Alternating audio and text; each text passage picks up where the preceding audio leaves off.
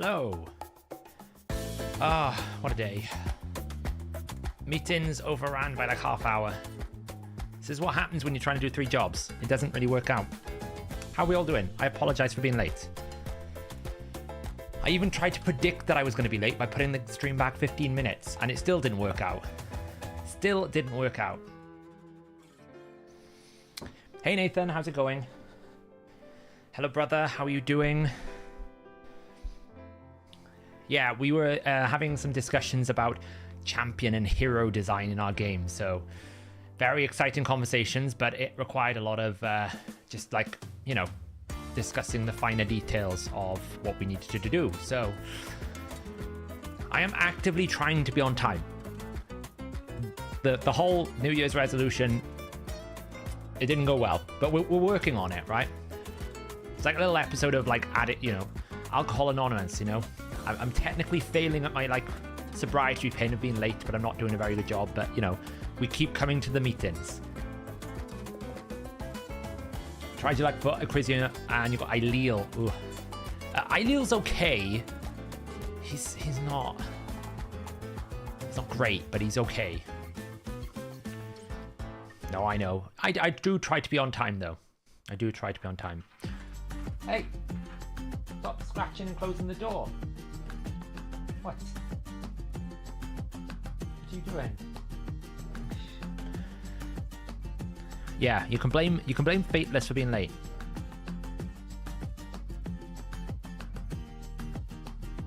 He's all right, honestly, Lewis. Do you know what? I'll tell you what the main thing that I don't like about Aileel. Okay, the main thing that I don't like about Aileel is not actually his damage. What I don't like is this doesn't work if there's no increased defense.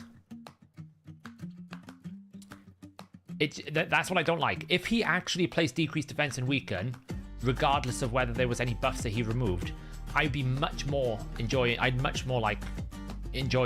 Aileel. I think he has a lot more value, but because of this weird condition, it's very frustrating to use. And like, he doesn't really remove. What this should really say is removes block debuffs and replaces it with block buffs, because this doesn't work if he's under block debuffs. So it's kind of like frustrating to use.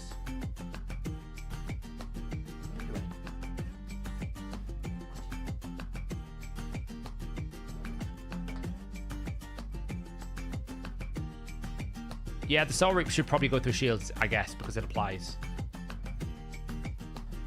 Yeah, the problem is this hits really good. This is a great ability. This is the strong ability. We like this ability. The main problem is this doesn't hit hard enough, and this doesn't hit hard enough.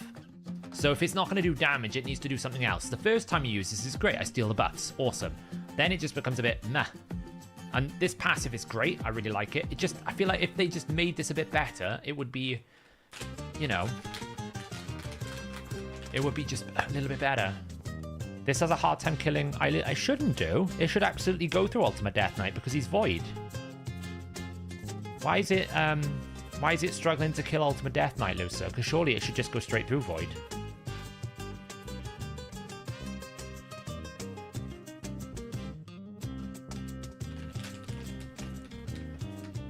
Yeah, we'll do some live arena. You want me to? Wait, I still haven't decided Elixir. I've been waiting to see what people have done keys on, actually. But I need to actually do Hydra. I've got a Hydra key reset, so I have to decide this today, like, what to do, you know?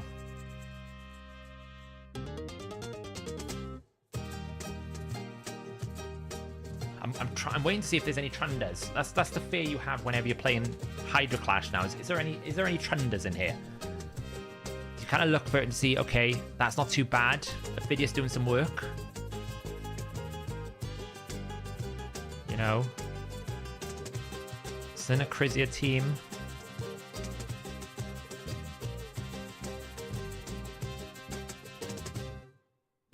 Very high performers, though, they are. I don't know. I've been on the fence. Yeah, I am allergic to silver.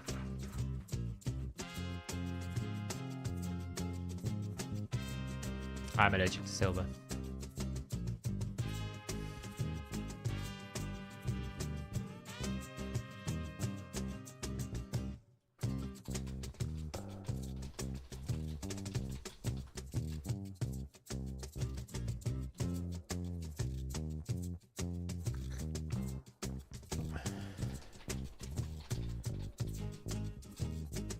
Give me a second, sorry.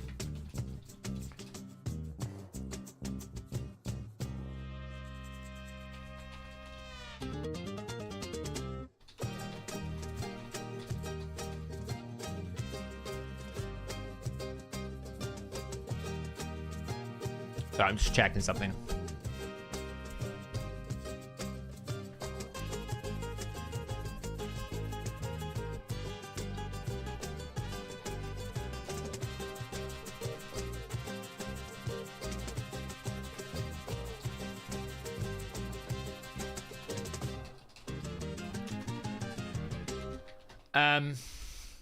Yeah, I don't know. I'm on the fence about this one.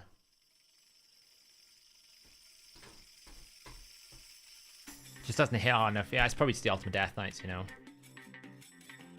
Question from earlier. Answer, sorry, can the Reaper go through shields? I don't know, Alex. The Reaper does take on the properties of the hero's passive, the champion's passives, right? Because if I Soul Reap with Constantine, he will block revive with that passive, same as an E3. So if that principle applies, then if on a passive an E3 Narcissus ignores shields, then the Soul Reaper should ignore shields. So if you apply, you know, if 1 equals what, you know, 1 + 1 = 2, then yes.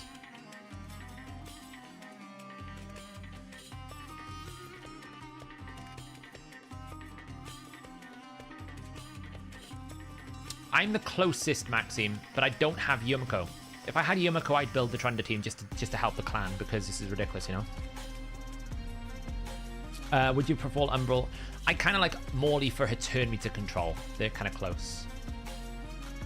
By the way, guys, wait till you see Hell Hades' stats video. Bit of a sneak peek. He's doing a stats video on the optimizer. That's going to blow your brain. That will blow your brains out. Look, there's a Trunda team. This is the problem, see? Even a normal team is strong enough to be a problem.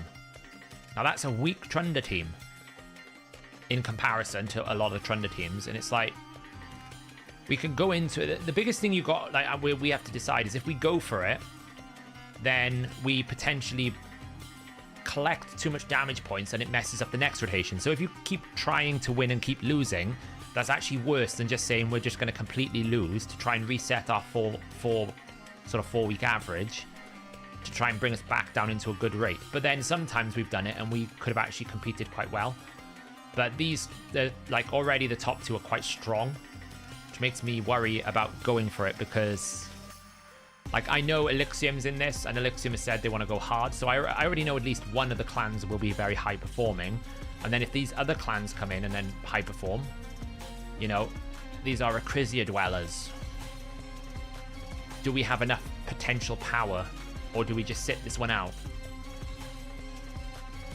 So, did you try your triple Nia team? I haven't, no. I should try it, but I feel it's such a lot of work. Well, the problem is, Green, they're just not going to change it. That's the main issue for me with the Trunda teams. They've kind of said they're not going to change it. So it's like, well, like it's affecting the clans. That's the biggest thing. When we push hard, and like, you know, Shooter, for example, is in our clan. Shooter is some of the best Hydra teams I've ever seen. He's fine-tuned it to the nth degree. It's really high quality. It's really specific. It's really exactly how you want. He's pushed really, really good. And then he basically gets defeated by a half-assed Trunda team that all they've done is put double Yumiko in with some sort of random Sun Trunda damage team, and it out-damages his Nightmare damage on normal. And it's like, why bother? And that's the problem. It does. It's not about the fact that it's too strong. It's about the fact that it kills anyone's motivation if they just don't have the Yumiko. And it's not like you're going to encourage people to wail. What it will do is it encourage people to quit, because they're just going to go, well, I have to get 2 Void Legendaries to make it work. I can't be bothered, I'm out. Can you explain how 9-piece protection damage works? Yes. When you place a buff from a champion that has 9-piece protection, every buff you place on a single champion will increase the damage that champion deals by 5%. So if I have Duchess in 9-piece protection and I place 3 buffs on my Turvold, then Turvold will deal 15% more damage, 1 for each buff that I've placed on him, on an individual champion. It doesn't have to be protected. It just has to be a buff placed by a champion who is wearing 9 sets of protection.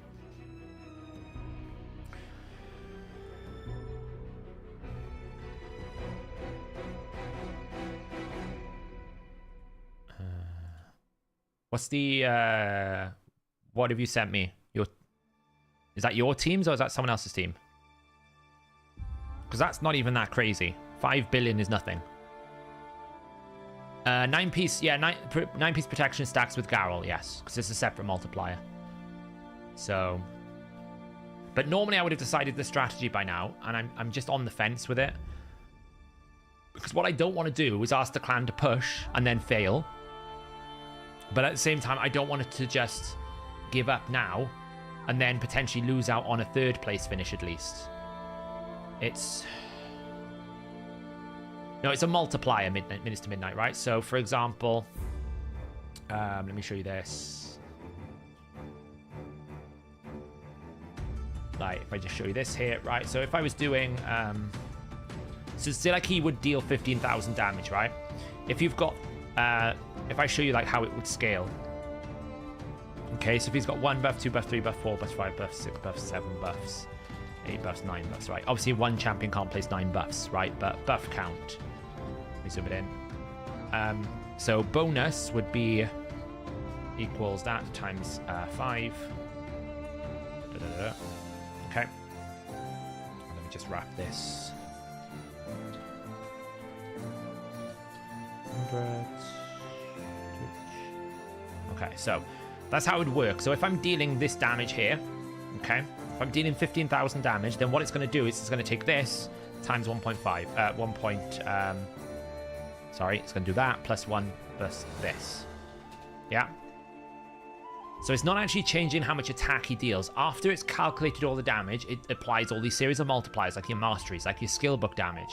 So it will just do this, okay?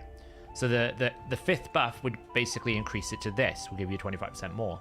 Now, obviously, if I had books, then we would just apply the books on top. If I apply books, say like he had 20% in books, we apply books on top, 1.2. If we have weaken, 1.25. If we had things like decapitation, it's a times 3 because it's 200% more damage. So you can see the difference of scaling here, okay? So if I was to simply just attack a target with 1 protection buff, I would get 70,000 damage. When I have 3 buffs, I get an extra, about 7,000 damage. Yeah, and you can obviously improve this to basically say, well, what if I had 0?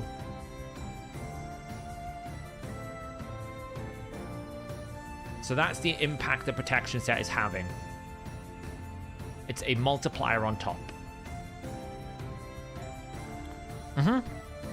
Yeah, it will stack with Heaven Cast. So if you have a protection set and then you want to put Heaven Cast on top, then naturally what it's going to do, Heaven Cast is what? If it's like a 6-star, it's 1% per buff. So like if we just insert here and we say Heaven Cast, selects a 6-star Heaven Cast. Is Heaven Cast 2% or 1% per buff? I think it's 2% at 6-star, isn't it?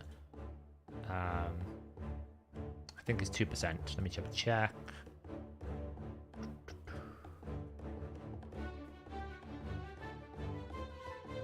Where is Heaven Cast? It's in the light, isn't it? Heaven Cast is 2%. Okay, so it would basically be that by 0.02. Okay, so it stacks. So now what we would do is we would say, okay, we've got an extra multiplier. Now we just add the extra multiplier here. So with Heaven Cast, it goes up. See, it boosts that. So if I copy this, put it here, put this up there, and then put like this, and do this, and basically say E2, beat that, and get rid of that.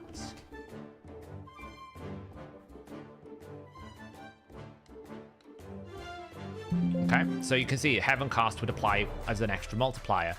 So where we started with 15,000, now we've gone up to 67,500 without anything. 67,500. 1 buff would go 70,000 for the protection, and then Heaven Cast would go on top, and so forth and so on. So you can really see when you get, like, 3 protected buffs on top of those buffs on the target, you can get up to 82,000 damage versus the 67,500. That's why protection sets, feral bonuses, multipliers on multipliers are really strong.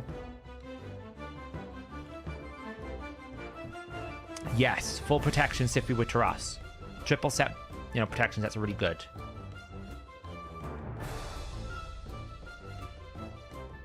What if I have 2 champs with 9 protection set, placing 3 buffs each? So, as long as... So you won't... If it's the same buff, Dimitri, you won't get the buff twice, right? So, it's only it's only if they've placed a buff. So if I have, like, Sify and Duchess together, well, they both do block debuffs. Only one of those block debuffs will count. It'll either override the duration, which means it replaces the buff from the other champion, or it just won't place it at all. So you're going to only get 1 for each unique buff. Now, if you had 9 buffs, and all of those buffs were placed by a protection champion, then you'll get 9 bonuses. So as long as, for example, a continuous heal champion, like Oella, someone who can, like Elva, for example, 9-piece Elva is pretty nasty because she keeps putting continuous heals out on a target.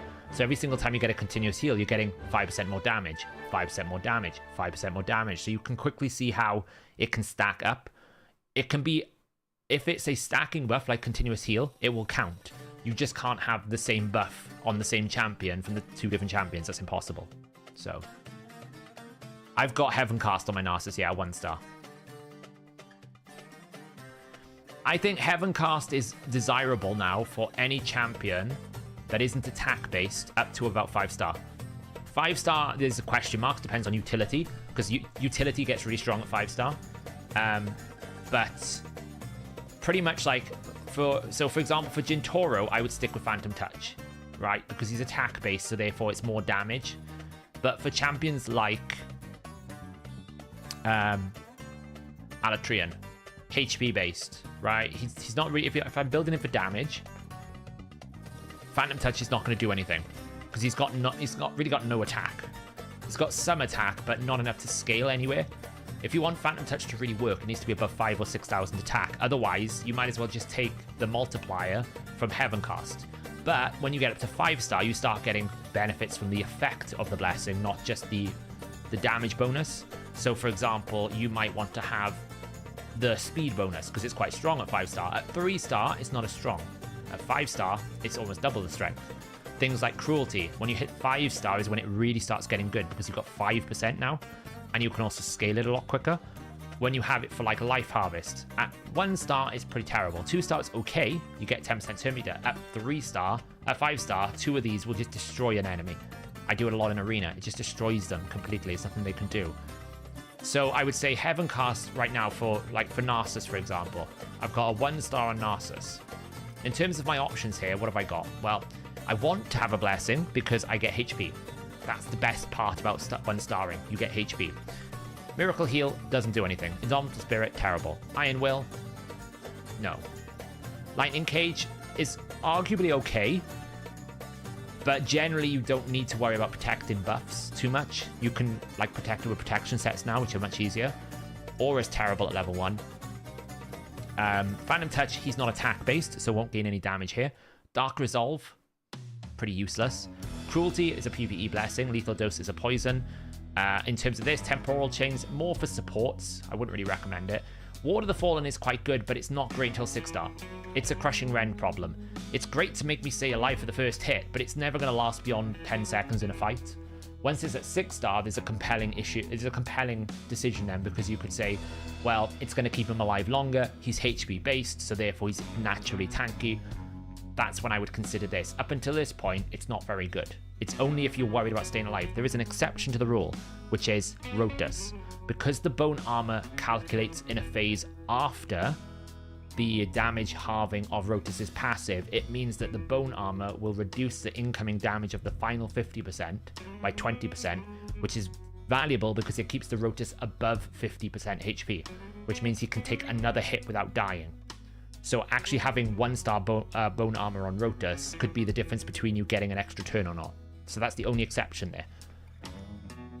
Hero Soul, only great for PvE. Faultless Defense, only great for PvE. Although it could be kind of cool to test it in something like a Martyr-esque comp. The problem with Faultless Defense is if you've got a shield with that increased defense, it's not going to work, which is the Alatrian problem, right? Aura, useless. This is the worst blessing in the game now. Life Harvest is actually really good. I think Life Harvest is up there, but only once you start getting to 3 star, because you get turn meter. Soul Reap, kind of naff, really. It just doesn't really work. Emergency heal, meh. Survival instinct is only good for PvE. Crushing rend is great at 6-star, but for PvE. Incinerate, burn only. Polymorph is probably the only other thing that I would say is almost mandatory if you're going to play high-end arena at 6-star. But I've seen so many people put 5-star polymorphs on their Duchess, and I'm like, it's not going to work because you're not going to build any Axie on her. It's just a waste of a blessing. Put Duchess in Life Harvest, because it's basically the way you look at Life Harvest is it is essentially this mastery. This is what Life Harvest is, but better, because this is very, very conditional. Where Life Harvest, if they revive, you get so much turn meter. So that's the way I look at Life Harvest, why I prefer it on champions like my Revivers, my Cleansers, because it gives them so many turns. But yeah, if you're at 6-star, great. If you're not, then they need to have accuracy. Brimstone's PvE only. So really, when you start looking at that, you go, well, actually, the best option for my 1-star Narcissus is, well, his A3, I need to stack buffs on him anyway. So if I'm stacking buffs anyway in a heavy buff meta, why don't I just get more damage as a flat multiplier? Makes sense, you know? How is Phantom Touch calculated? I'll show you. So if you've got 1500 attack, we'll do it like this. Okay. Okay, so say like this is your attack. It's done here, we don't need to be down there. Okay, so what we're going to do is we're going to buff it first. Okay, it does work with attack buff. And then what it is essentially is it's 3.5 times attack. Okay, so it's going to be this times 3.5. So this is your Phantom Touch damage. Okay, but it has to go through damage reduction. Okay, so say like you have say like we put like a defense value of 4,000 here, right? Let me find the actual equation.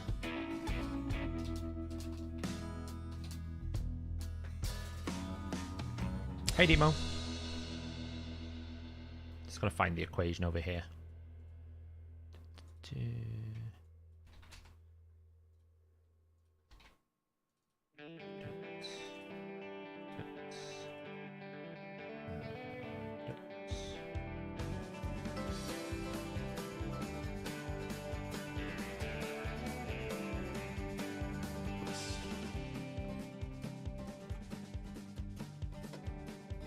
Okay, so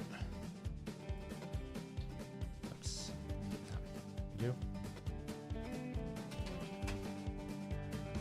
Phantom Touch has a built-in 30% ignore defense. Okay. Just gonna do this. 3. Move this down. Over a bit, and then just put this here.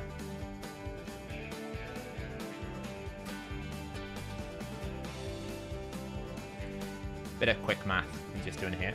Let's just put that over here. Okay, so PT has an ignore defense default of 0.3, right? 30%. Phantom Touch ignores 30%. But artifact sets, area bonuses, other things of that nature will impact this value. So for example, if you have a set combination of another 30%, then you will get the base 30% plus the other 30%, right? So you'll get this plus this. So it will increase the damage. And then what happens is you obviously take the final damage, you apply it through the damage reduction. So the actual gain that you're getting is this number here, okay? This is the final damage you'll be dealing against a target that's got 4,000 defense. Yeah, this column here. So what you need to do when you're assessing your blessing choices is you need to work out, is this damage here greater than the gain I would have between this and this? Okay, that's what you need to work out.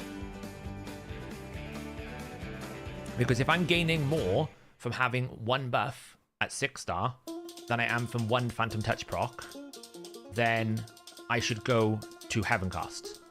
But here's the value of attack, right? Let me just turn on the audio a bit because it's a bit loud. Here's the value of attack. If I look at my White King Narcissus right now on the other screen, he's currently got 1,644. So he's going to do something like this if he had Phantom Touch. But if I looked at my Ruel, he's currently sitting on 7,800. So he's going to be more like this. So you see the difference is huge. It's astronomical. So for an attack-based champion, Phantom Touch is still going to be stronger because even if I hit for, I don't know, even if I hit for this number here, right, and I have 6-star Heaven Cast, well, let's roll it back and call it a 1-star Heaven Cast, right? Because you're going to get 5% per buff, or you're going to get 0.5% per buff, right? That's a 1-star. Phantom Touch is a 30% chance at 1-star. The thing about Phantom Touch, it's the same whether it's 1 or 6-star. It's just about whether it's going to activate. So the damage is the same, whereas Heaven Cast will scale differently. So let's just assume you're on 1-star to 1-star. So if you had a, say, I don't know, 5 buff window for Heaven Cast, okay? I'm just going to take away protection bonus here a second. And just do this. It's going to take away the protection bonus so we can see it and evaluate it properly. Okay, so say like we had 5 buffs. Okay, so we're going to be doing 69,118. That is different to this. So, oops.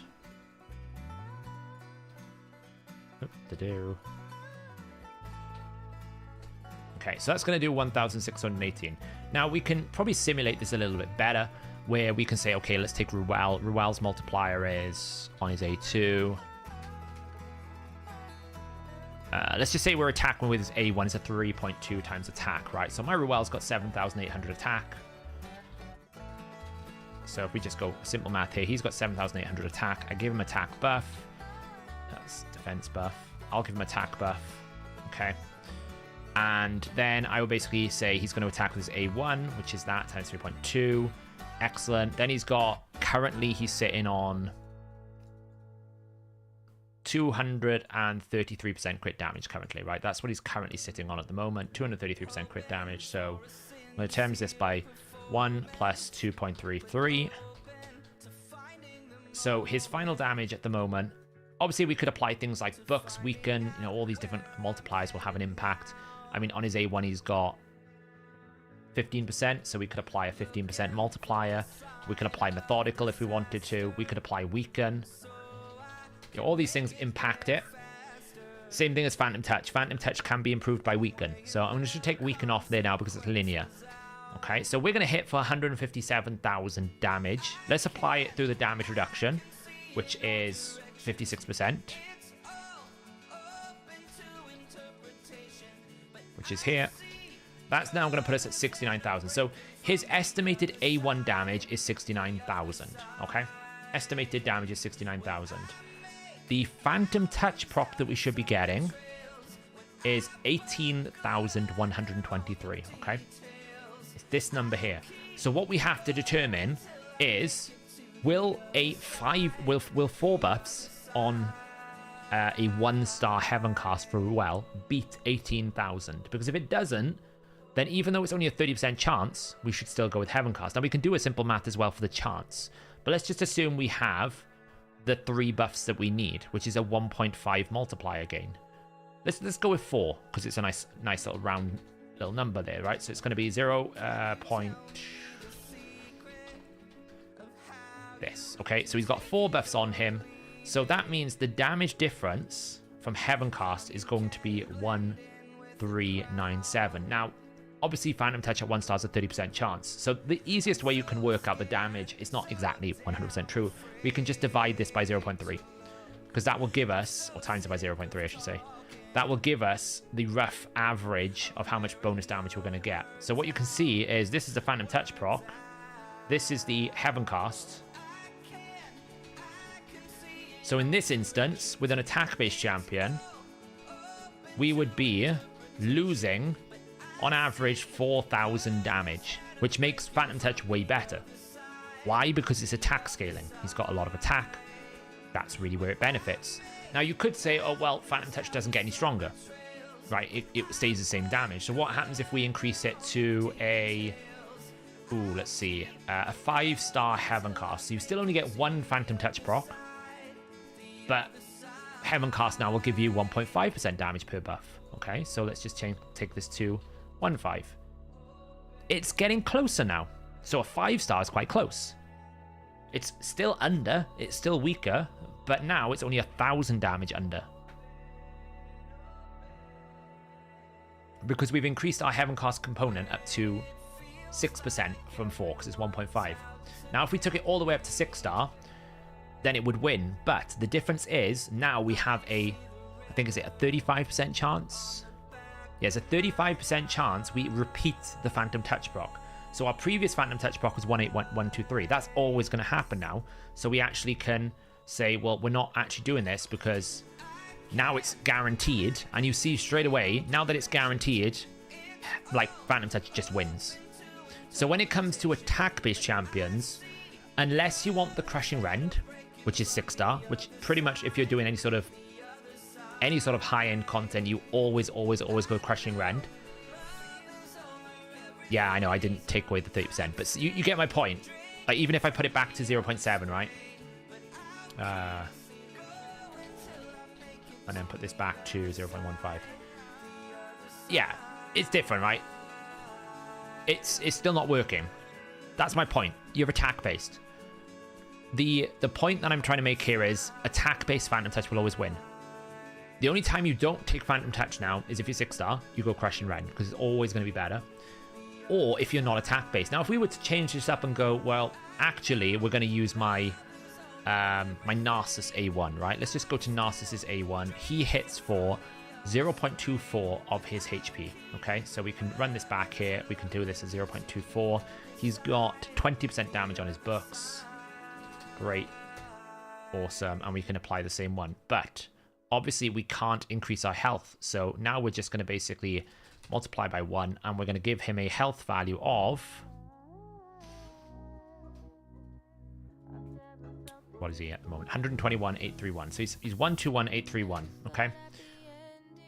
So his A1 at the moment is going to hit for 56,000, right? Let me just check. I haven't got any bad multipliers in here. 2.33. He currently has a little bit more crit damage. So, for example, if I give him 254... It's fine. Okay, great. Awesome. Same damage reduction. Awesome. Now, he only has 1,644 attack, right? So he's only going to be doing 3,820 Phantom Touch. So at 1-star, our average should be around about 1,000. But because of the 1-star with 4 buffs, if we put this back to 1-star, let's have a look at it. Maybe my math is wrong here. It's actually not that much better. That's a shock. That's a shock, actually. It's actually not that much better. Because we're only getting a 0.8. Wait, hang on. Have I got too many zeros? There we go. Too many zeros. So it's not that much stronger. It's not that much stronger. That obviously assumes you put an increased attack, by the way, on him. If you don't put an increased attack, then obviously it changes significantly, right? So, but it's going to scale better. That's the difference. Because, okay, sure. If we get a Phantom Touch proc, great. It's 2,600% more damage. But if I put it up to 0.1, scales better. And then when I'm at like 2%, which obviously we'd never do because we might swap to a thing, then it's better. But because the value of the Phantom Touch is so low, because essentially this number is really terrible, that's the difference. It's actually closer than I thought. It is closer than I thought, to be honest. But it will depend on how big your base damage is as well. Because the thing about Phantom Touch is it's not multiplying your damage, it's doing its own damage multiplier. So, for example, if I was to be able to increase this number to, say, if I had like a multiplier like 0.4, for example, then it's going to grow. the more damage I make my Narcissus do, the more it will outpace Phantom Touch, right? So if I can make it hit harder, then that's the way to do it. So like, for example, if I was to give it a Feral buff, then it grows bigger. If I was to give it Decapitation, then it starts growing bigger, right? Because this is never going to increase because it's a fixed multiplier.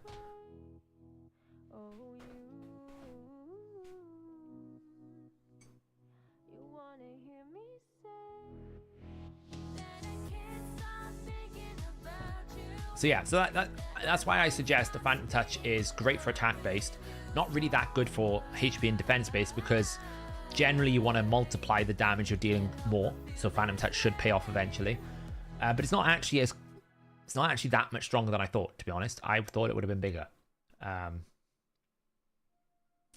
Yes, interesting. I need to do a video on this. Something feels missing. Something's not right. I had it all written, but the ink never dried. Throw out the page. What do I say? Okay, let's see.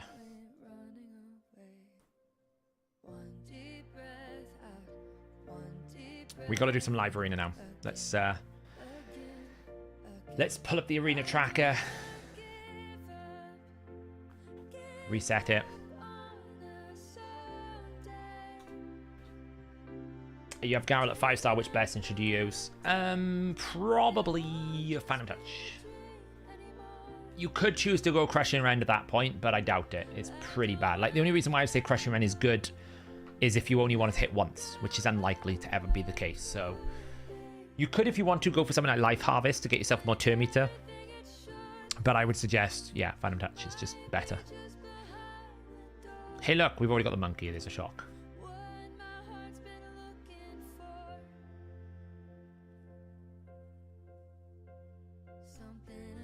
Yeah, I'd keep Soul Reap on Newt because Newt you use in PvE, and he's very good at finishing off a boss, right? The execution aspect on bosses is much better. My main complaints about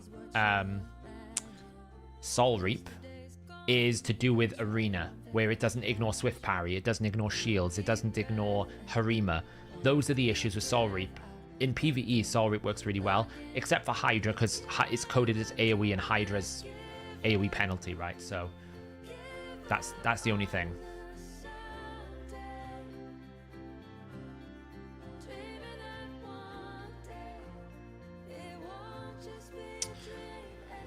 Oh, he started off strong and he's got weaker now. I need a DPS champion. If I take out Harima, I can't get... Well, I could get one shot.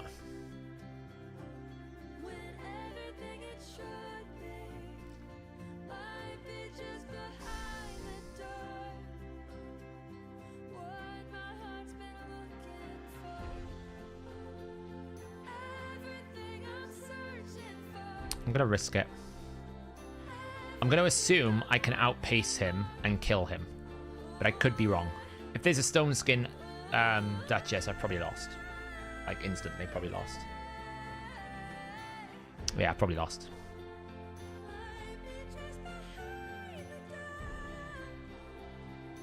Let's polymorph.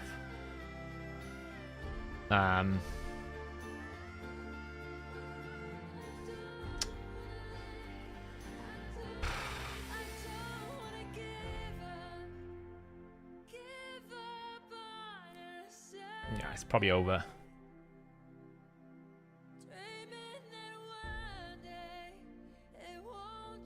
Because the monkey's going to spawn again.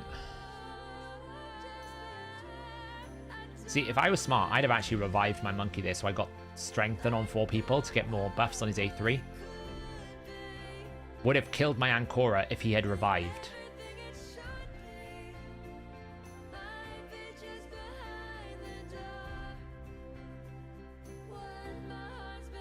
So had he done that, it would have...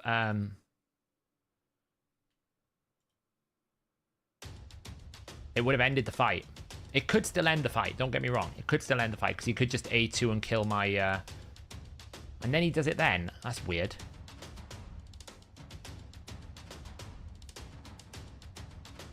Nothing news-wise yet. I'm still pretty certain. How is it not max? Because I haven't had time to do masteries. That's the main problem.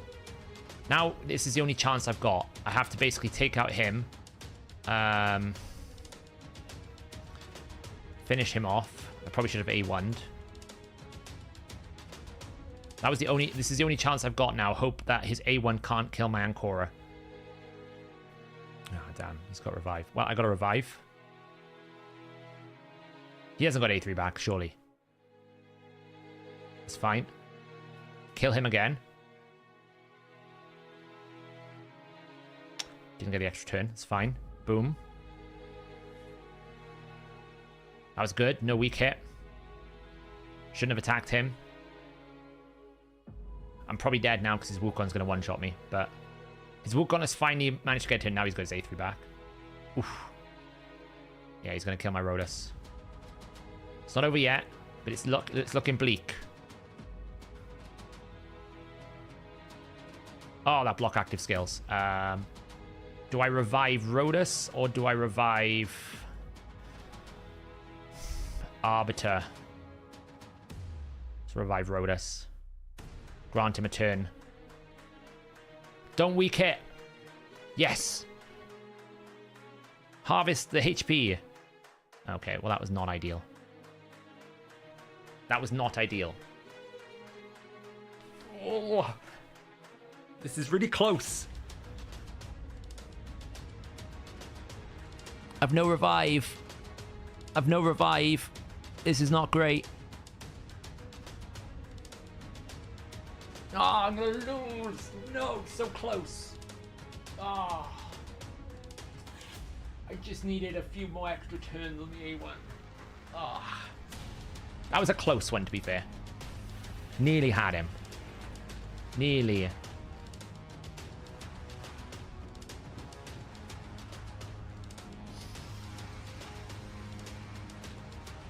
Nearly had it.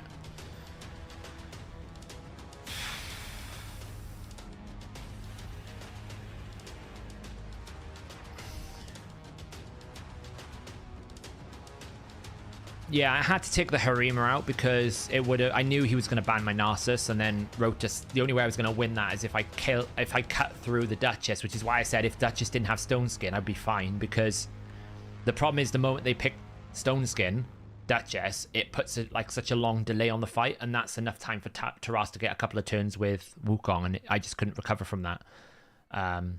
So that was the main issue. If the Stone Skin wasn't on both the Revivers, I probably could have done something, but I had to wait for both the Stone Skins. I was doing all right. I nearly got it. Well, no, because the Harima would have stopped me killing anyone. That's a 6-star Harima. I would never have got through anything. It just would have been impossible. He didn't need it. He had Harima then. He had 3 DPSs then. He would have just killed me. Even if his Harima and Taras didn't kill me, the A2 difference with the Wukong would have been enough, which would have meant that I would have... Man, this team is difficult to ban out. He's going to ban my Narcissus, so if I don't ban the Ultimate Death Knight, I'm not ever going to get a turn. I could just get locked out, though. So...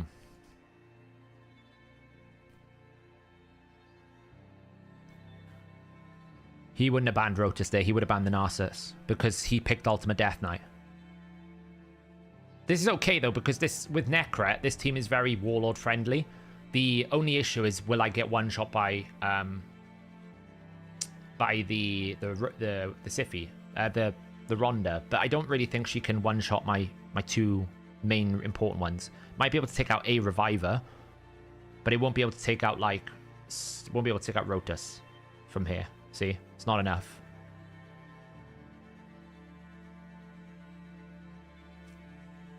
It's very hard to kill a Rotus behind Necret with Rhonda.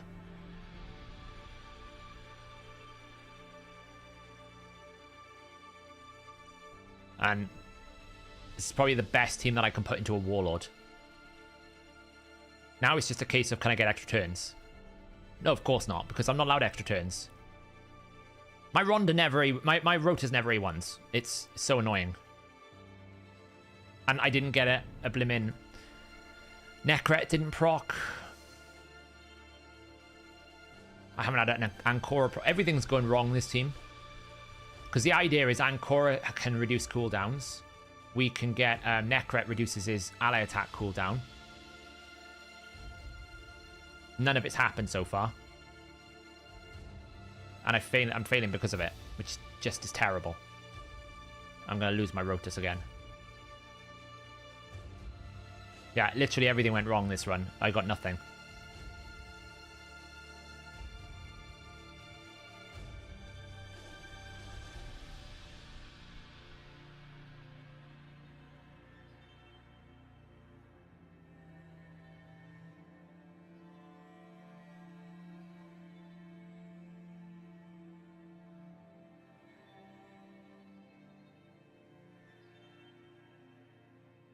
I'm not going to win this one. Lockout. Just ridiculous.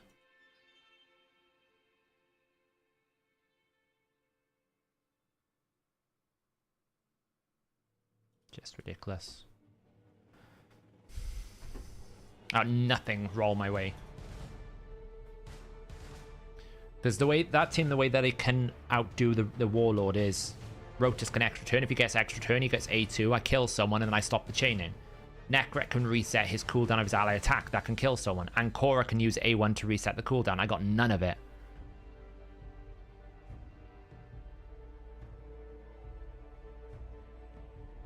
No, it's all multiplicative MP. So you'll have damage and then it will multiply like 0.75, 0.75, 0.75 until it runs through all of them. Ally protection will drain half of the damage away before you start.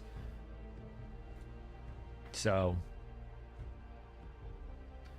just pull Night Queen, nice. Congrats. Would you pull Sean? Who's Sean? Who the hell is Sean? So he's going speed.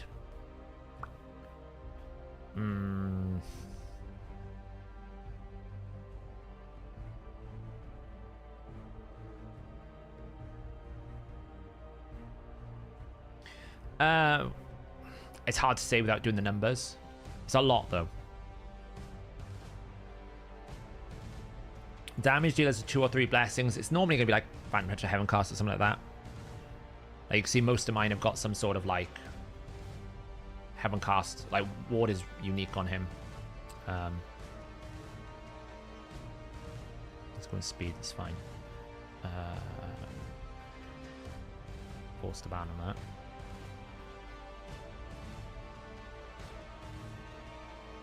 Because they haven't finished their masteries yet, Bam. Right, he's going full damage. He should ban the Torment. Why didn't you ban the Torment? Alright.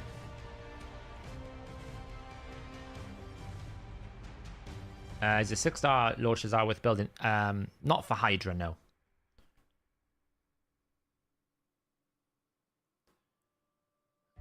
Would I pull shots for what? The champion chase? How come I didn't get a single freeze? Are you serious? I got no freezes. Well, that's ridiculous. I can't believe I got 0 freezes from that.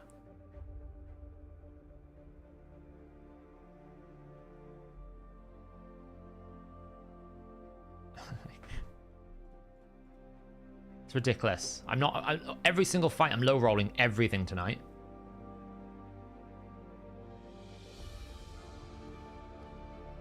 I can't believe how much I'm low rolling. Just honestly, every single fight I've not got anything go my way.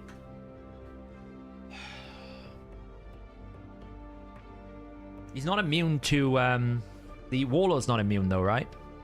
The Arbiter's not immune.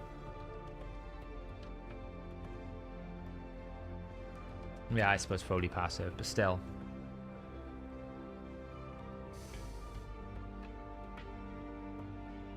Now we'll have this bug, which I'm going to report this because this is ridiculous. Apparently Plarium are unable to reproduce this bug, where if you lose 3 in a row in gold, you have to sit here for a minute. I'm like, It's pretty easy. Go into a gold arena, fight 3 times, lose 3 times, bug reproduced. I don't understand how it's difficult. It happens every time. Because what it's trying to do is trying to find me a bot. Because I've lost 3 times, so it's feeling sorry for me. So it's trying to give me like a, oh, you need to keep playing this game because look, you can win. But you don't get bots in gold. Certainly not at this tier. So it can't find a bot, so it errors, and then it resets the fact that you've lost 3 in a row. And then it will go, oh, I found you an opponent, you know? So it's quite easy to reproduce this bug.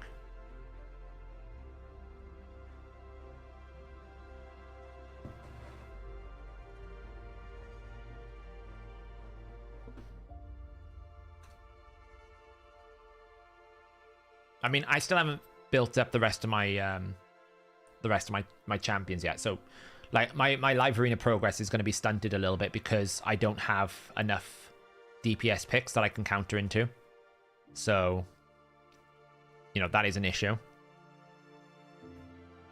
But it would be nice if I just got, like, Rotus to A1 extra turn every so often.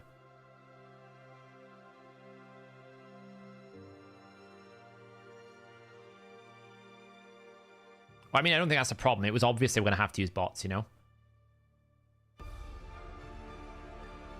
Because what happens when there's no players in bronze? How do I get out of bronze to climb if I'm not fighting something?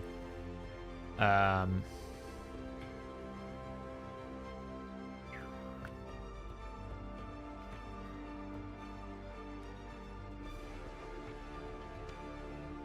exactly, Maxim. If you don't let it error, you get stuck there forever. You have to let it get to the full minute, cancel, and then it will work. I mean, I just don't want to die, so I'll just do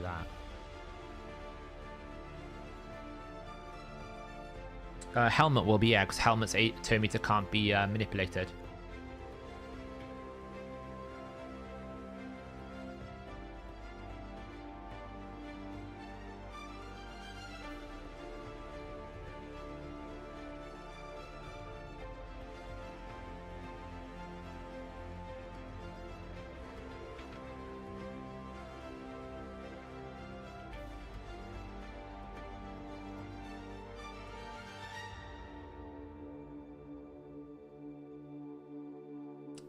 This one will still be a free win, this one. Thankfully. Wukong can't do anything. Steel buffs, I don't really care, I'm about to win, so.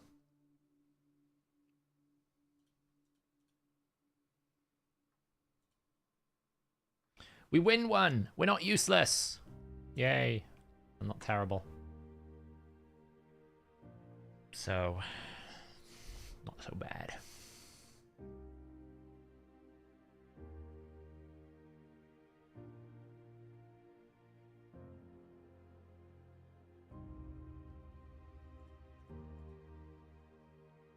Five-star blessing for a Crizia. Probably Cruelty. Greg. I'd say Cruelty. Because she does AoE and double hit a lot, which is pretty good. And if you put War Master on it, War Master will count as an extra hit, so you can stack up the defense destruction very quickly. She doesn't have... She won't ever really use that much attack because of the way that it's structured, so it's not as good.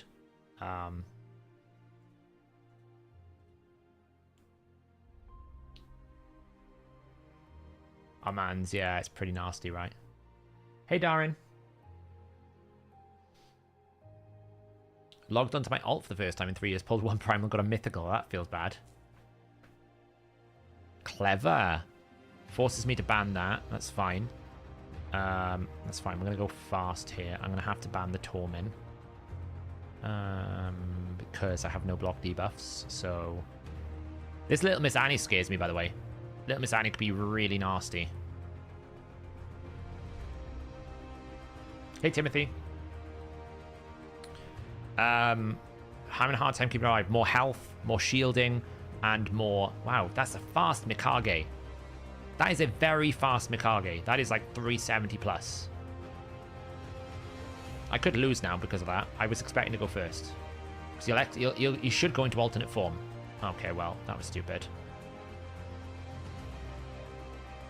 I don't know why he did that. Should have gone into alternate form. Because you let me take a turn.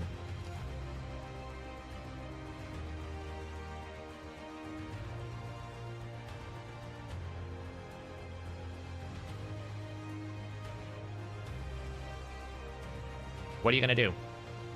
Kill my like, awesome. Great. You've lost. Oh, I forgot about Little Miss Annie's revive thing, but still. It's fine.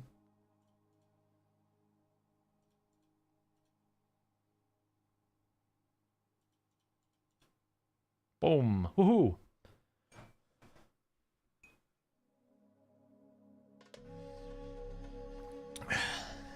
Shouldn't have picked on the reviver.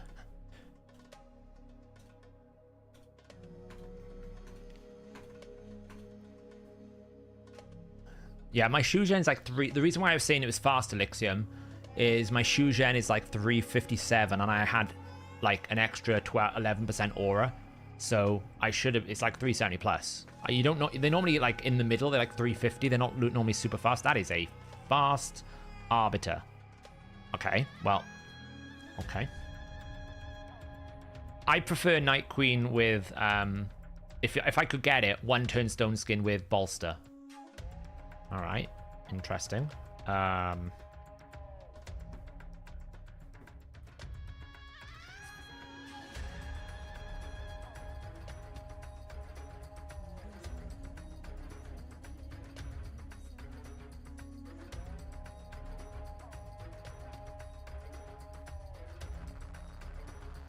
I get to go 3 fast. I've been trying to climb.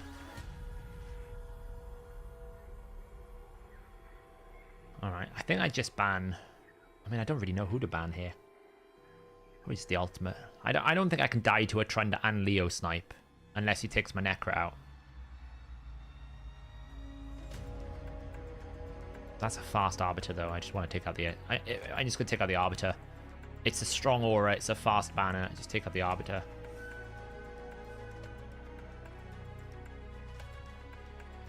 Slows him down.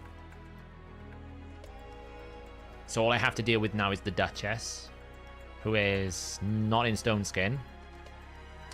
People. Do not allow... This is a failure number 1. You should never bring Bolster and not ban the Narcissus. That's why. Oh, I forgot about Ultimate Death Knight. It's fine. Let's just protect you. We'll probably get absolutely slaughtered by this Leorius, but it's fine. It's not a problem. It was alright. Pretty weak.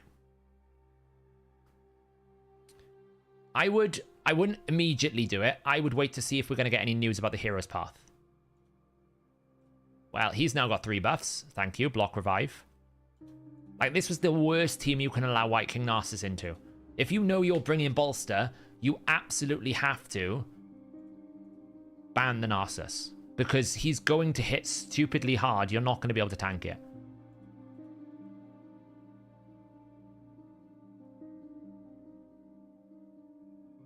That's the only reason why he lost that fight, was because he didn't ban the White King Narcissus, which meant that I could just get a one-shot.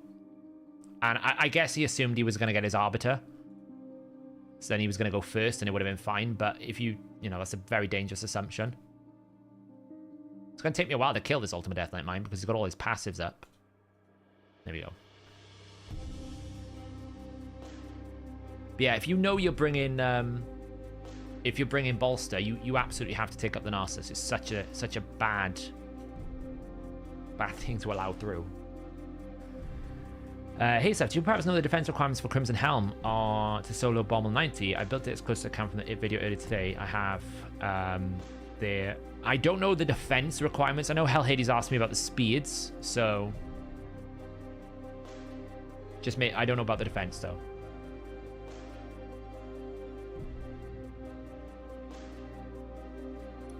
No, they just put a label on it, Shy. It always used to do that. They've just put a label to tell you it does. It's not changed in terms of the way that it used to work. It's always done it that way. So he's going to want to go fast again. So, I'm going to pick Alva. Just get my supports locked in. Yeah, there's no point rushing to pull shards straight away. And I would absolutely suggest to people you might not even need to pull shards for the champion chase. Right, I've got 1,050 epics waiting to go. I've got 2 prism pulls. That's like another 500 minimum points. I've got a remnant that I just got from killing Amius. That's another 250 points. I should be on like 2,000 points before I've even pulled a shard. So you might be able to, you might not need it. We'll have to see what happens, you know, but you might not need that many shards at all. Yeah, he's definitely going speed. So I could put Tormin in and just go for DPS, like a Vlad or Baron. Baron's a bit slow, though, which is why I like to go towards Vlad. Jorgid is nasty, see? I'm going to assume... Yeah, I'm going to assume he's going to do that. He should ban... It might be a mistake if he bans the Tormin. Okay, he didn't ban the Tormin. What an idiot. He's probably going to... It's silly. But the thing is, you don't need to do the chase. If you're in for the path, you don't need to do the chase, because the path has everything you need. So...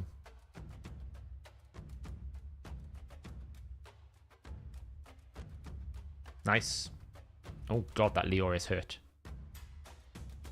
That's a interesting one.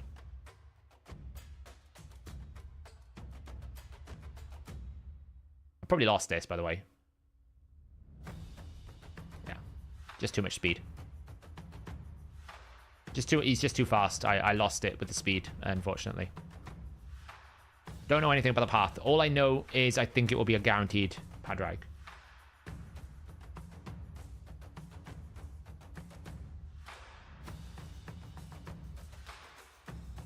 Well, we've had 3 heroes paths, or 2 heroes paths in the last 2 fusions, and they were pretty much similar.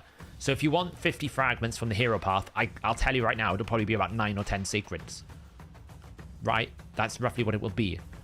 But you can always use Eternal Soulstones if you've got them saved up, or Immortal Soulstones or stuff like that. So you can use your Soulstones in the path. You can't do that in the Champion Chase. So the path should be easier to get than the Champion Chase. Yeah, you might want to skip Dungeon Dive, it's true. But Dungeon Dives to me are never a problem. Yeah, you get 50 spare fragments, so that's 2 events. So I've skipped the rush, and I'm planning on... I might even skip the chase, I don't know. No, Remnant summons won't get buffed, they'll stay the same.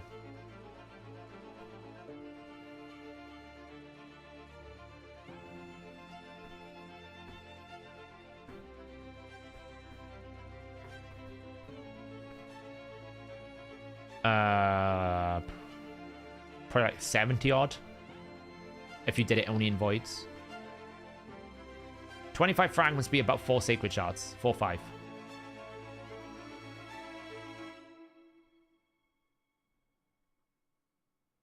Well, it will be, because the path that the chase would require me to pull all of those things, and then probably another 30 or 40 odd ancients to get the epics that I require to get up to the third. Like the chase will be about 3,200 points. The path I can do just almost with Eternal Soulstones. I don't even need to pull shards to get my 25 shards. Man, that's forced me to ban the Trunder, the Tormin. That's annoying. Do you know what we should do?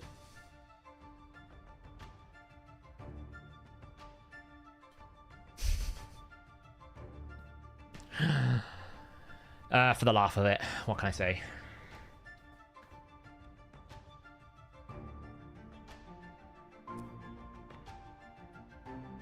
Yeah, but the reason why I'm saying Eternal Soulstones is we've just had Soul Cross 17 reset, that's 1. We got one from the Titan event, that's 2. We got one from the Guaranteed Narcissus, that's 3. You'll be surprised by how many people have 1 to 3 Eternal Soulstones at the moment.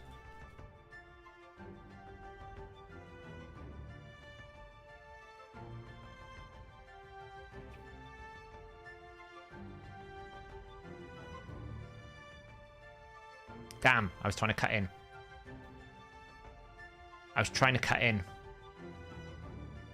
I didn't cut in, so she's going to lock me out. Damn. Oh, she didn't. Why didn't you...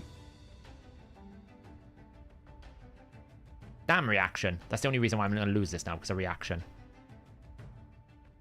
Or the Veil buff.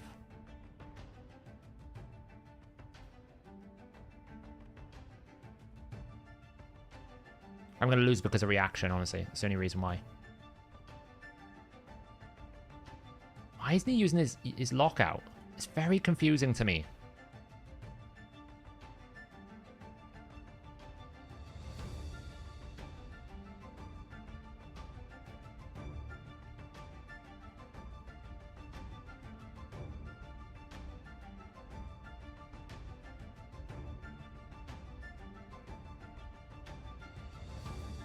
I'm so confused.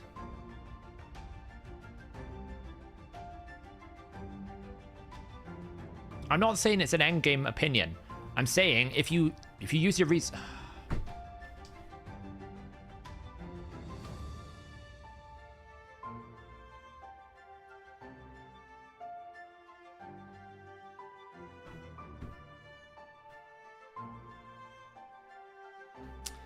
Of course, his Rotus gets 2 extra turns. I'm not saying it's an endgame opinion. I'm saying if you use your resources correctly and you went for Narcissus, you would have got 2 Eternal Soul Stones because you would have finished the Titan event and you would have got that other one. So that's what I'm suggesting. And then if you go and do Soul Cross 17, you get a 3rd one. No, but most people did the Titan event as far as I'm aware.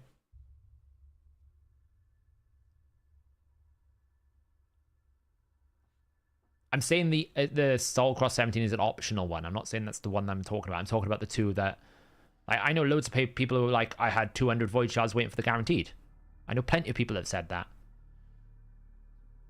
Man. I'm just going to go with Speed Team. It's going to lock me out with block passive skills.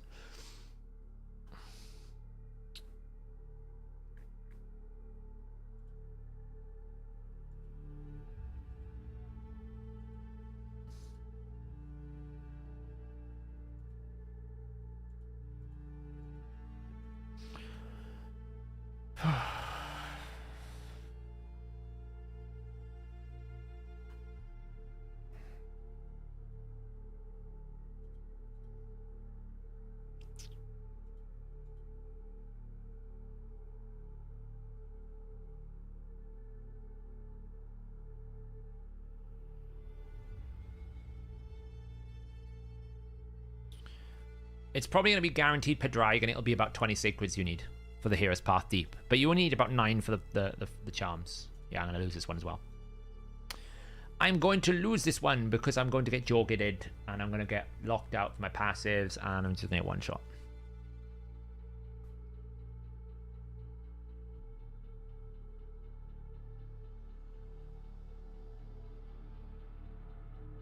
It could have been your dailies, Boba. Jorg's going to one-shot someone, and then he's going to AoE, and it's going to be over. Oh, well, we have a chance. Very slim chance. Wait, Leoris is going to finish off the Ancora.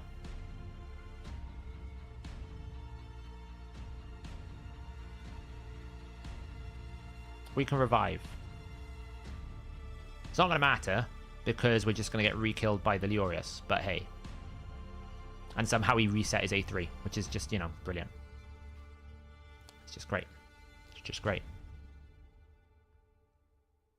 I love my game. This is so fun.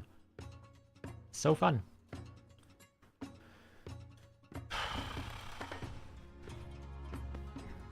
having a rough night of it tonight.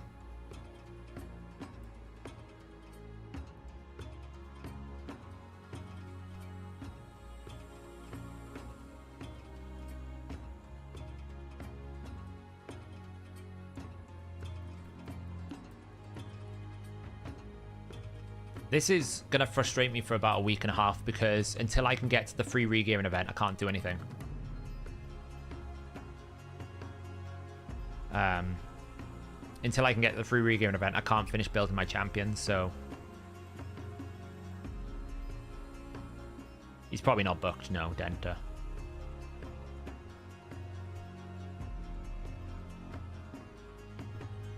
Oh, I know it's terrible, Dutchy.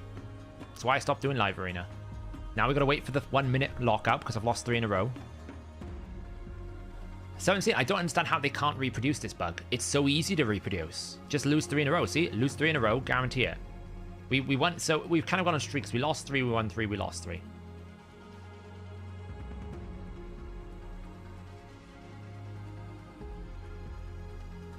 because he stole your turn meter else one. So when you steal turn meter, you gain it back from the enemy. So if he's stealing 4 enemies, he's going to get 400% turn meter.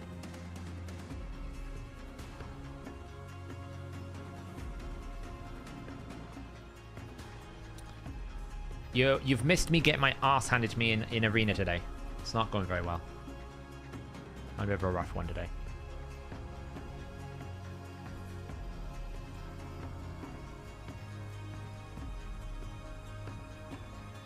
Oh, I don't need this anymore.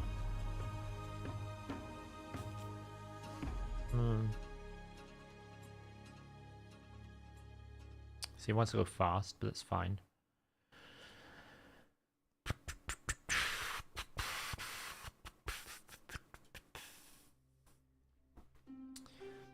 You've missed live arena run. To be honest, I'm more frustrated with myself than I am with this. It's different now, QWERTY, right? Before I used to be frustrated that I couldn't do anything.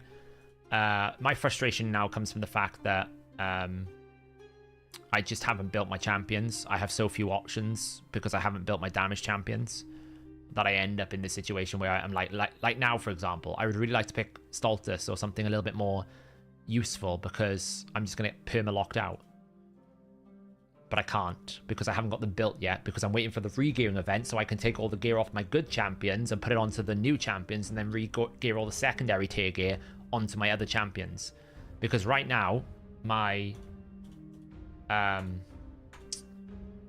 second Whisper is wearing some of my best lethal gear. She shouldn't be. But it'll cost me so much silver to take it off and then re-gear it. And I'll just be throwing the silver away. So I gotta wait for the re-gearing event. So it's just... like, it's good that they've moved the re-gearing event, but not great because I needed it this time. So it's just unfortunate it's not paid out for me. So...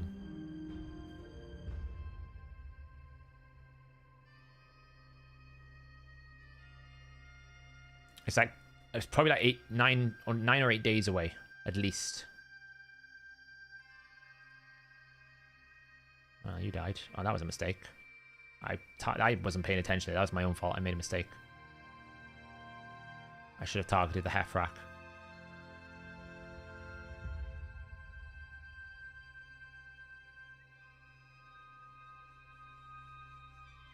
Yeah, exactly, QWERTY. Yeah. Because he's built, Cam. He's like one of the few champions I've got that is built fast. I just made a mistake there. I picked the wrong target.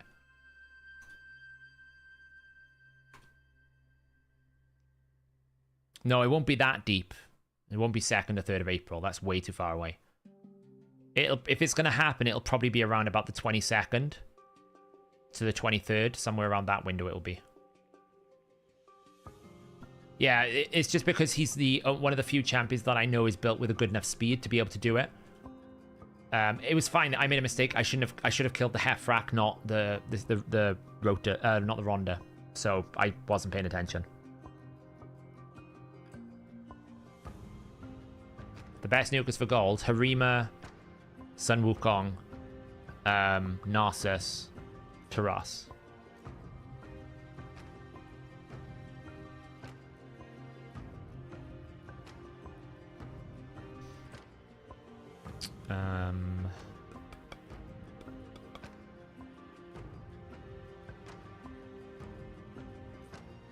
So he wants to go fast. So I don't really care too much because that's fine. Rotus can cut through some of these, so we'll take Rotus this time. And Jorgid, yeah. But Jorgid needs a bit of setup. So, like, without knowing the team, like, I wouldn't recommend Jorgid. Whereas, like, you could put Taras, Narcissus, Harima. You could put any of those into any team and they'll be fine, Darky. But Jorgid would need a team around it. Okay. It's a bit of a weird one, this one. Need a second reviver. Don't... Well, I got 2 revivers, got 2 damage. There's just utility here.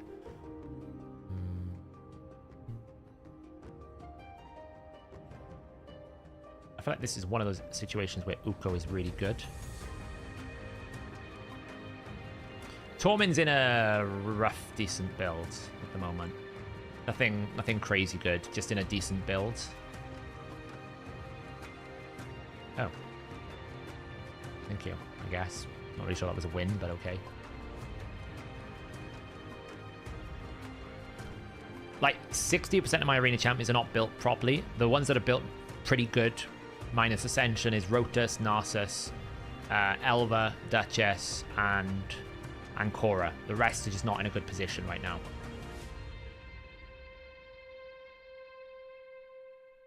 So, yeah.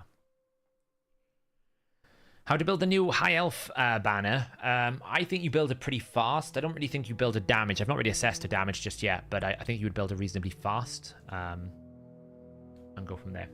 Basically get it to cycle better. Because obviously you can't reset array 2, so you're going to have to make it go fast.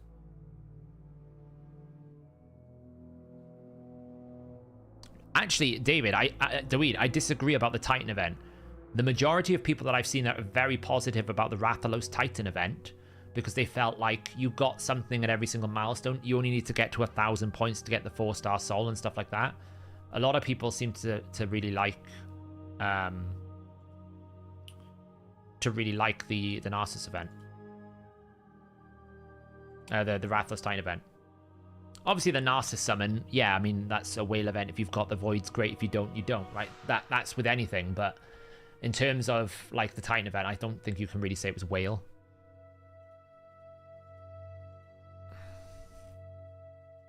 Might be difficult to get to the can reform, but we'll try.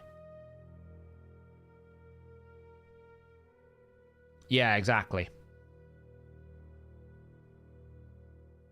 Mesomol's one of the most popular picks in high-end arena. I was surprised. Mesomol's very popular in high-end arena because of the block revive. Yeah, the Zenogre one was pretty nasty. Right, this one we can go fast. Some buffs up. I don't really want to use that just yet, so I'm going to try kill you. Then try the AoE. Okay, and then finish her off. Lovely. Beautiful. That team there was good champions, but they were built without any support layering. There was no bolster set, there was no stone skins, there was no reaction.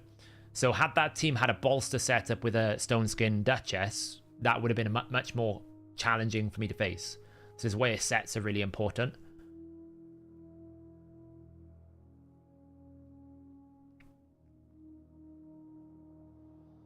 Yeah, so what I think they've done with the Titan events is I think the model we're going to have now going forward is we're going to have a 3-week fusion followed by a 2-week Titan event. Because they were putting in these turn attack tournaments into the gap between fusions to get people to use resources. But I don't think they were getting the stats, the analytics to show them what they really wanted. They weren't really getting the like the payoff that they wanted from it. I would kind of want the Duchess there with that.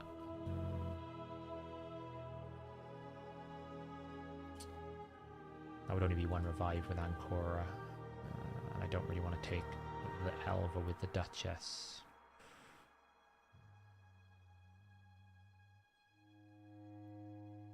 Looks at the passive.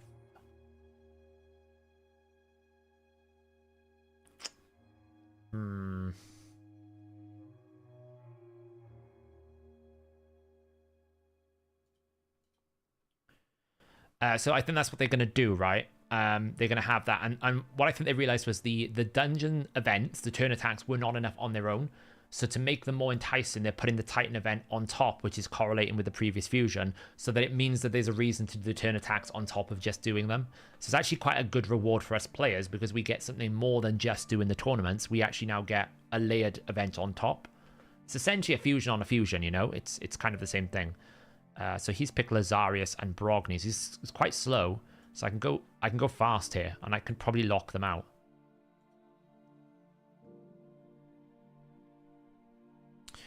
Armanz, I think Armanz will be in the Titan event. I think the Titan event will have an Armanz soul. And then there'll be a deck of fates in the Titan event. Okay, so he's forcing me to ban this. But I don't need to, because I've got block debuffs. So I absolutely can ban his Lazarius, because he probably expected me not to. He probably expected me to ban his Tormin. I don't actually... As long as I don't buff, I'm not too worried about Tormin.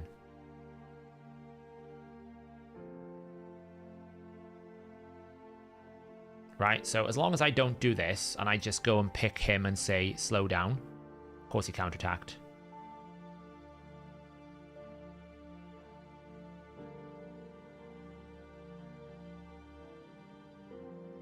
I should be able to overlap the run, yeah. So now I'm okay. Because it can't really do anything to me. I can lock out their abilities. I forgot about the Brogni shield. That was stupid of me. I forgot about the Brogni shield. This doesn't cleanse though, does it?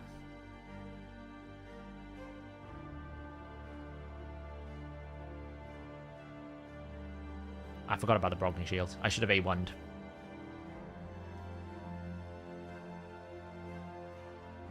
I've still got another revive, so it's not really the end of the world. And he's locked on his active skills, so...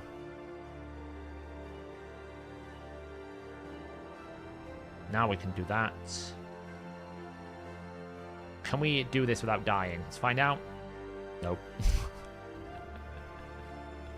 It's probably actually okay because I would have died anyway. What, that killed her? Ah, lightning cage. Damn. Brogni's shield is more effective than Rotus this run so far. Okay, it's fine. Hopefully this is not a very big damage Tormin.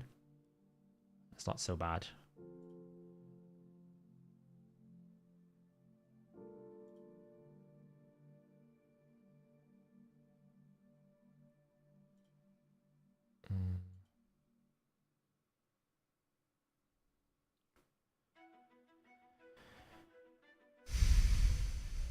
I just need to break the shields so that I'm not instantly getting my...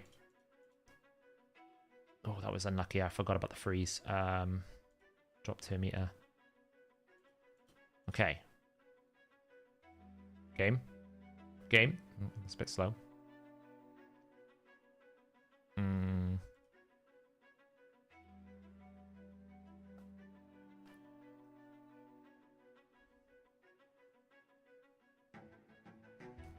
Don't tell me Rotus is going to get extra turns.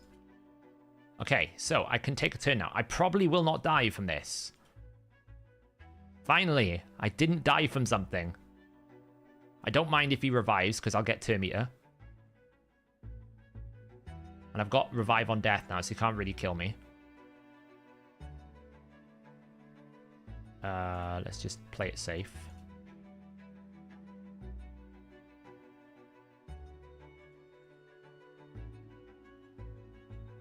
Oh, come on! The Duchess shield froze my damage dealer. I would have killed the Duchess, not that.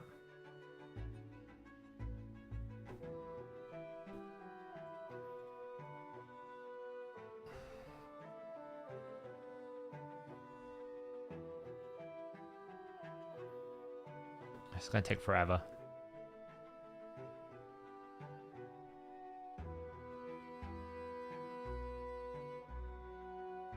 Very clever team. The Duchess shield is just ruining me. Another reason why Duchess is not S tier anymore.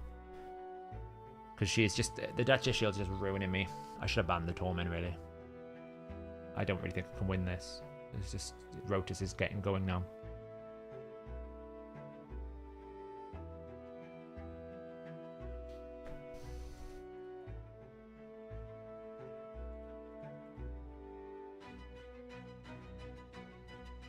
A3 from Rotus is coming.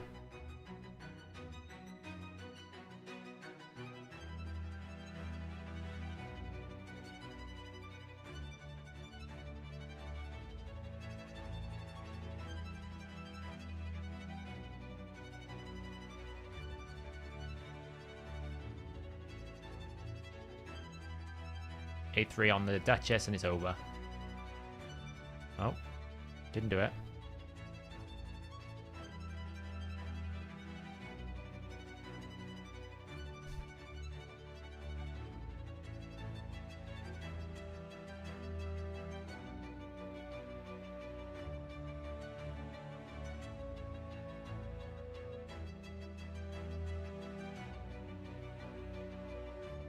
I'm trying to A1 this. It's not happening. It's only like 100% chance, you know?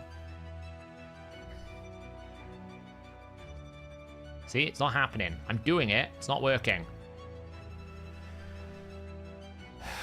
Now, if I A3, I'm going to lose because he'll just die instantly.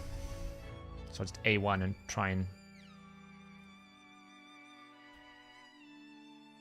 I've got no choice. I have to. If he's smart, he A3s the Duchess. He's not smart. He should have A3'd the Duchess.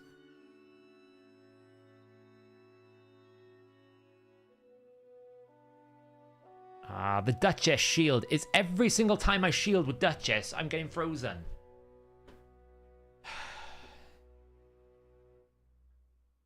That's like at least 4 freezes I've had from the Duchess A1 shields.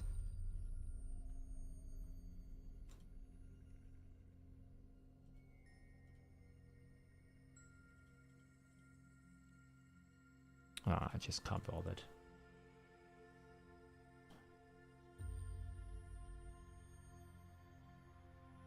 I forgot about the Brogni shield. The Brogni is what won that fight for him. Because I just forgot the reflect damage.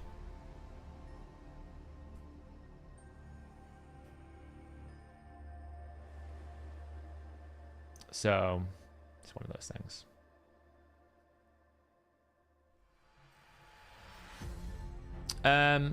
Ancora without Narcissus in Live Arena is not that crazy.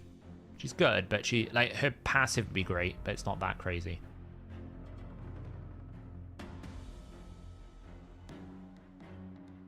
Well, no, because the plan was I would kill them very quickly. So the plan I had in my head was take out the I can't remember who it was. I think it was the Siphi I took out, or something like that. Kill them, and then just life harvest them down. The problem is I forgot about the Brogni the reflect damage, and I killed my damage dealer after I just put block debuffs on him. That was my mistake. I just wasn't paying attention. So I lost because of me. I'm not saying, like, I applaud the person for coming up with a very cool strategy. I'm not frustrated. I'm just like, it's just, sometimes you just fight one of those things. You're like, how many times is my Duchess going to freeze my champion? Scenario. Which is, you know, fun.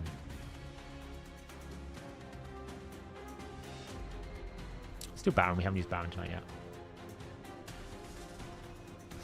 I'm going like 240 speed plus, to be honest, for my nukers. The cat's asleep.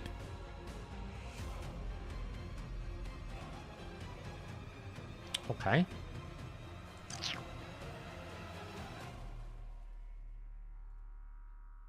It's an old school team, this.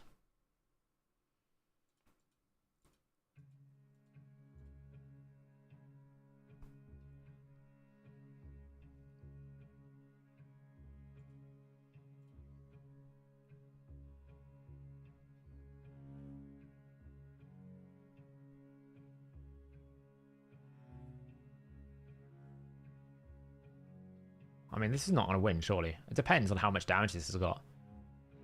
Okay, so we got 1 block active.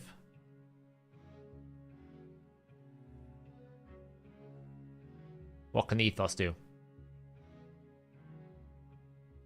And this, my friends, is why you need increased attack for your attack-based damage dealers.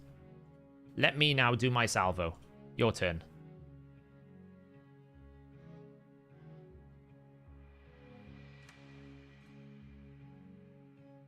I actually get a turn. Baron is Vengeance. This is what happens when you have a sub 200 speed damage dealer. Because Baron's like 190 speed. He's just super slow. He's just never getting a turn. Wow.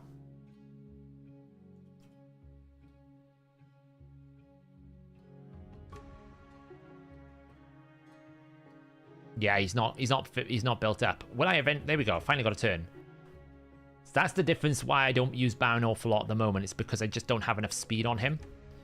He's only built at like 190 speed, so he's a bit slow. Once he gets a turn, he's great. He hits really hard, but trying to get him to get a turn sometimes is like, I could have lost that easily if that team was better. But it's just, that team is about 2 years out of date. Yeah, so like the biggest problem with my arena teams right now, it's not a roster issue now. Used to be, not really anymore. It's that I just don't have the right champions built in the right way. I need to build them all out. But I'm planning on doing it when the regearing event's going to happen, when I can actually do a full account regear, so that I can get everything in the right place. Like, I can't use Sun Wukong at the moment because he's not built properly. I can't use Tormin because he's only level 46. I haven't done masteries. He's not booked. Even Ancora's passive is not booked. She hasn't finished her masteries. Shu Zhen, I haven't finished her mastery. So there's like so much I need to do to get myself into a position. Once those are built, I've got Stultus in the position. I've got maybe Xena. I've got maybe a double hitter to deal with the Wukong and stuff like that. Maybe I rebuild my Phoenix. Once those champions are built, then I can start winning much better. And the win rate's still okay. I'm still like 15% win rate. It's not too bad. Normally I'm like 60%. I'm having a bit of a rough night of it tonight, but it's a me issue this time, which is fine. I know this at the moment, that until I have time to actually rebuild everything, it will be a little bit sticky.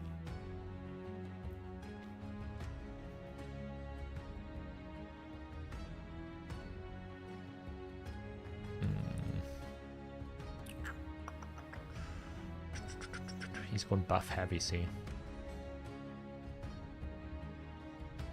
I'm gonna take Shu Zhen stuff. Yeah, exactly, Kessel. But that's fine. Like, it's a progression thing. Like, I don't expect to win every single fight. It's gonna take me some time to get everything in order. My account is in such a mess after like 4 rotations of Sintranos that I was never gonna have a solution overnight. I can't really pick. I have to pick the Vlad unless I ban the Harima, but then I'm just probably going to get destroyed. Pick the Vlad, ban the monkey, and then hope for the best.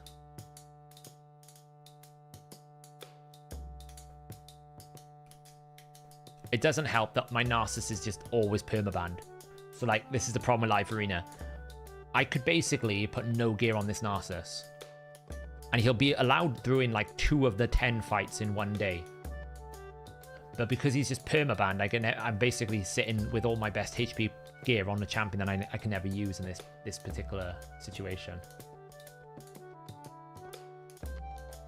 Yeah, it does. Like, this is just... This is a well-built team. Do you know why it's a well-built team? I can't do anything. He's got 3 stone skin, and he's protected the only one. So I literally just have to go plonk. She's now going to change form. Or she probably should ally attack first, because she's got a stone skin. If she changes form straight away, you're wasting your stone skin. I'd ally attack, get buffs up. See, I'd have ally attack, get buffs up, and basically buff out my Taras. Because you're requiring a situation now where I can just do this, and I can steal turn meter and kill the Lady Mikage potentially.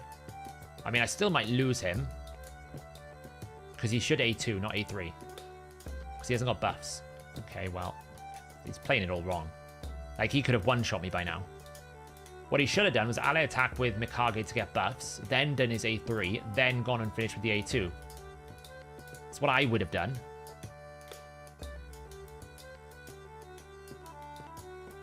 Because now he's in a situation where I can start locking him out. The Harima's a problem because she's slow and she hasn't taken a turn yet. So Harima she should kill the Shu Zhen now. Yeah, and lock me and provoke. Didn't have enough to kill my thing. I got a cleanse, which is great. Now he should A to the Ancora, because the Duchess is too healthy, so he's got to take the... Okay, A1's okay, yeah, turn meter boost, that's fine. Now you can A1 with... Yeah. That's a fine move as well. You'll protect your Narcissus now. Okay, he hasn't got protection, it's fine. Revive. But the problem is he hasn't got a Reviver.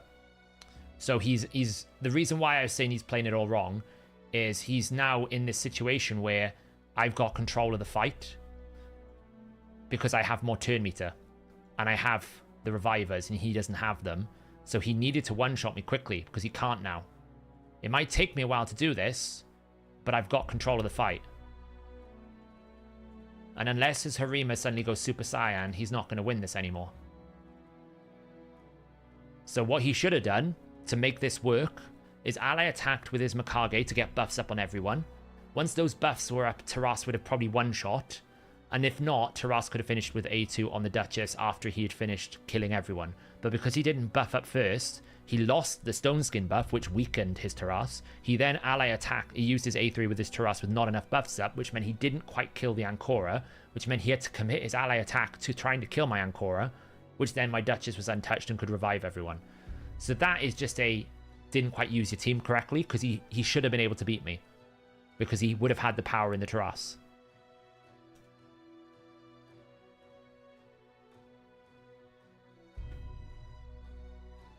So, final record, 7-8. Not bad. What's that? It's 15 fights. It's a 46% win rate tonight. Not the best. Not the best, but, you know.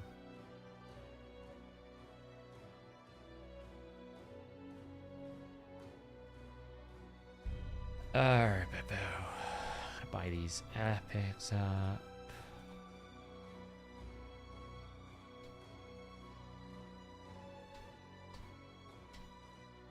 Nope, too many escapes. Have I done my dailies? Oh, I haven't done Hydra.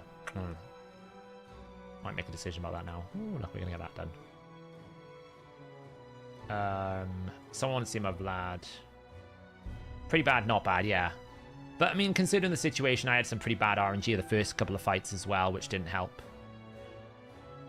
Vlad's in Savage crit damage at the moment. He's in like a bit of a hybrid build. 251, 235% crit damage, 6.6k attack. It's not the best gear, not the worst gear. 251 speed. He hasn't had a rebuild in a while though. You know, I've been farming a lot of Sand Devil because I'm building all this up.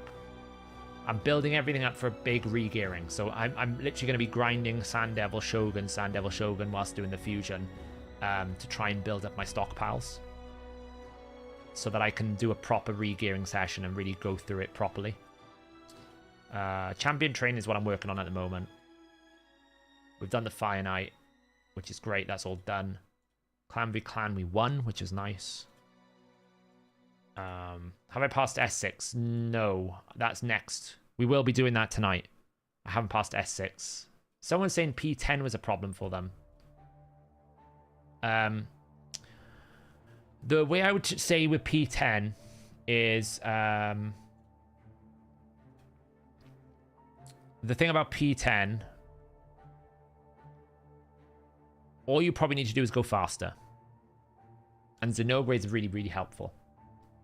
I'm thinking of doing a big stream for it. We might do like a 12-hour stream, like a proper big full account re-gearing stream when it comes out. I might do like a proper session on it. Yes, they do. Screlliot, they do. That's exactly how I've got my Farrakhan built. What I like to call the I like to call this my super duper get my skill back, please build. Where is he? He's up here somewhere. Reflex, Merciless, Refresh, Cyclomagic. All of them stack. All of them can roll together. Yeah, it would be everything. It would be completely rebuilding my entire account. Every clan boss team, dungeon team, everything. Rip it all apart and start again. That's the plan. So yeah, so with P10, it's all about going faster. Okay, so P10 here, like I'll show you how I did it. Increased speed with Xenoblade is so good. I get loads of stacks off. Hit it. Brilliant. A3 here. Cool. Down to 3 stacks. 3 stacks. Already broke the shield. Now, everything I can do here is great. If I can get Hex on, great. Decrease attack now from Xenoblade so I don't take as much damage. Extend the duration of those debuffs. Whack it with Fushan if I can. And what you want to do is you want to use the Iragoth champions. I can put heal reduction on here. You want to use the Iragoth champions to basically reset your skill cooldown. Look. Skill cooldown reset. So now I can absolutely go A1 and get 4 hits.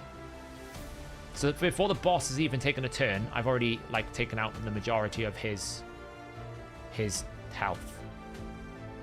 So you can use the Iragoth's allies to get your abilities back so you can recycle it again. Put increased speed on. And now I can just A3, kill off the boss. And now it's just a case of killing off the dragon. Which is a case of... But this is why when everyone's saying, Zinogre is not that good, we don't really need Zinogre, was for this scenario. Because she is going to be essential for killing these finite hard stages. She's so good. She gives you increased speed, decreased attack, 4 hitters, and she's pretty much responsible for making this work. And that's how I built it. Now, my Zinogre is built fast, but you probably don't need to be as fast as I am to do that. You could probably be like 250 speed. She's built for finite. She's built for the speed of finite, so obviously she's built better than most champions, but she doesn't need to be that fast. You just need to have that much damage. You could sacrifice a lot of damage to make her go faster in efforts of keeping the shield down. But everyone who was sat there and was like, Zinogre's not that good. She's not that. Don't worry about it too much. Like, she's not gonna, like, she is great for this. You know, where else is finite hard? Not that one. Is she on this one? Same thing again. Same thing again.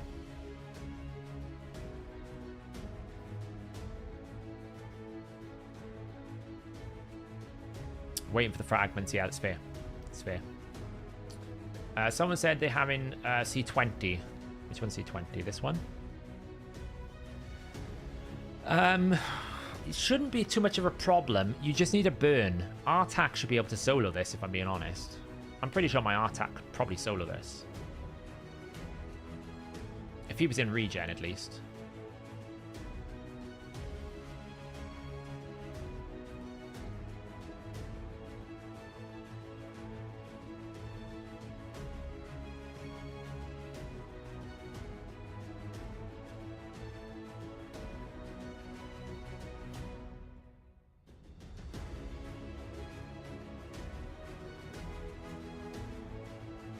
He's not in regen set here. Just have to be careful when he executes, so you've got to burn on the queen is all.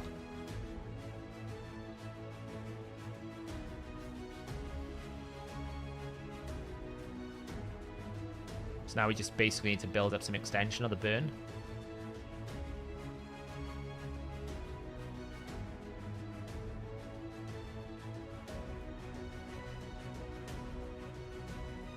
You have no burns. Okay. Who else can we have for burns here? Yeah, I mean, you are limited if you don't have the Artak. I will agree, actually. That's a fair point. If you don't have the burn, that's a bit limited. What about the block revive?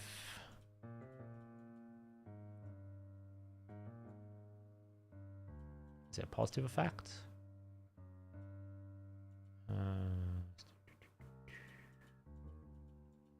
Is there not a block revive?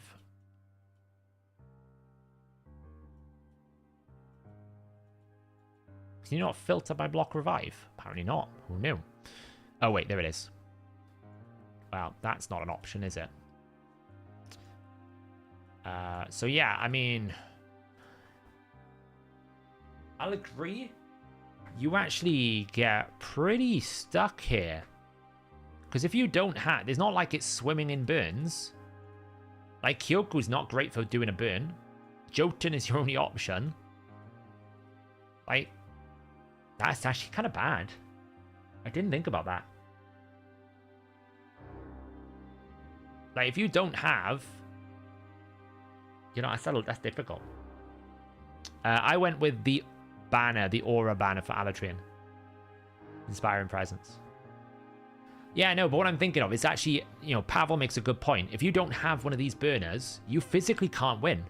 Because you can't kill the Sorath. You can't do anything. And it's a key. This boss holds the key to Amius. So if you can't kill this, you can't kill Amius. And it's not like my account is really, really rich with champions. Like, how many burn champions are there that have, like, Barbarian, Shadowkin, Skinwalker, and Orcs? I have pretty much every epic in the game on my account. So all of these epics, they're on my account. So none of them. So it'll only be rares. So you're kind of looking at to see if there are any rares here that have a burn.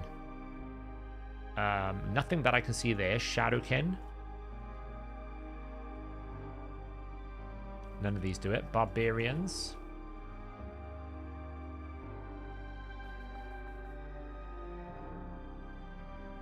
None of those do a burn.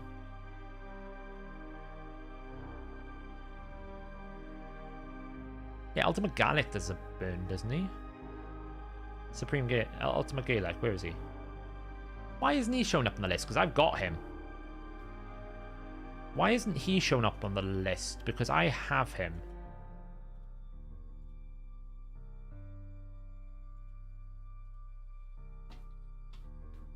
Do I not have him?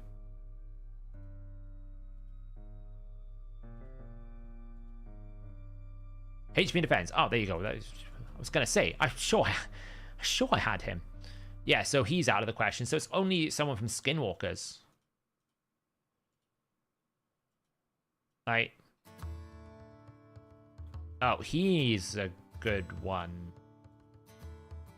So Frenzy is the only other one. I actually don't have him. He's one of the few ones I don't have, but he's a Void Epic and a relatively new one, so actually hard to get hold of. So, yeah, I mean, actually it's pretty nasty, really, when you think about it. If you weren't playing when Artak was around, then you are a little bit stuck here. Because there's not like there's many. There's probably Frenzy can come into here, it's like 5. And if you don't have one of these, you can't do it. It's not even like you could do it with other champions. You physically can't do it.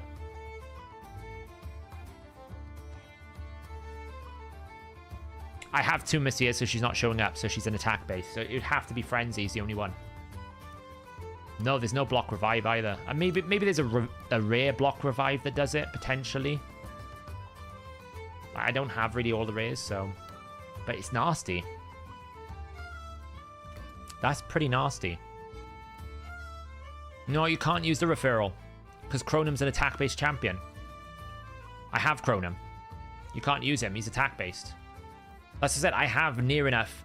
Outside of legendaries, I have pretty much every champion in the game apart from the rares on my account. So really, you're kind of looking through this to go, okay, who has a block revive? Well, he doesn't. I know he doesn't. Hill Nomad doesn't. Dune Strider. I really only can use HP. He doesn't have a block revive. Bloodbraid, heal reduction, but not a block revive. So none of those are going to work. Death Chanter doesn't have a block revive. Ironclad doesn't have a block revive. He block buffs, but no block revive.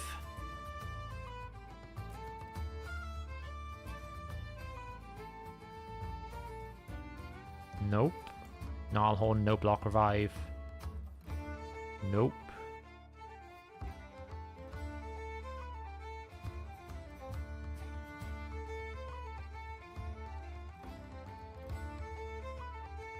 That's a stun. Odachi. Nope. Yeah, no block revives. So it's basically, the only one that is missing from that list is Frenzy. So if you don't have Frenzy, Michinaki, Kyoku, or Jotun, or Artak, you can't do that stage. You just can't do it, because there's no way to beat it. That's kind of a problem, really. That is actually, I didn't really think about that. That's actually quite a big problem because it's a key holder as well. You know, if it was just a random boss, you'd be like, okay, well, I miss out on the gear for that. That's a key holder. So if you just don't have that, you've got no chance.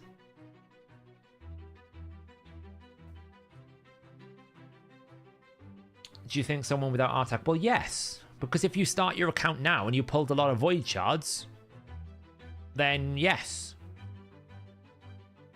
Amius this rotation is much easier. You know, because Artak is a while ago now, QWERTY. We're talking that's like 8 months ago. I would say potentially they've had a Jotun or a Frenzy along the way. That's more likely. But how many of them would have just got rid of them because they were terrible champions, potentially? You know? it's very unlikely. Like, if someone started the game 4 months ago, it's unlikely that they've got an Artac and they kept maybe some of those epics. So I would say it is possible they could have done it. Not everyone keeps all the epics. Yeah, people take breaks. You know, because this is, you can see the diversity already of the global rankings. People are beating this with Whispers, with Tormins, with Turvolds, with Jorgids, with Ninjas, with Manayas, with Rathaloses. It's not just, oh, someone's got a 6-star Fushan, that's the only way you can do it. People are beating this with not 6-star Jorgids in reasonable amounts of time. Yes, they're using Mikage. Of course, they've got some mythicals. These are really fast teams. But, you know, you can see here, no real awakening. Just 5-star Taras. So you take out all the OP picks and put it down a level, then you can see that actually killing this boss is much easier than the previous rotations. Because you have more good damage options available to you, which is what you didn't have before. But it's just one of those weird mechanics where actually there's physically no way to do it unless you have a block revive or a burn, and if you don't have one on your account, what do? You can't do it. So yeah, I feel like most people with a developed account who are in hard mode should have a pretty good chance of beating it. I mean, I scuffed run this. Like, I'll run it again. I scuffed it on my video earlier. I'll be honest, I attempted to do it 3 times because I couldn't remember how I beat it last night. I beat it last night. I didn't even try.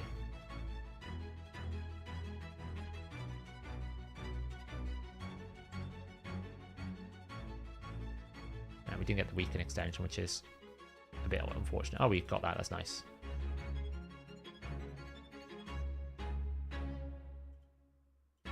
Heal. Shield. 1. Transform. Decrease defense, weaken. Buff extension. Boom, boom.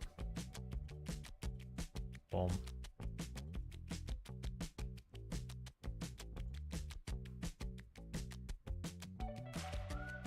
Yeah, I had issues trying to get the setup for this. But once I got the setup, and it doesn't really matter who transforms form, to be honest. He might on this one, though, because I've killed him a lot.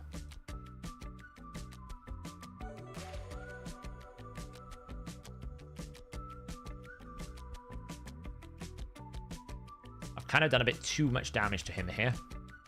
He's probably going to transform back.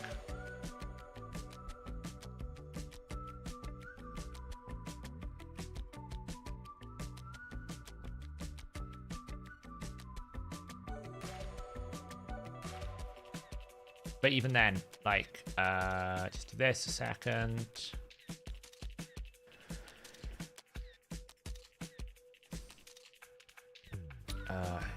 He's gonna transform back anyway, so I basically got like not really a set build. I mean, he's transforming, which is really annoying.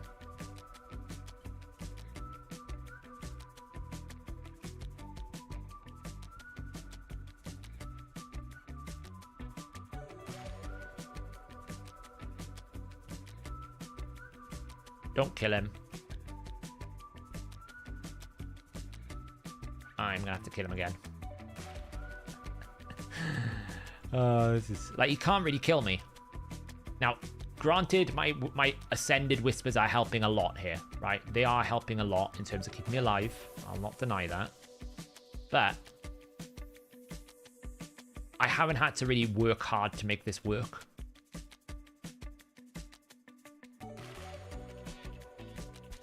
Has everyone got block debuffs? No. Let's do that.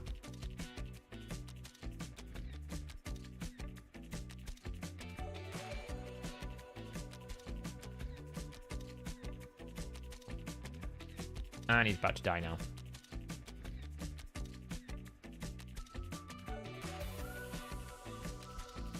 Eventually.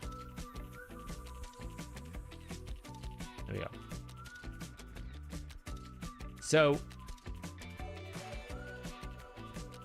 what I'm trying to point out is if you take away some of the strength of my team, it should be pretty...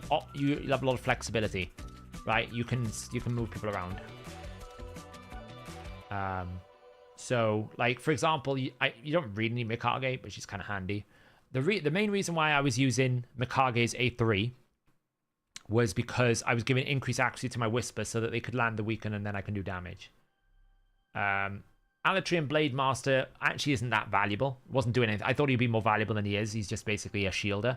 It could be anyone with a shield buff. Riho is just someone with decreased defense and weaken.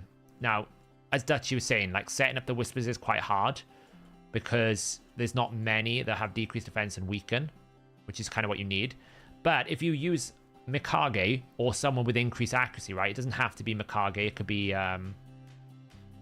you know, it could be a Yoshi. It can be a Timid if you just got him. He does increase accuracy. It could be Uge, previous fusion, right? You got multiple people here that can give you increased accuracy. You can use the Whisper's A1 weaken and then just bring a decreased defense like a Rathalos that doesn't require accuracy, or a Michinaki, or a Ninja, or a Jintoro, or if you want to go epic, it could be Ugo, Farrakhan, Thylesia, Stag Knight. There's so many options to set it up. It's a really good pool of options available to you.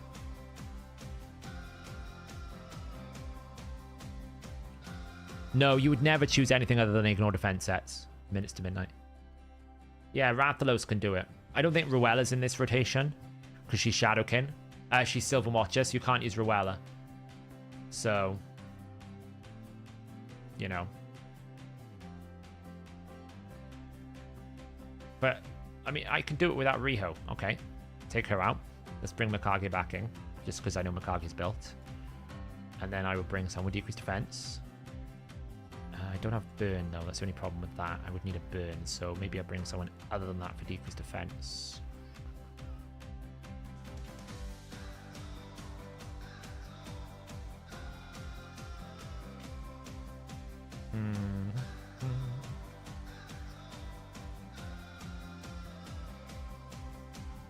He doesn't have accuracy. That's fine, he'll have accuracy though.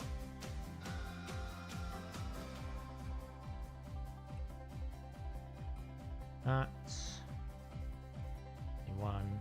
Okay, let me just restart this. We low rolled everything. Don't think I can force it with the A2.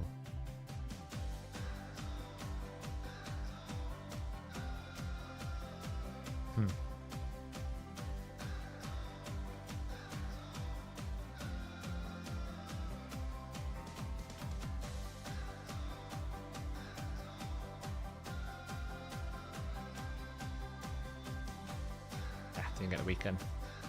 We got it that time. Block debuffs.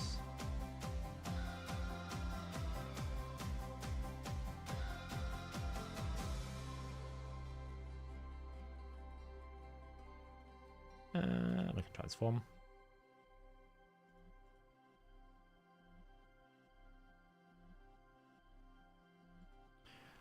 This is where you would have hoped for an A2. The only thing about this build is my Farrakhan is built terribly for this because he's in Merciless and Reflex. So probably Farrakhan's not great for this particular setup because of the way that I've got him built.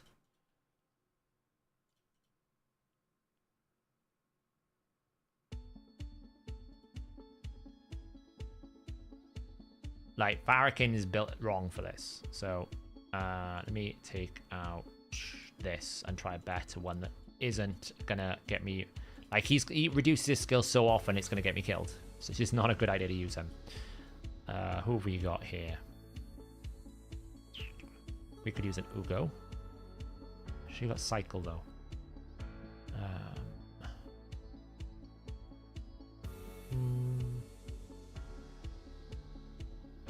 I'm trying not to use a legendary. I can use a Rathalos though.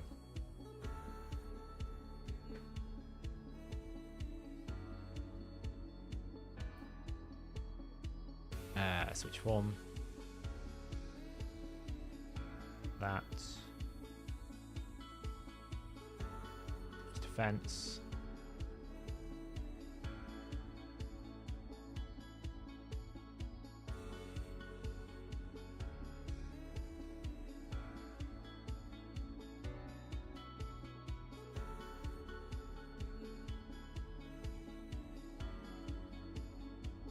Switch. Use defense. Kind of messed this run up because it's increased defense up. We're low rolling on the A1, which is not great.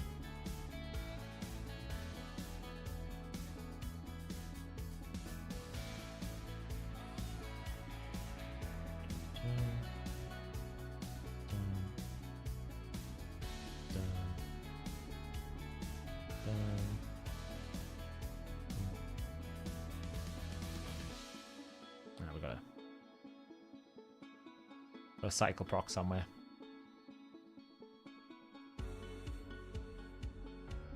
Whoa.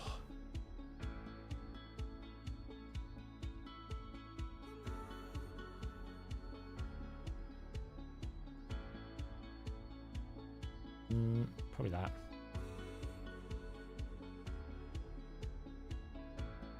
It's fine. We just need him to change form. Please change form. Please change form. Thank you.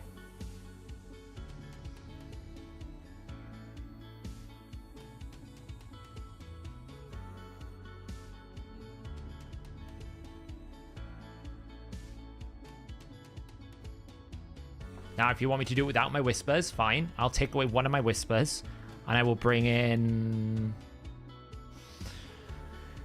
who should we bring in replacement of whisper? Let's bring in a free-to-play champion like...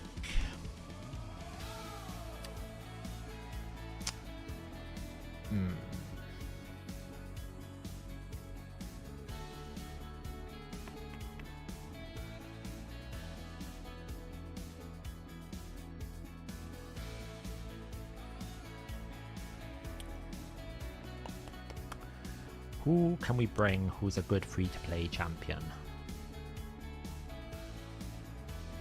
These guys aren't really built.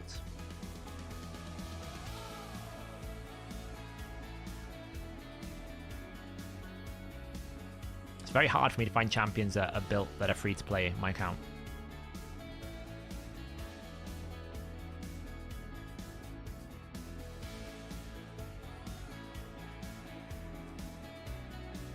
We could bring here, probably.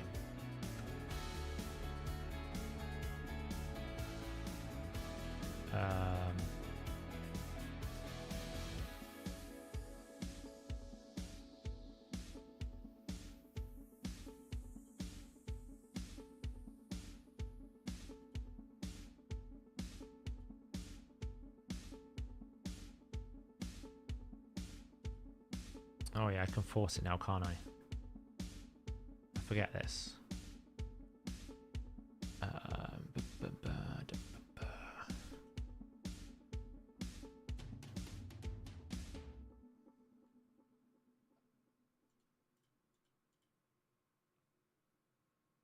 Transform. I know, yeah, that's why I'm not using Ninja. Damn, didn't get weakened, that sucks, but it's fine. I made a mistake.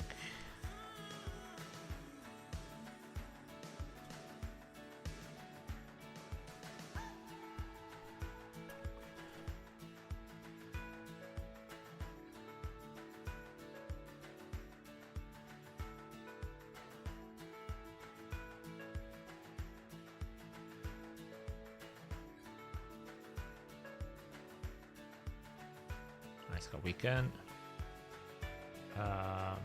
Block debuffs.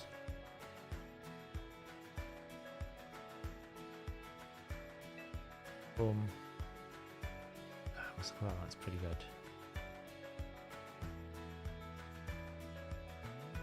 Switch. Switch my form. Now we do deepest attack.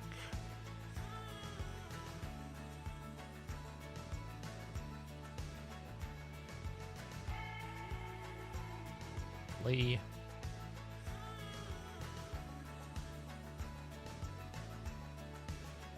We cycle proc is fine.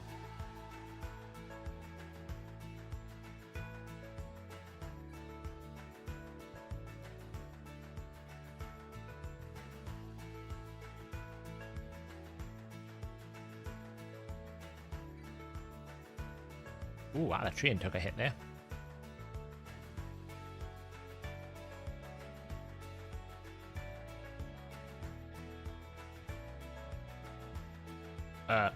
Why did it just randomly A1 someone there? That was not fun.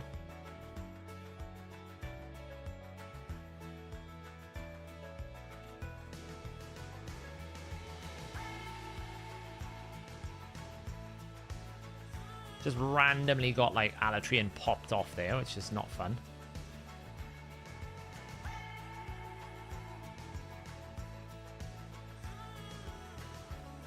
I'm losing this because I cycled, basically.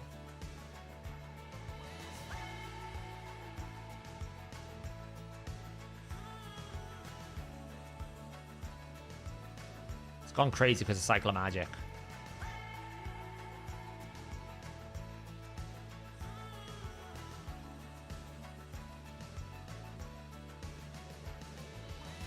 Let's try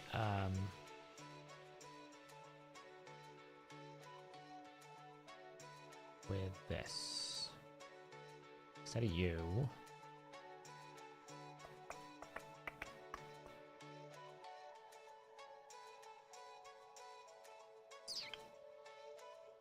I'm losing to Cyclo Magic is all. Because all my champions have like Merciless and Cyclo Magic. Like Rathalos is in Merciless gear, which is a real problem. No, it is. I mean, you're asking me to basically just dump in champions when they're not built for it. What I'm saying is, I've got Merciless build on Rathalos. Not great, because I'm reducing cooldowns. That's the only reason why I'm losing against these particular ones, is because I'm reducing the cooldowns to a bad situation. Is Scrank got gear? Let's have a look. No, Scrank can't go and he's not got any gear. I'm trying to find a champion that is not like high awakened, that has gear on it that I can use to show that it's absolutely fine.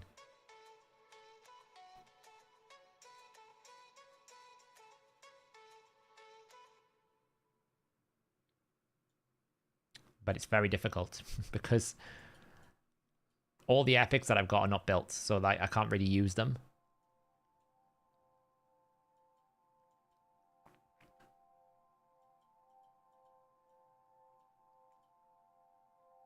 I mean, there is this world, by the way. You just do this.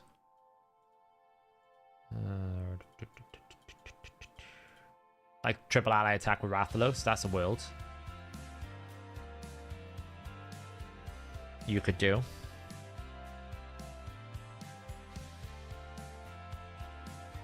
I also, if I bring Mitchin out, you'd be fine.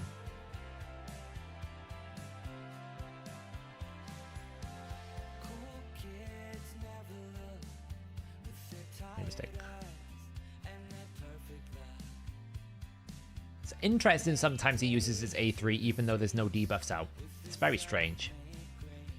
I'm trying to build Newt for Finite Hard 10. What set would you recommend? Mine's in Swift Parry. I don't really know why, but basically you want to go as fast as you can with the right crit damage and then just build speed, basically. You don't need that much.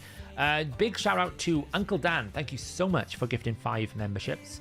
If you're new, make sure you join the Discord and link your YouTube account to the Discord, and then you will automatically get access to the new to our member-only area of the Discord. Thank you so much for gifting 5 memberships. If you had a gifted membership, please say thanks.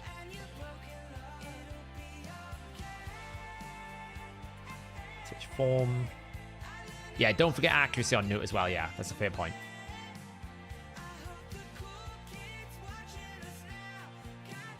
Okay, 1. That was a mistake.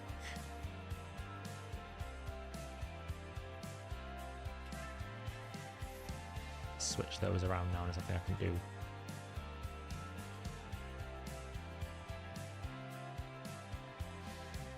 Oh, nice. That was nice.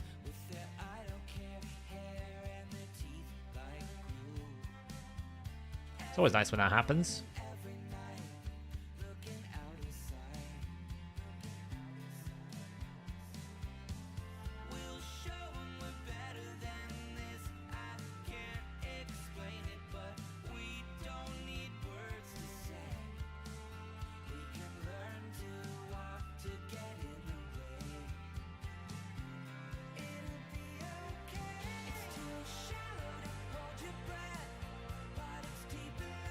Oh, it's going to be close. Ah, it's going to be too close. Ah, damn. Nearly got him.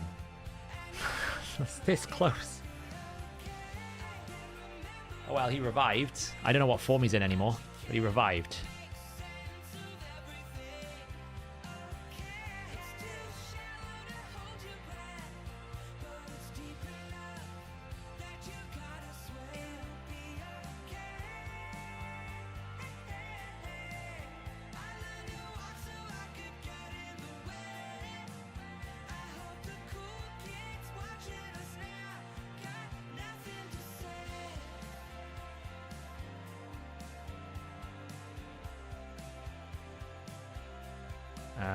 Burns. Damn. Doesn't want to burn today, Michinaki. Oh, he's in alternate form again. Switch.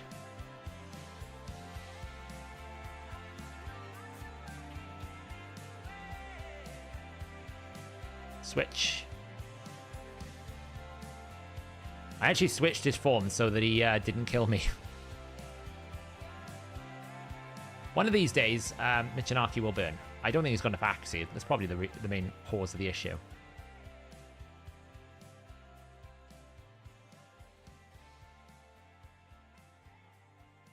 Give him Axie buff.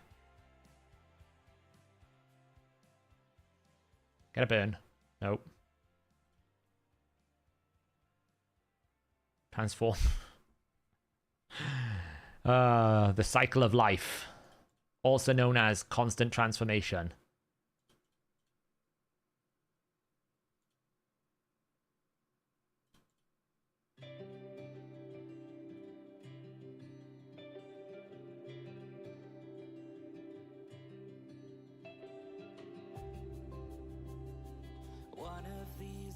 I'll get everything straight. So you might be wondering why I'm deliberately killing him in his alternate form. And it's because I actually want him to swap so I don't take damage. Hang on, my friend, while I work out a plan to make this right in the end and make it out okay. Show me. Got a burn. I've got the burn. It's only taken us like 200 years, but we've finally got the burn. Watch me let it go. Well, she died. There we go. Many different ways to kill Amius. You don't need Riho, you don't need double whispers, you know. Now when you use 3 champions. No, we're not speedrunning it anymore. Is this fusion hard? Yeah, these types of fusions are pretty hard. The fusions where it's like you can't miss a beat, like the fragment, the hybrid version is really hard, so.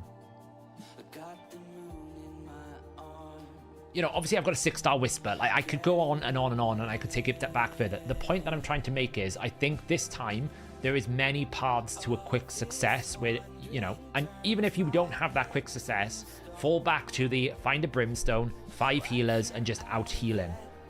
That can work as well.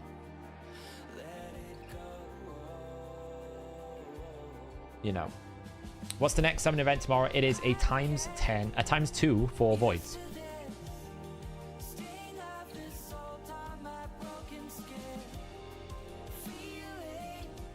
Whisper OP, I know. Yeah. Whisper OP.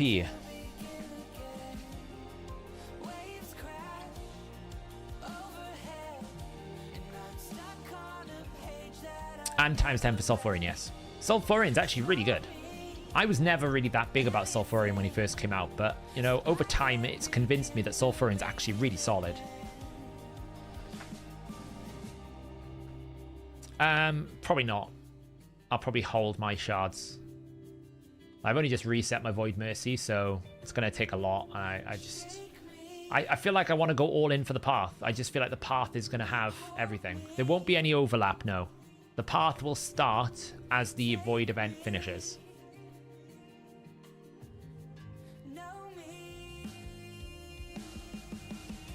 Yeah, he is, isn't he, Darky? It's like machine gun Torment, right?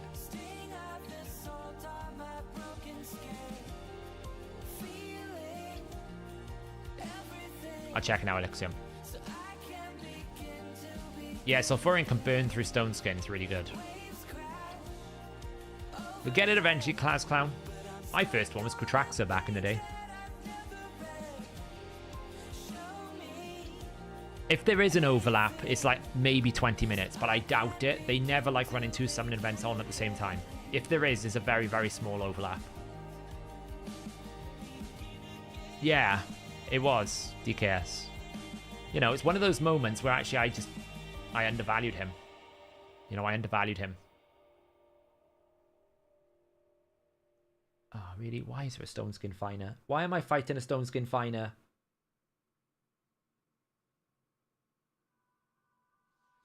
And reaction as well, I might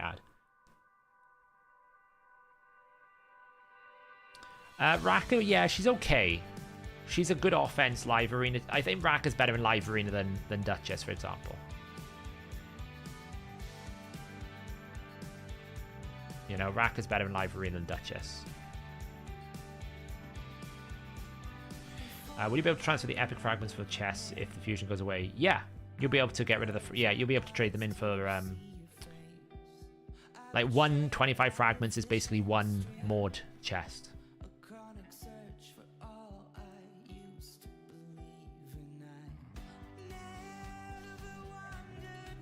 She's quite good in live arena, Raka, because she's going to give you more turn meter than Duchess. The biggest problem with Duchess in live arena is, yes, she's very good tank, but if you ever fall behind, you've got no way of recovering because a revive has no turn meter. She's not giving you any turn meter, and it's a bit of a problem. She doesn't cleanse any debuffs, Duchess, whereas Raka gives you more things like cleanse, turn meter control. What you lack is a little bit more supportiveness. She's basically a bit more of a glass cannon option. So I would say that the Raka is a little bit better than Duchess in live arena if you built around her, right? If you wanted to make sure that you had agency. If you didn't want the agency, then you went second, then Duchess is stronger because her passive. So yeah, exactly, Dutchy. That's what I'm saying. You're trading the survivability for more agency, more turn meter control, more cleansing, right? More control in the fight. Because essentially, Duchess is like a battering ram. You've got to batter your way through her passive and her veil buff. Eventually, you know, if you win that battering ram contest, you win. If she falls behind, she's very difficult to recover from, I find. You get that 1 revive cycle and that's it. But there's so many champions in the game now that can just get rid of her passives and her veils and other things and bypass a lot of the problems that it has devalued her. That revive with 0% turn meter is a killer. It's awful. It's so bad.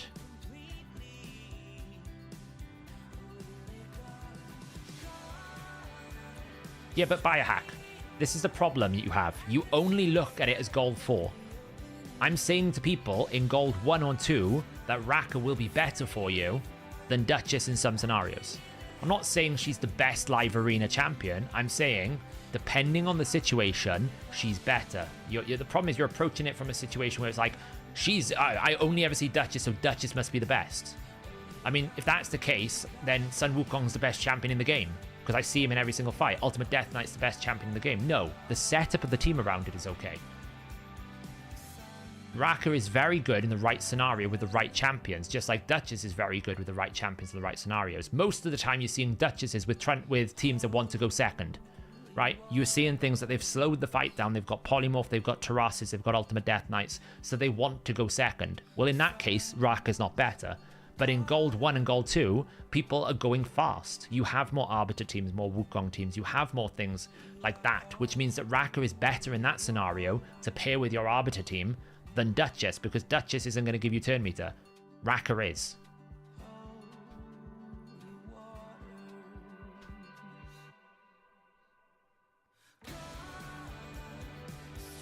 Because I don't have Raka.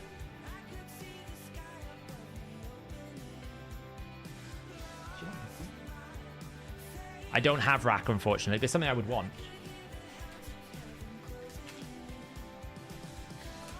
You know, she's She is really good everywhere else.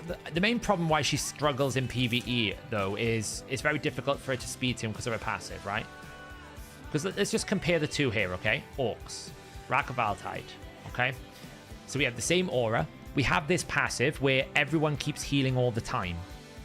And you also get a turn meter fill, okay? So every time you take a turn, someone gets a continuous heal, which is a bit like Alva. And then every 2 turns, you get a turn meter fill.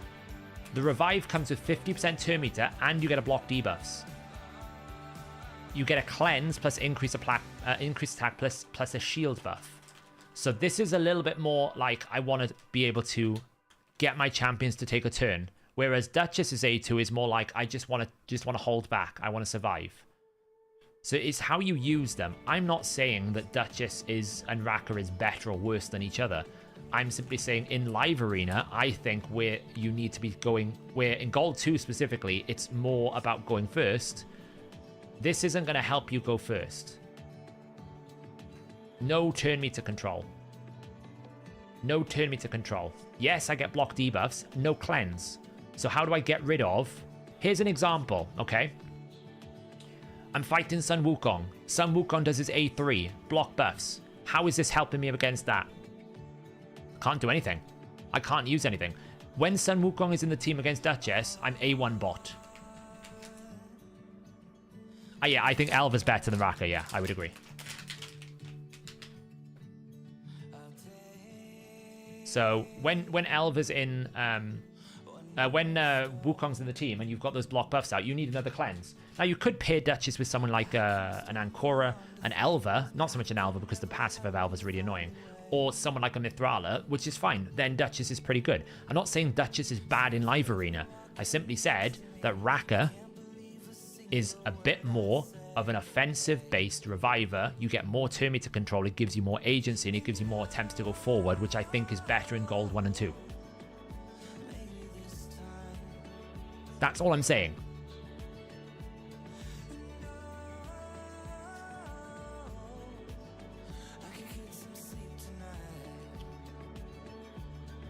Elva's really annoying to fight because of her passive. I really hate Elva's passive. Where is it?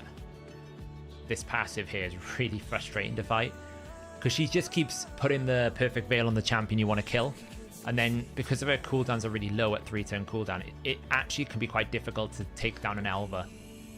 It's really frustrating. So, ooh, free pull.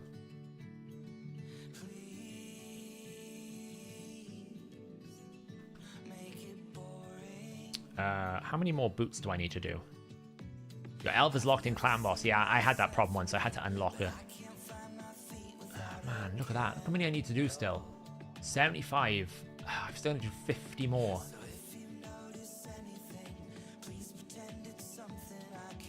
So frustrating.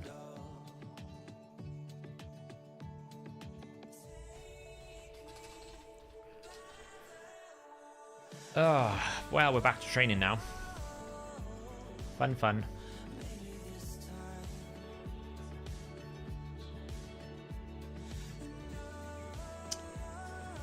So...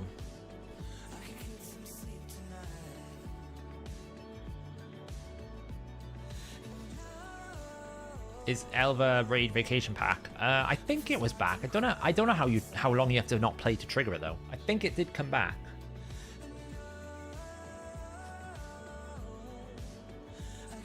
So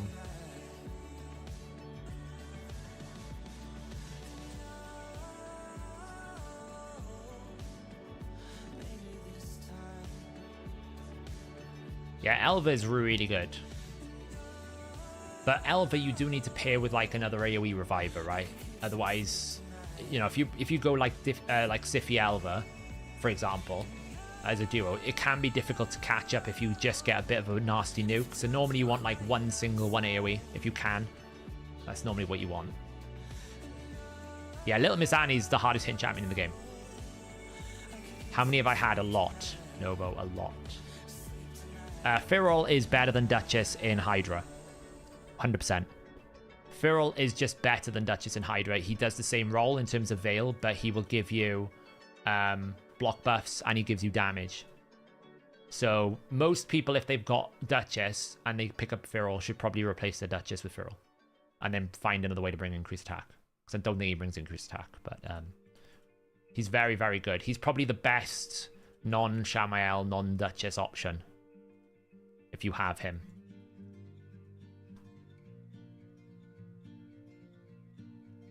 Exactly, Dutchy. That was the point I was trying to make.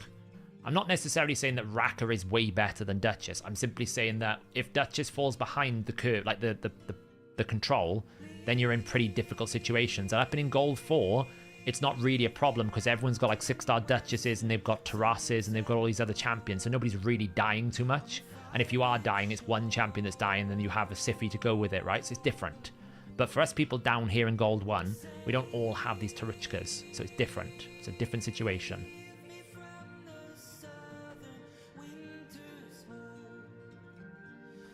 Did you know if Narcissus A2 kills Ultimate Death like the first hit, then your actual target goes to the set and you get 2 bonus turns? You get 2? Well, that sounds buggy as hell. Well, not on a single target, it shouldn't MP.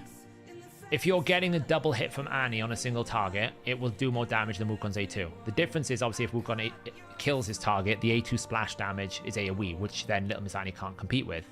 But in terms of a single target hit, nothing can compete with the Little Miss Annie when she double hits. It's too strong. Not even Siegfried can compete with that. It's just way too strong. Pythian's a good one. Yeah, if you don't have Duchess and you're sitting on Raka, then she's a great replacement.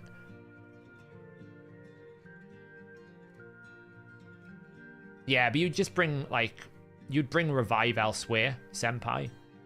Honestly, it's so much more power that he brings. He makes your team so much better. And honestly, most of the time, your team's not dying because with Feral, you're killing the heads much more regularly because of the bonus he gives you. So, you actually can run... You can run it much easier because he's giving you so much protection. So...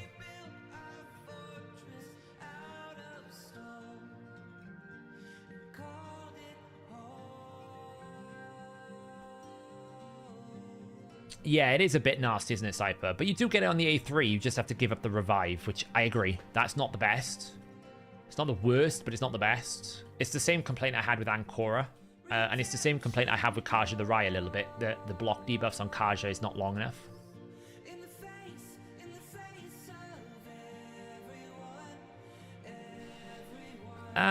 Pythian's okay. It's just that he's a bit one-dimensional, Pythian. If you put him in a right setup, in like Stone Skin and stuff, he can be quite difficult to take down. His biggest asset is his Force Affinity. So it makes it hard for Rotuses to get to him. The problem is, with the meta being more narrow towards Sun Wukong Taras, he kind of loses that strength. But he's still an absolute competent, like, support reviver. Like, I would absolutely recommend if you are struggling for revivers, he's one of the top best revivers for Arena if you don't have many of them. Right? If you're not sitting on, like, Marichka, if you don't have champions like Alva, Duchess, Raka, then you're going to go towards him. Because your other options are kind of like Uko, which is good, but not himself necessarily the most tankiest. Like, it's about what you have available to you. He can heal quite a lot as well. It's deceptive his A1 healing power, so you might have a good value in healing him. So, no, they'll never nerf a champion. Yeah, that's the best way to explain it, Mark. He kind of keeps you going, but he's not necessarily going to be the success rate. He's not going to be the thing that makes you win that fight. Again, the thing about live arena, for me at least, in my experience, it's all about counter picks and moves. Trying to predict what the enemy is trying to build a team around, and then trying to have the right setup against it. So if you're seeing them pick like Rotus, and then they pick something like Harima, then if you pick Pythian into that and ban off the Harima, it becomes quite difficult for that Rotus, especially if you pair it with an Ultimate Death Knight, right? It's very difficult for the Rotus to get to your champions because he's got to get through a Pythian, which he might weak hit into a lot. The only downside is if you have a very strong enemy Rotus and you yourself don't have a very strong win condition, then eventually the Rotus will win. When that Rotus steals enough HP and he gets high and gets stronger, he will eventually win. So as long as you can like pair it with a very good, reliable win condition, then you're probably going to be okay. There's a riot in my head, take up the drums and join the band. And my projections telling me it's gonna rain, racing for the turbulence of living with all consequence. There's a voice inside my head telling my mind it needs to rest. There must be magic inside you. I'm seeing Trunda teams, but they're not too bad. That's a double Trunda team. How else could I That's a very weak double Trunda team. tell me I'm getting close to till I see you again. Can't decide. I think we might want to tank.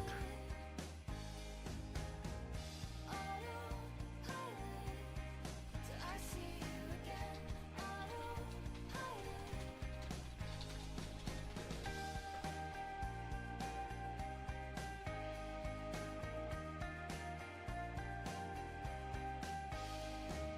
I need to decide right now if I'm going to go for the Hydra push or not, because I've got a Hydra key and I don't want to waste my Doom Tower keys. And if I'm pushing for Hydra, I need to start it right now, otherwise I'll not have enough time.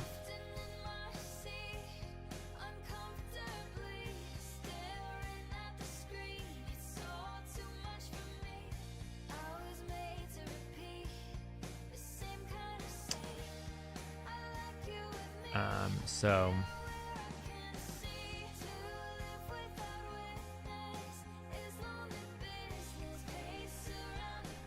oh yeah, the Power Sulfurion. Where is he? He's here.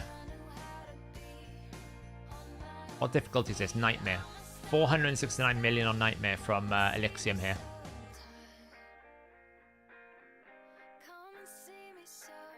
Hey, the Moose. Rathalos absolutely wrecking. It still baffles me that I hear people go, Rathalos, they said he was going to do loads of damage, but, you know, he's just not that good. I'm like, really? You set him up. Rathalos is so strong.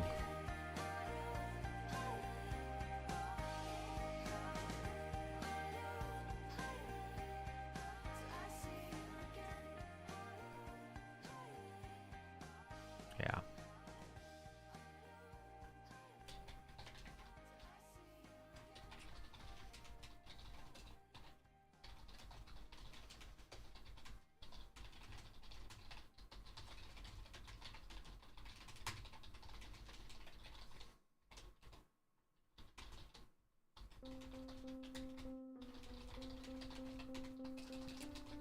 So I just replying to someone.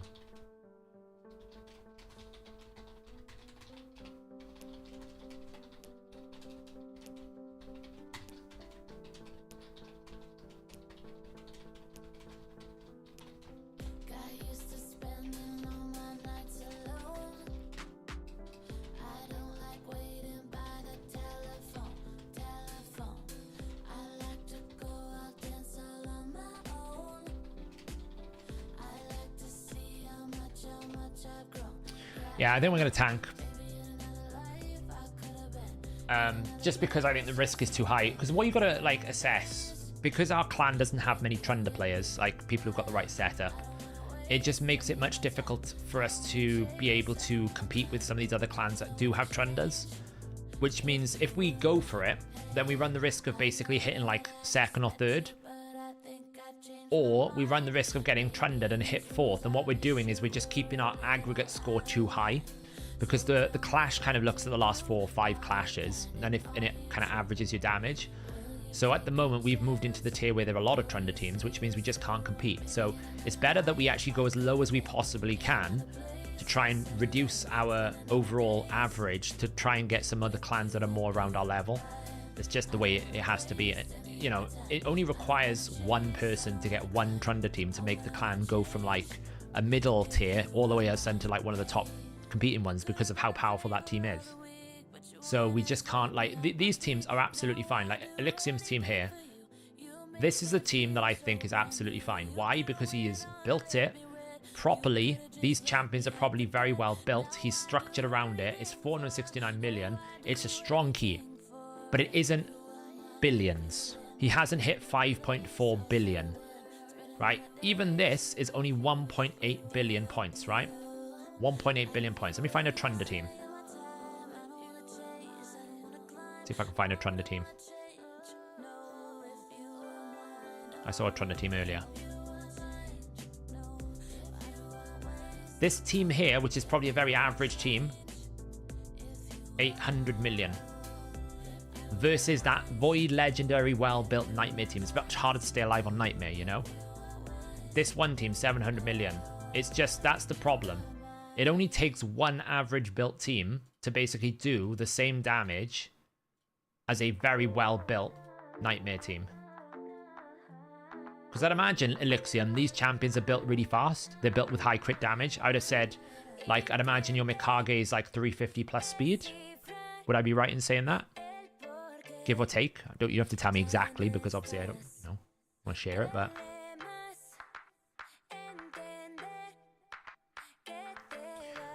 do I think 2 Sacreds, 6 Voids, and 13 Ancients enough to complete the Champion Chase?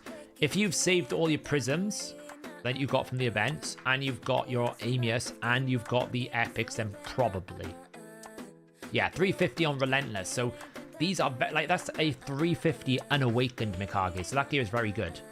You know, Taras, 5-star. This is like pushing the team to its absolute limits. And yet it still will get outperformed by an average Trunda team. It's disgustingly boring. You know, we're at the situation now where Trunda, look at it. Trunda teams are basically doing what Nightmare teams are doing without even trying. It's actually worse than Cadaver now, because Cadavers couldn't even reach the numbers that Trunda teams are reaching. Wow, what happened there? Some weird builds.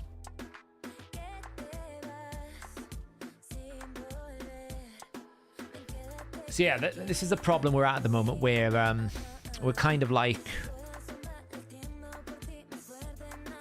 This is actually a great example here, by the way. Because he's got 2 Trundas. He's able to put this team together. That's done 836 million. The rest of his teams are not performing anywhere near the same level of strength. So this account power is being overly inflated by the mechanics of Trunda. Now, it's nothing against this person, because it's this player that have created this. It's Playroom's fault. But it's just making this whole thing really, really horrific for us to manage as a clan, because I don't like telling my clanmates, you can't compete. But if I allow them to compete in this one, then potentially they might come 3rd or 2nd or 4th, and then the next rotation, they get another bad matchup, and then it's just like they're constantly going, we keep losing to Trunda teams, maybe I should just leave the clan. And that's like really horrible. Because it's not even about ability then, it's about did you pull the Yumiko. And that's what I'm frustrated with. It's not the balancing issues that I had with Cadaver, although I do have issues with the whole concept. It's the fact that it's killing clan motivation and clan enjoyment and clan happiness. It's making players feel like, why should they bother? So, you know, I don't know what they're going to do about it. Probably nothing. Probably nothing.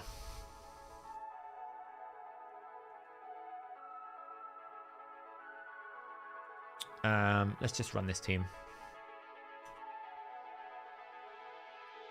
Hey, Peps.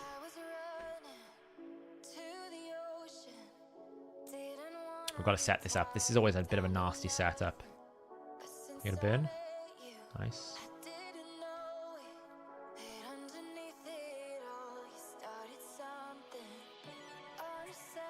It means I can do my Hydra key now, though.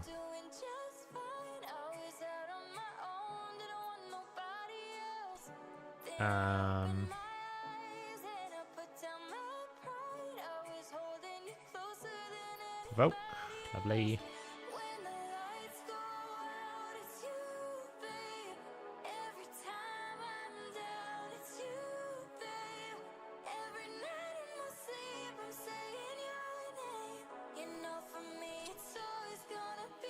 I have to kill this Torment Head as quickly as I can. So annoying, but it has to be done.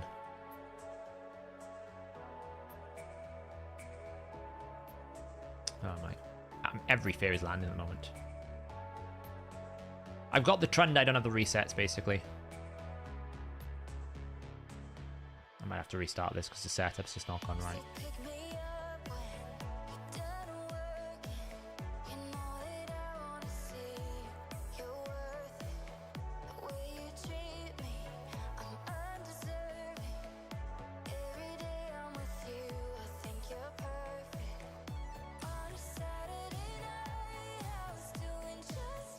The only downside with Lydia in Hydra is this constant need to counterattack when someone gets feared. It's very frustrating.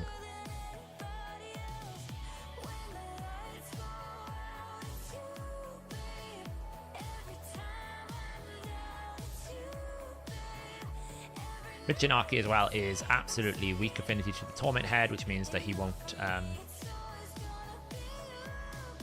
burn the Torment Head, which is great. I almost killed my Rathalos because I wasn't paying attention.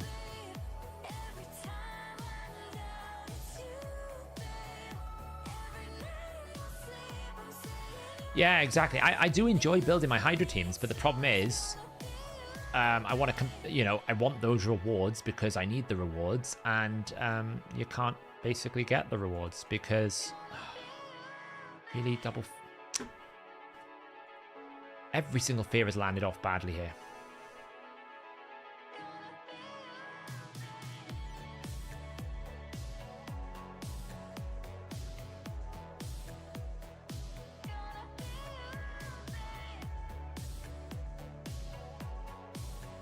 So that's what I'm going to provoke out.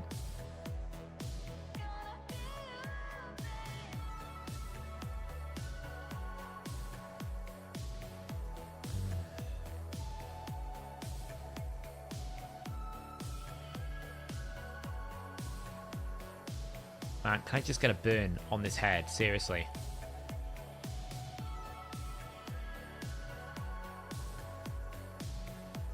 Fix the speeds.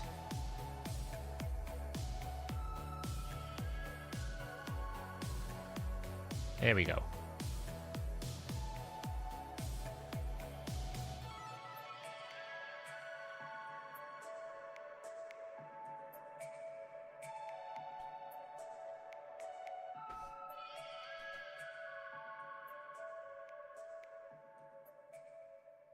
This team is all about just getting the setup, and there's no real torment solution. But once it's set up and I start killing things, then there is like counter. I got a cleanse, I've got a debuff reducer.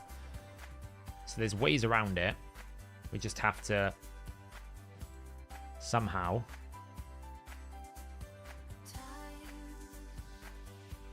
kill the Torment Head, which is what I'm trying to focus on doing, is kill the Torment Head first.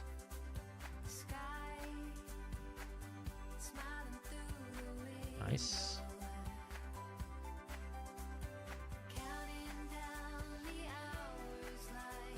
And as long as we get good RNG here, we get a cleanse, which is great. And we can just hopefully kill it off. Now we're good. Oh, I always hate the start of this team.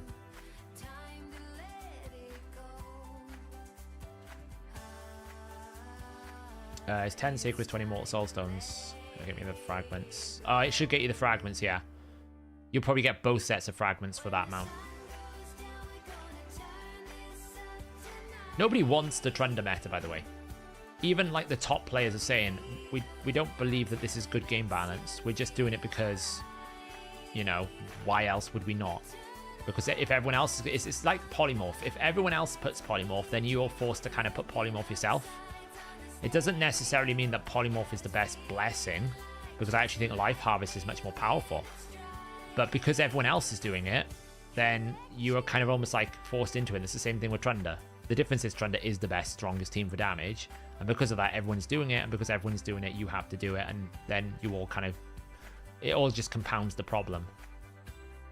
And like, I don't blame the people who run the Trunda teams. I'm just fed up with Playroom not fixing it. Because it's ruining the communities. That's mainly my main thing about it. Because I see people get, like... really, downcast about it because they try hard, they build really big teams, and then they just get defeated by some random players Trunda normal team that they didn't really have to think about.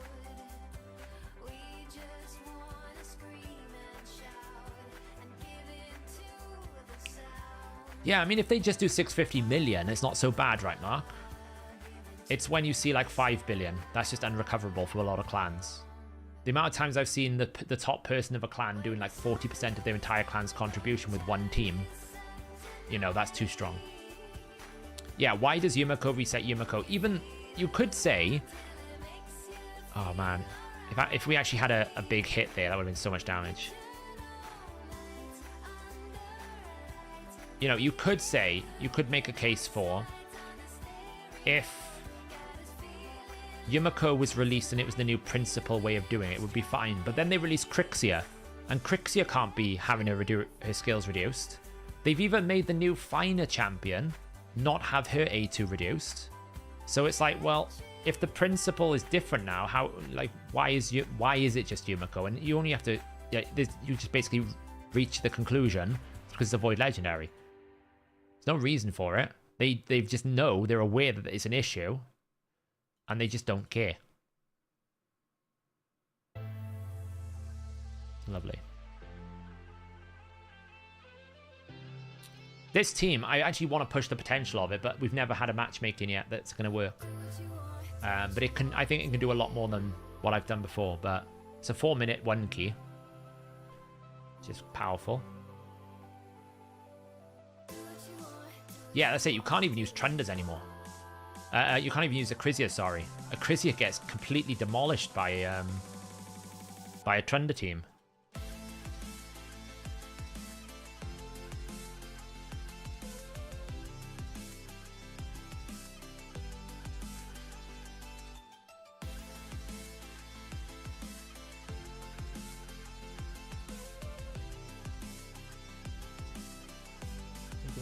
No, you're not getting any more. Little Miss Annie, Phantom Touch. What does BT4E mean? I don't know. The clans around Dragon Ball Z. It's probably some Dragon Ball Z reference. Yeah, the area bonuses are massive for Hydra. All the people that perform well, like Lucer and that, they have like maxed out area bonuses, and they make a big deal. Stop it. No. No. Get that down. Get down. No.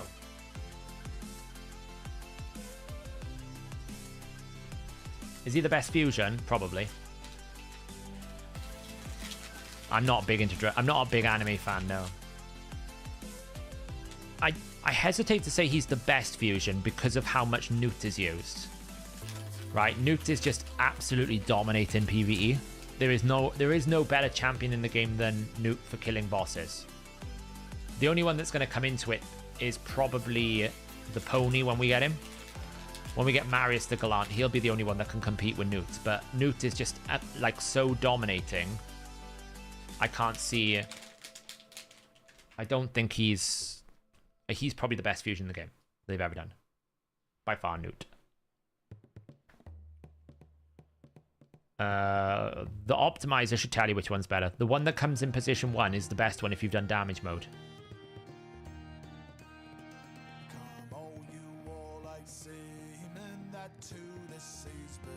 I mean, at the time of Rotus releasing, he was probably the best fusion. Because there was so few champions that could stand up against him. So if we actually went through the microscope of when they released the champion, was that the best champion ever? Then Rotus is up there. But actually, when you look at the power of Rotus in terms of his skill set, he is very powerful, but he's one-dimensional. Whereas Newt is one-dimensional on PvE, but that covers a lot of the game. Armanz is not one-dimensional. The only weakness Armanz has is bosses, but even then, some bosses he's powerful on, like Dark Fae. You know, Iragoth for reducing skill cooldowns. So it's not like he's exclusively terrible for bosses. So. If you basically get Newt and Marius, you won't struggle. Like that basically that will be every team. Pretty much. Because it's the same thing as having 2 newts. And when you get 2 newts, you basically one-shot every boss in the game. So...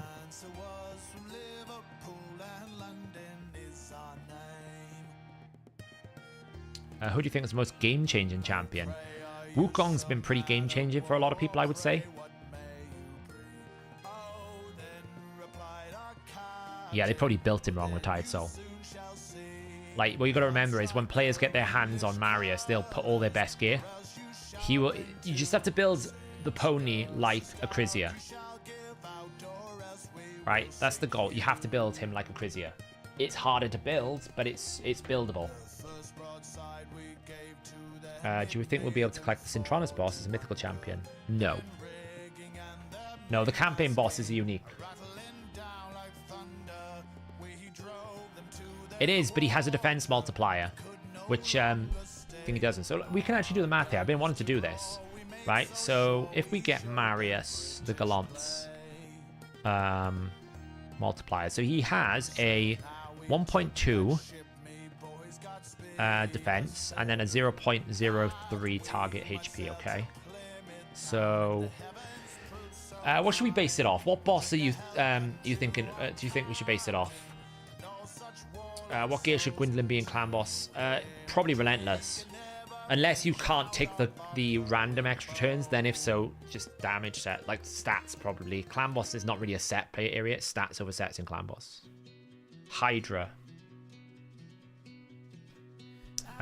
Okay. Let me find the stages tool.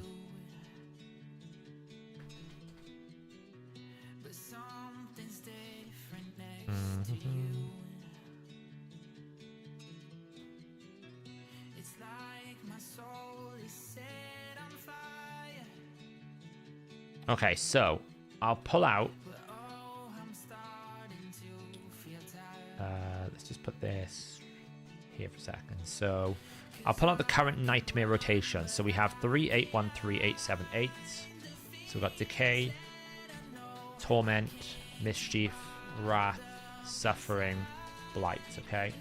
And I'm just going to pull out all of their HPs and their defense.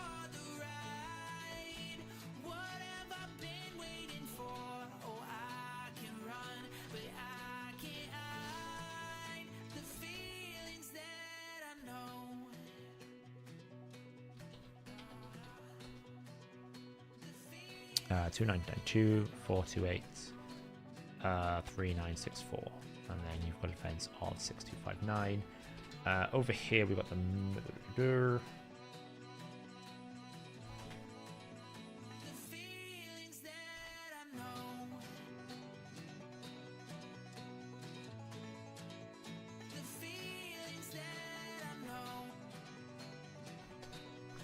okay, so we just pull this down.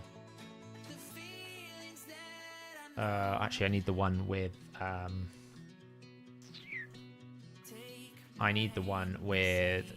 ignore defense and defense down. So I just need to put this here.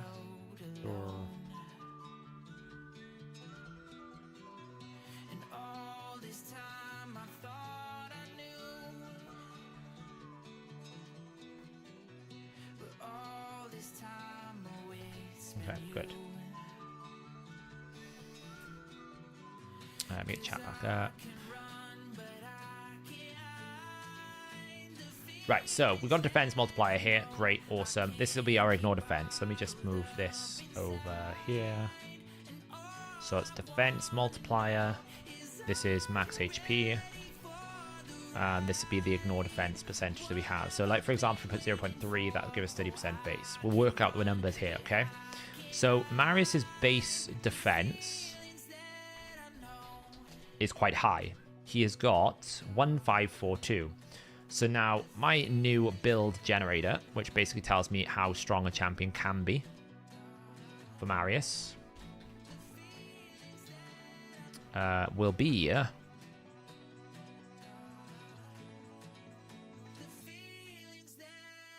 around about. So his defense should be 1542. Is it 1542? Yeah, 1542 times 3.5, and then it's going to get a bonus 1500. So that's a good base defense for Marius. A well-built one, okay? I'm not saying like one for everyone, I'm just saying a well-built one, okay? So we could probably round it out and say 6,500. Because he's got high base defense, right? So that's what he'll have, and then we need to start working out the damage equations here. So for example, we can start putting in things like Heart of Glory. That's 0.05. We can have things like Take It Down. Let me just check what other multipliers we can have here. Because the thing about max HP hits is all the multipliers actually matter here. Because normally when you do it, you don't really care about multipliers because build A versus build B versus build C. If you put 5% on every single one of them, it doesn't really matter. But here our goal is to reach a cap. So all the bonus multipliers we have will be important. So we're going to have a one for Bring It Down. This is 0.6. And that should be fine. What's his books? Let's have a look. Pony. 20% damage. Weaken. Obviously there'll be decapitation, but we're not worrying about that right now. Weaken. Maybe we have protection as an option, so we'll leave that as 0 for now. Let me just do this way because it's easier to do it this.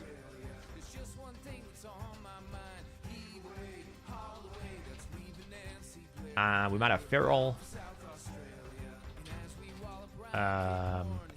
Hey Richie, what multipliers am I missing here? Weaken, Books, Heart of Glory, Protection, Feral. I know there's Decapitation, we're not worrying about that right now.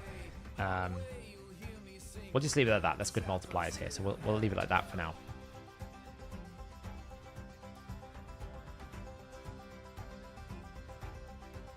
Yeah, I know. I'm doing it for educational purposes, Dutchy. I know we can update our spreadsheet, but this will be fine. Now, the one penalty we're going to have here is the AoE penalty. So we've got 2 penalties we have to have. We're going to have one with Suffering. Oops. And without Suffering. Okay, and the way it works out is like 0.9 times 0.9.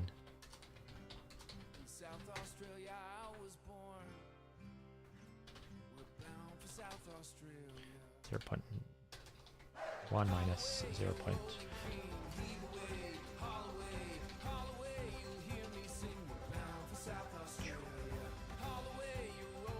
Okay, so these are negative penalties that we're going to have to multiply. Because we're going to lose damage, okay? We're currently working out how much you need to make Marius hit max HP cap. Okay, so these are all the multipliers we got. That's actually wrong, because that should be 1.05. That should be 5%. Oh, I know why I did wrong there. That's better.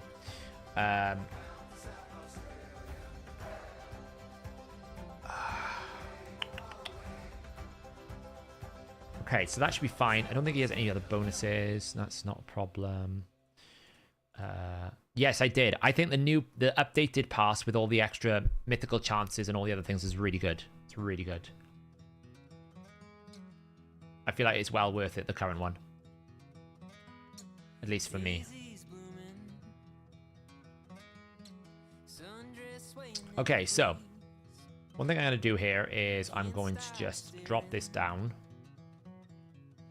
And I'm going to say area bonus, so we've got something as a option here. And I'm just going to put it at 10% right now.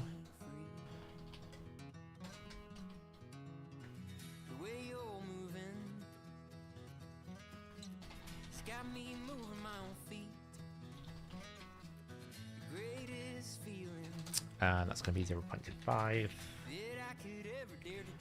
That's going to be 0.3 at the moment.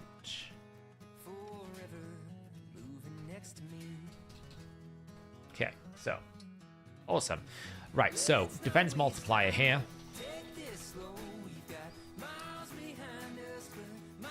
per hit it will be. We only care about one hit. Because we want to hit cap on each one. Right? That's what we're trying to see. Can we make it an AoE newt? That's what we want to achieve. Okay, so what we want to do now is basically pull these numbers out here. And we're going to basically put it here, like so. So what we're going to do first is work out the true damage potential, okay? So we're going to basically say if we had 150%, 200%, 250%, 300%. Let's go a bit more broader there. 150, 175. Let's make these percentages.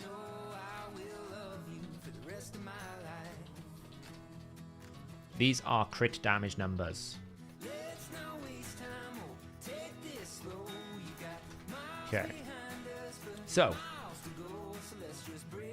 let me just put these away. So the damage should be, the way that it should work is we're going to do that times that. Is it like that? Let me check the formula.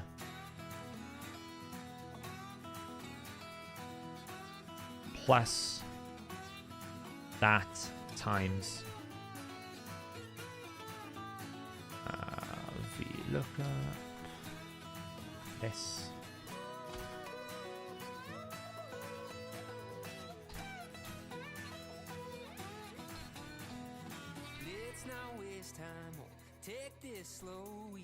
Then lock this out.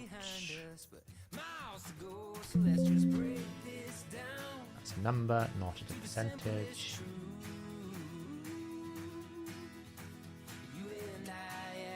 Let's make sure that's going to actually do that properly. No, I always get these diamonds wrong. These dollar signs wrong every single time. We're going to lock these in place.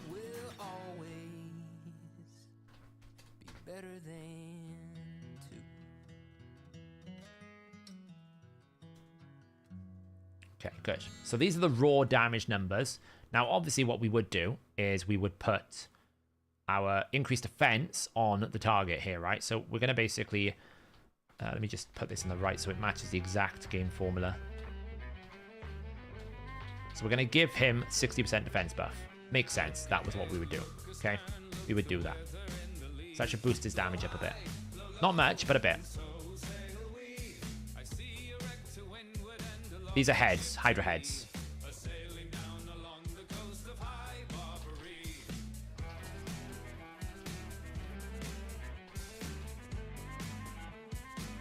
Okay, let's finish up formatting this.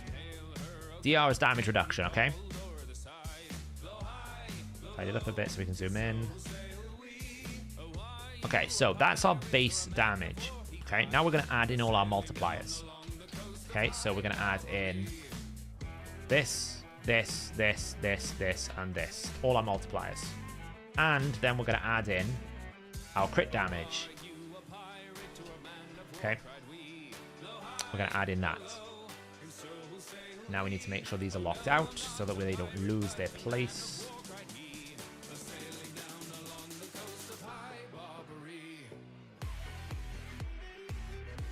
I want that to be that.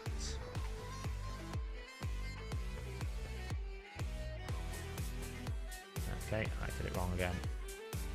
One of these days I'll learn to remember to do it correctly. Okay.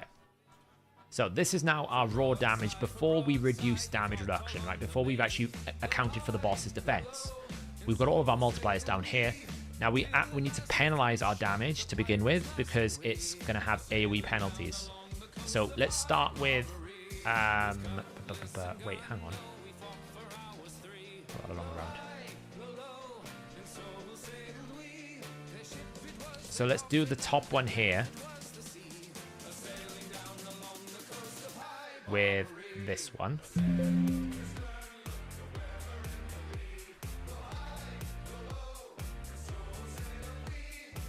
And then let's times it by this. I'm going to do that.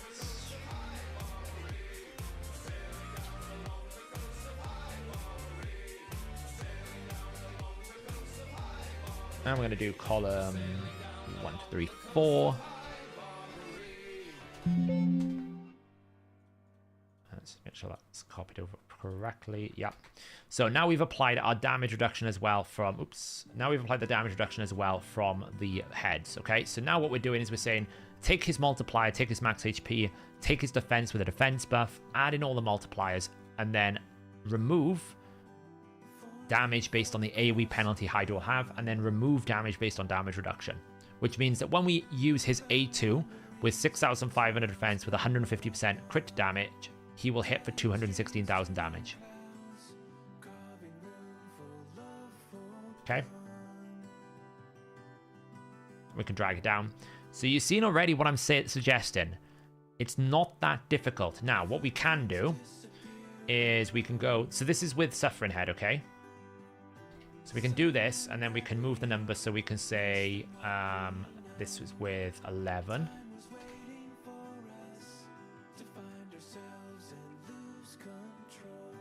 It's down.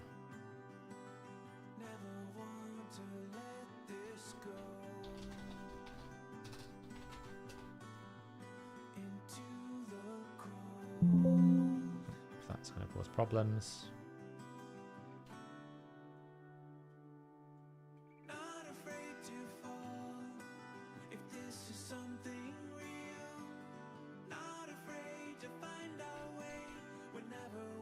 Without. Just add in some styles to make this a little bit prettier. Oops, bold that. Put it on the right hand side here, just so we can separate the numbers out a little bit.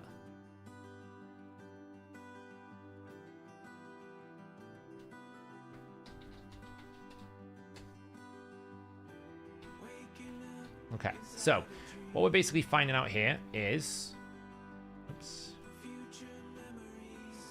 the damage numbers that we've got. I'm just going to get rid of the decimals because we don't really care about those. Tighten this number up a bit. Okay, so that's the numbers. Now, what we need to know is what is the maximum HP that we're going to have to hit. So pretty much straightforward. It's going to do that, isn't it? So what we need to do is the max HP cap is going to be this times 1. Tidy this number up here so we get a bit of cleaner view. So in order for us to hit the cap on the Head of Decay, we need to deal 381,000 damage. So you can see we can achieve it, but it's going to be harder. Yeah, decreased defense is on. Now, of course, we've got a bit of assumptions here. If we don't have Helm Smasher, then it becomes harder, right? So if you've only got 10% area bonus, 30% set, then it becomes much more challenging because its multiplier is not as good. So you can see even if we're at 6,500 defense with increased defense and 350% crit damage, we're still not hitting the cap. Suffering, it's going to be near enough impossible to hit the cap just because of the way it is. But I don't really think you can hit the cap that much with... I don't really think you can hit the cap that well with a Crizier either. Dutchy, can you just quickly check the spreadsheet and have a look to see what the required crit damage for an Acrisia on Suffering with everything up, you know? It is already, look, it's at 1. So I've just basically said no bonus. So we've got no protection, no feral. All we have is books, bring it down, Heart of Glory, weaken.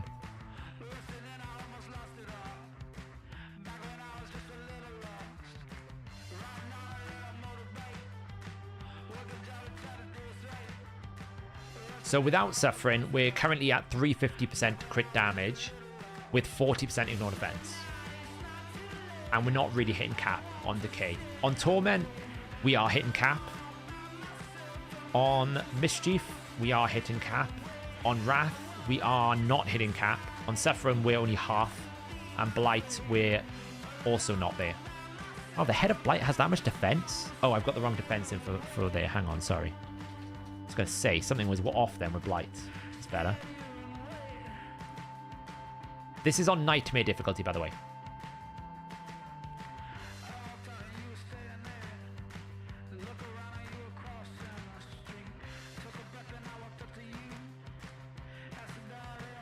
Yeah, of course.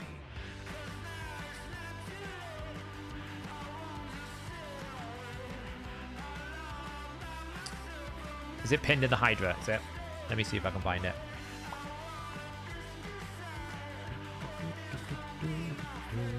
Ah, look, it's the only pinned one. That's great. Whoop. Okay, so Suffering Head, Acrisia. Where is she? Nightmare. So if you have 60% decreased defense, 30% ignore defense, you still need... Look how much you need. Look at this number here. I zoom in, view. Okay. In order for you to hit cap on Acrisia, on Nightmare, A3, you need 491% crit damage. That's with decreased defense, weaken, and ignore defense on. And that is with Bring It Down enabled, Heart of Glory. Let's just put Heart of Glory in. We've included the Suffering Head. We have no Cruelty, and we have no Hero Soul. So 463%. And the reason why is because she's only got a 0.5 times multiplier, and it's AoE. It's really difficult to hit the cap, right? She's doing 91,000 projected damage. Now, on our side, Marius is projected to do 188,000. Right, because this damage here is projecting like what you'd need, like what damage you'd get.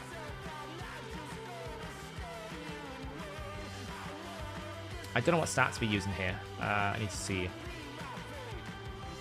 I can't remember what stats we're using. It doesn't really matter with her because she's got book multiplier, target multiplier, heal reduction, stat multiplier. We haven't really got the stat multiplier on her, so it's a lot more. Yeah, this is obviously just flat, okay? So obviously you'd need a lot more, right? So even if I take out the 10% ignore defense, this is assuming how much is it in assuming ignore defense? Did we put ignore defense on this? Yeah, we did. Look, yeah, 30%. Of course we did. So 91,000 versus 164,000.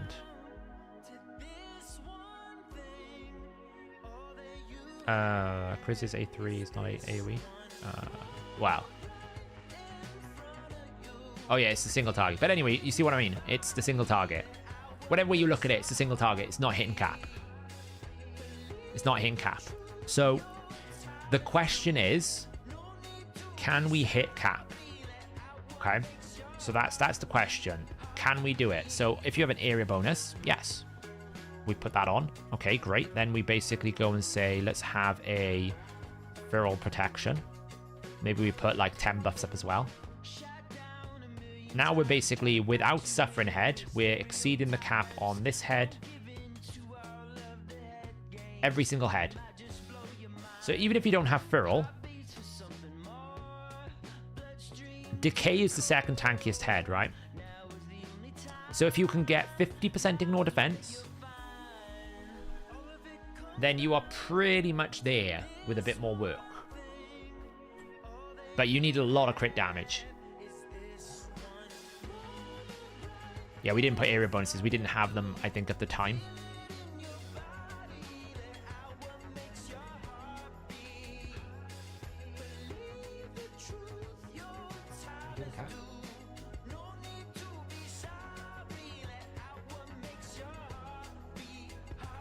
So it's going to be the way it's as I thought it would be. It's a bit like Acrisia, where you are going to have to fight to get to cap because it's AoE and it's a low multiplier. But because he's got this defense multiplier, it will help him. It will improve his chances of getting there versus the Acrisia. Well, I mean, yeah, if you imagine, right? I think a lot of endgame accounts will probably be able to hit 350% crit damage quite comfortably. I mean, they'd probably be able to hit higher. This is not assuming he's awoken. There's no awakening here. If you put awakening on him, this number goes up to like 7,500, you know? This is his multiplier.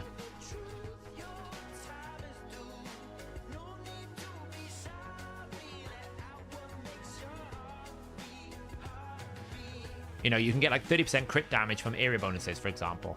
You can get 45 or what is it, 38% crit damage from blessings.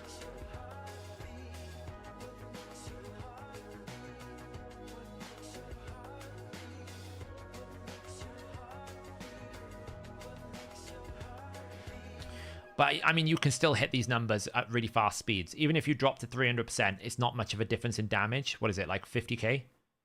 So you could probably hit 300%. I mean, I've got a Zenogre that's like 300 speed, 300% crit damage. It's quite... With the new buffs and stat blokes, it's not hard at all. Could you demonstrate this is a bit easier by comparing Husk and Royal Guard, since Royal Guard has an attack multiplier? Yes, I can check Royal Guard's attack multiplier. So if I just save this as Pony, duplicate.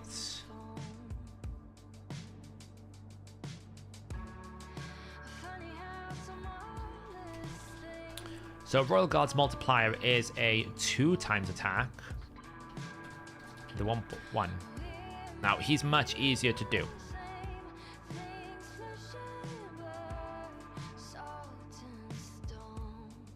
Yeah, it's just easier to do it here, Dutchy, because I don't have to change anything.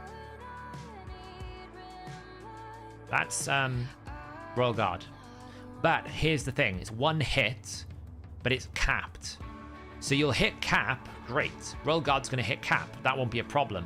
But you're only going to do like a combined total of, like, if you start with Decay, Torment, Mischief, and Wrath, what's that? 1.2 million? Whereas the Pony at 300% will do Decay, Torment, Mischief, Wrath 1.1 million, but it will do 1.1 million. Was it 1? It will basically do the sum of this 3 times. So whilst Royal Guard will get 1.2 million, cool, he's going to get 3.4 million. Because he's going to do it 3 times. And what you got to remember is the Hex is applying to all 3 of these hits. So Hex will basically apply 1, 2, 3, 4. So it'll be 1 to the 3, so 9. And it will times it 3 times. So like, it's like 1, 2, 3, 4, 1, 2, 3, 4, 1, 2, 3, 4. So the first hit was there 3 times. The second hit was 3 times. The third hit was 3 times. 4 hits. So that's 12. 12 times 4 is... No. 1, 2, 3, 4, 5, 6, 7, 8, 9, 10, 11, 12. Yeah, 12. So we'll do 12, 24, 36, 36. I need a single hit, not combined. Yeah, no. Yeah. That times 0.02, and then times that by 36. So the Hex should do about 2 million more. I'm trying to do very, very rough maths in my brain of how many times Hex is going to activate. I think it should do...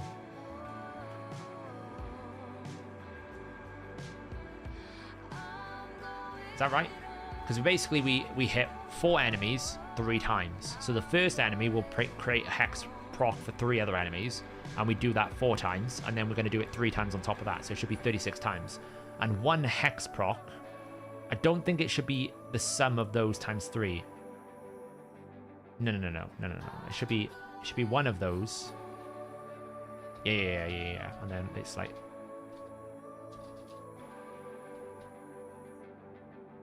Yeah, and it's basically the sum.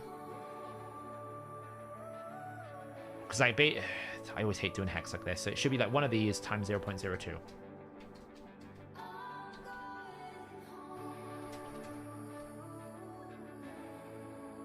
If this adds up correctly, then I know it's fine. Yes. So it's one of those, and it's that. Then it's basically that plus that. And then you do that times 3. So 1 Marius A2 should be, based on this number, which is still not cap, so 6.5k defense with increased defense, with 300% crit damage, with no feral protection, with no feral, no protection, simply weaken, books, decreased defense, and 50% ignore defense, which is a maxed out area bonus in the set. You could even do this.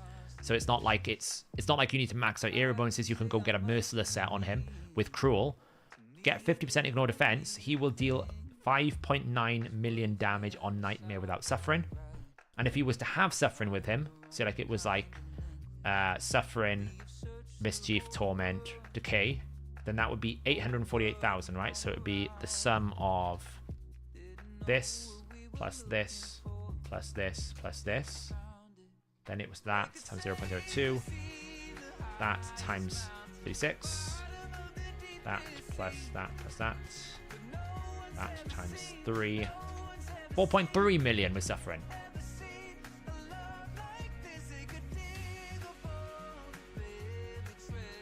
That's with 6,500 defense with defense buff up, yeah. Which is reasonably achievable, I would say it's reasonably achievable. Considering his high base defense, which is 1542, it's relatively high for base defense. I don't think you'd struggle to do those numbers. Like, if you've completed all of the Marius missions, for example, you're not going to struggle with those numbers.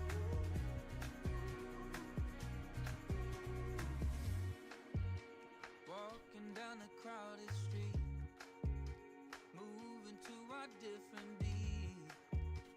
All eyes are on us now. Oh, but we don't care, do we? Oh. So apparently the game glitched and I just accidentally summoned 10 mythical start shards. Did I get anything good? Whoops. Anything interesting here that I've got? Because apparently I just summoned 10 stones because the game glitched on me. It doesn't look like it. Oh, we pulled a 4-star Sinacia. There you go. Whoops. That was an unintentional bad thing. Thank God it was only tier 1s, that's all I'm saying.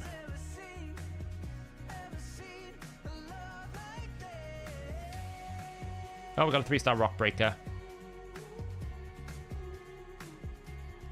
That's kind of annoying.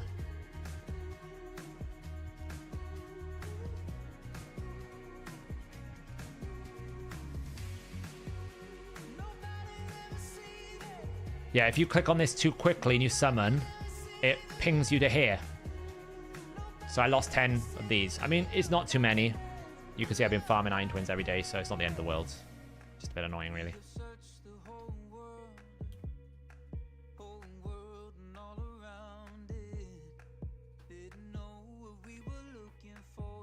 Yeah, it's not too bad, thankfully.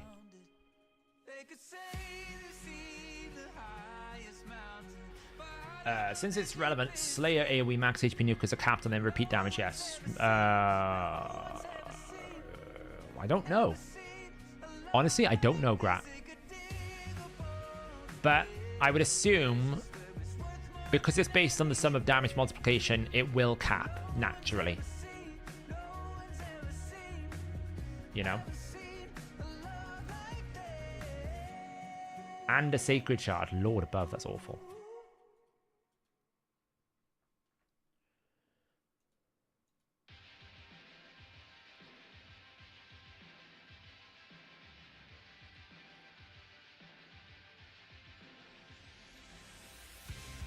Yeah, because what the big difference in Marius, by the way, is if you don't have the defense multiplier, say like he got no defense multiplier, then you lose out a lot more. His defense multiplier gives you a little bit more bonus. See, look. He's basically lifting it up by 20 to 25,000, so that's quite a good amount. It's still not going to be his thing, but like, stat bloat is so out of control now with different multiplication effects. It's actually quite easy. Like, technically, if you really wanted to, this is the kind of ignore defense you could get to. And we haven't even talked about Crushing Rend. Right? If you actually put 31% on him with a 40% ignore defense set and a 20% area bonus, well, now look at his damage. We're exceeding cap now. We're actually hitting all the caps, see? So if we do that, we hit all the caps, then we're doing that.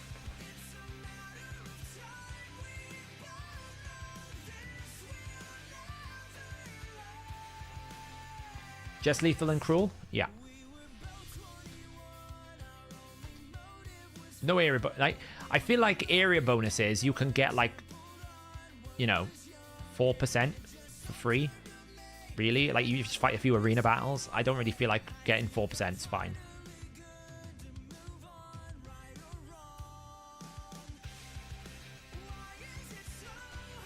$5 million. Yeah, decreased defense is on, and as is weaken. Yeah, we basically assume decreased defense, weaken. You've booked him. He's got 6,500 defense, and then these are the crit damage numbers. And then we've got the ignore defense numbers calculated up here. And all we've given him is Heart of Glory, bring it down. We've booked him, and we put weaken. That's all we've got. Very basic stuff.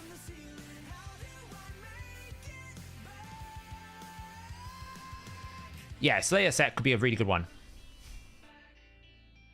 You've got RBS. Crazy. But yeah, 5 million. Even on that. Because it's AoE, see? Now, the Hex is a big part of it. The Hex is giving you 25% of that damage. This is why I say to anyone who ever runs Hydra, if you don't run Hex with your Hydra team, you're doing it wrong. Hex is like one of the most important sources of damage in Hydra. Yeah, it's fine, Colton. Yeah, I've built it in here. See, if you look at the damage reduction, you'll see a 0.6. 0.6. I've built it into the damage reduction formula.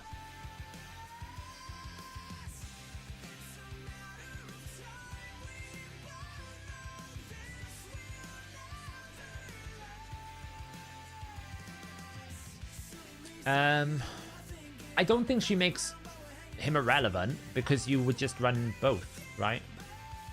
If anything, Stu, I would say it makes Newt irrelevant. If I'm being honest, it probably hurts Newt more than it hurts Acrisia. But what it does mean is people now have access to the double AoE. Because if you imagine, right, this is on Hydra. Let's just take something like what element is he, by the way? He's Void, right? I mean, the clear example of use, Shogun Grove. We can't use Newt on Shogun Grove, can we? Because of his... Well, you can, but you don't want to because of his affinity. You can do it, it's just very inconsistent. Well, you would replace your Newt with this guy, right? So what you could do is you could say, well, look, we're not getting any penalties anymore. And then we say let's just put, let's say this is Shogun Grove. Let me just put it down here, actually. Oops.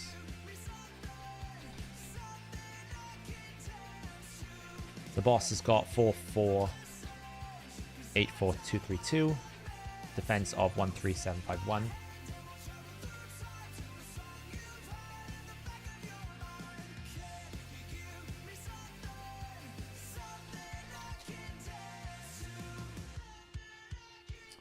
I just need to lift this down to 8.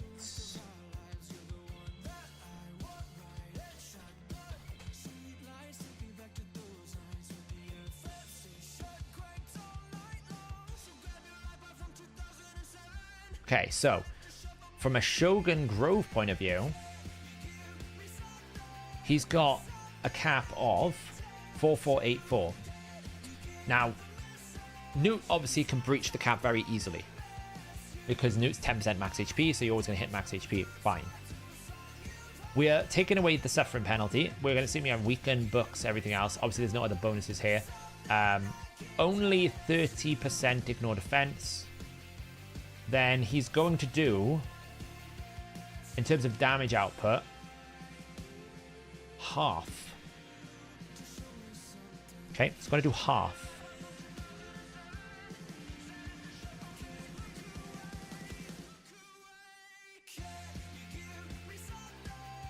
You beat P7. Congrats, Acrobat. Well done. So, is it going to hit cap? No. Right? Because obviously it's not 10%. But how much is that going to do in terms of one hit? Well, it's going to do this times 3. 634,000. That is equivalent to a good, I don't know. He's going to knock off about 14% of the boss's HP. So that's a potential option. I mean, it may not be worth it, but that's because I haven't really rocked up the ignore defense. When you start doing like, put 10% area bonus in, put like 25% helm smasher in, now he's hitting cap. We didn't put crushing rend on, for example, right? So if we put 31% crushing rend, right? Well, now he's doing 1 million damage. And then if we put Helm Smasher in, now he's doing 2 million damage. Now he's almost like hitting cap he's hitting cap every single time now. So actually, if you have Helm Smasher, 20 with Crushing Rend, and you get Lethal Cruel, then you hit cap. You hit cap even with 200% crit damage. Ignore defense, Crushing Rend is the key. That's the big thing about him. This is why Crushing Rend is like breaking the game for me. It's just, it makes things so much easier. Yeah, I've done my dailies. Yeah. Well, it's only a 3%, so essentially it's like 70% less value. Like, if you think about it, Royal Guard, Newt does 10%. So therefore he always hits cap because he's got 10%. He's only got 3%, so he has to work a lot harder. That doesn't mean he can't hit cap, he just has to work a lot harder to get to cap. So if you get a Crushing Rend on him, with Helm Smasher, you kind of push yourself up into that break point, but you could just go Merciless, and then you will hit the cap at 350%. And that's without any area bonuses, which you can get now.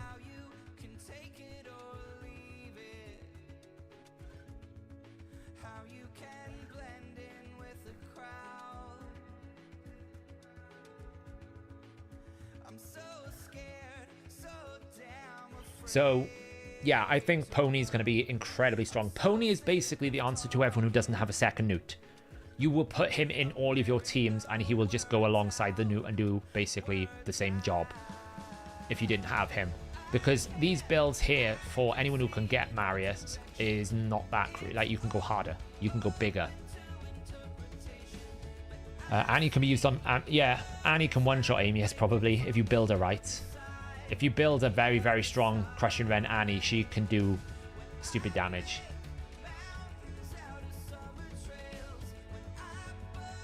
You don't even have a first Newt. Eek. Has anyone pulled Padraig yet? I think a couple people have. I think Padraig's going to be quite good. I don't think he's super OP. But I think he'd be quite good. I think he's worth picking up, you know?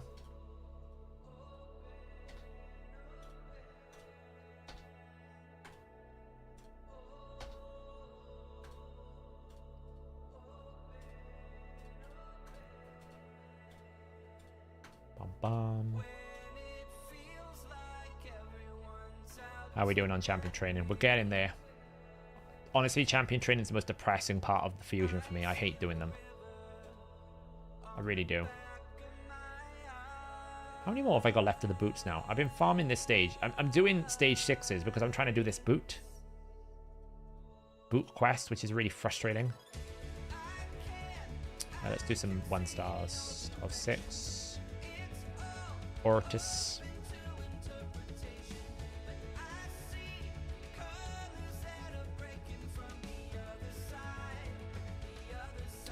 Padraig's biggest MVP spot for me is he's probably the only other one apart from Marichka that really has that absolute power of cleansing your lost max HP.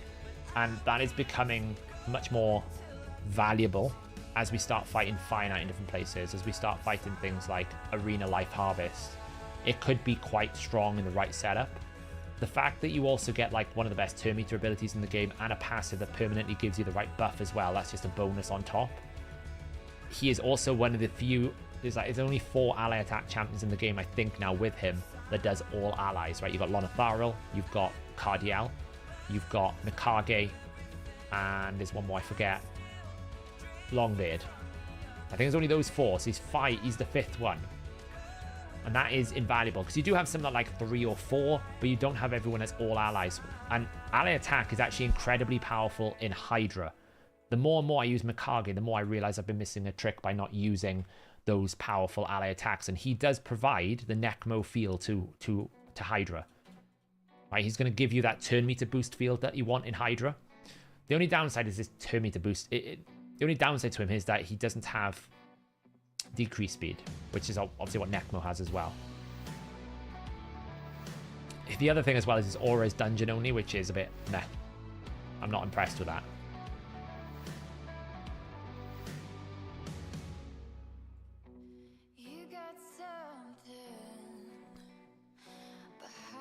Farm 1 mythical boots. What's that one? You need Ender Moonbeam. Yeah, I've heard a lot of people need 1 epic or 1 this. Like Mikage is just, it's like Razin. You do Razin, you're just like, I need one.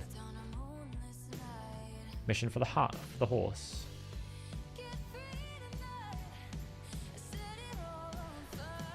I'll add it in now, Sawas. Yeah, so the biggest problem, I don't like his aura being dungeons, because we see it all already with Alatrian and Zenogre. They're great in the dungeon, but there's actually quite a lot of content now that isn't dungeon based, like Hydra, Arena, Centranos. It's a bit of a letdown, and it's not a very big one either. This is actually, these types of abilities are becoming very powerful. This in Hydra, potentially very, very good. This in Hydra, very, very good. This in Hydra, very, very good. And then this is even better in Hydra, because what's nice about this, and it could be a problem, you gotta check it. What's nice about it is everyone gets a buff. So many times we have champions like Rathalos, increased crit damage. He only buffs himself. Now you've got this problem where it's like, well, I need to find someone who could do AoE increased damage because he's got one buff more than everyone else. Whereas this always guarantees that one buff goes on everyone. Now the problem is, if you bring someone that has increased defense, then the support's going to have the only increased accuracy. So that's the only downside, that you still do technically have the problem, but you're more likely to be having your support or HP champion being your mischief tank, so it's less of a problem, right? For example, this could be quite nice with an archer kind of champion who does that increased accuracy on her own. So you're less concerned about this, right? If I put increased accuracy on my, I don't know, let's just see. If you put it on himself, he could become the mischief tank and just make him high resist. It's not so bad, right? What about someone like Morley, for example? She is a support champion. So if she gets increased accuracy, great. You're giving her increased accuracy buff every single time she takes a turn. As long as he's slightly faster than her, she will always have double the amount of accuracy she needs, which is really, really handy. If you can set it up properly, it's really good. And because everyone is getting the buff, it basically means that you don't have the same issues you have with a solo buffer. So I actually think he's very good. 112 base speed as well is really fast. This fully restoring all destroyed max HP. Do not underestimate the value of that in Arena. That's really good. So you can only really run one Trunda team though. That's the thing. Like, there's not many people that have like 3 Trundas, 6 Yumikos. Very few people that have that, right? You still need good champions, and I'm looking at it from the average player. The average player doesn't have Trunda teams, so I actually want the new High Elf. I actually think the new High Elf's better than the Bannerlord. I know it's a hot take. I actually think this is better than the Bannerlord.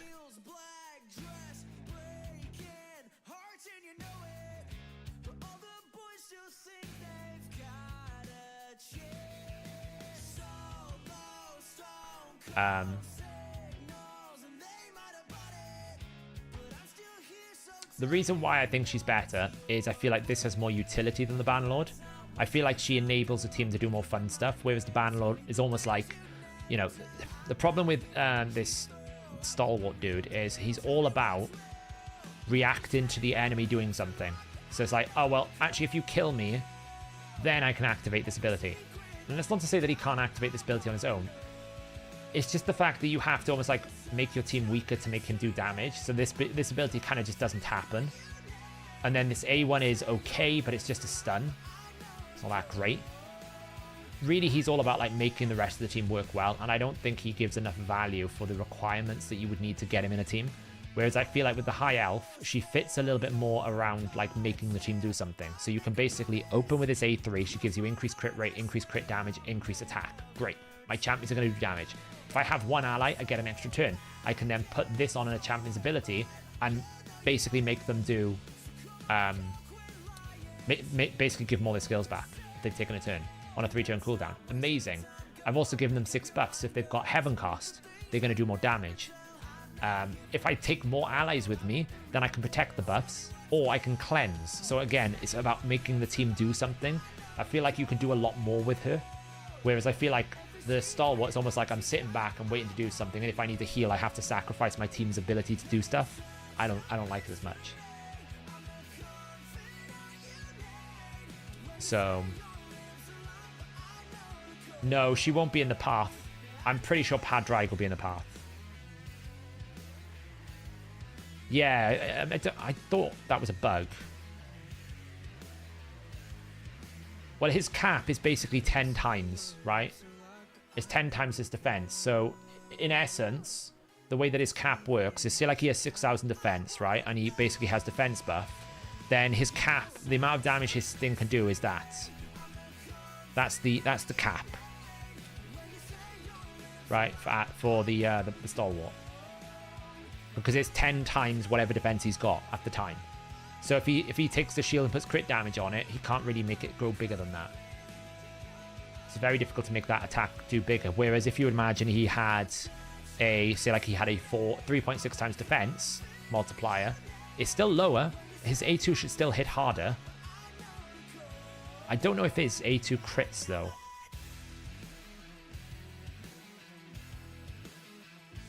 Then removes all shields from bad attacks while the damage delta is equal to the total value of the shields.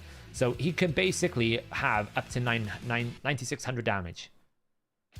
That's how the cap works.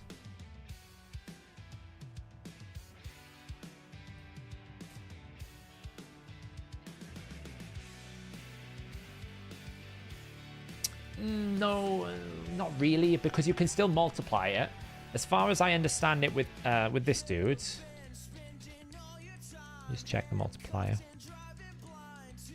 So you can still multiply it because it's not fixed damage.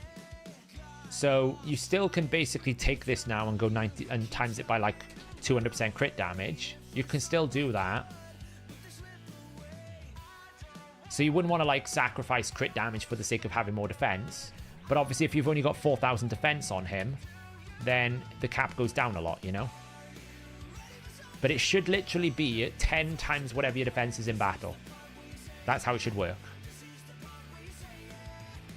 But you got to remember, he's got to go through ignore defense. He's got to go through all these different factors like every other damage dealer. And a big part about the reason why you're probably finding his damage doesn't match up to other people. He has no damage books. He has no damage books because of the heal. He's got Timot's problem. This is why Timot doesn't do any damage.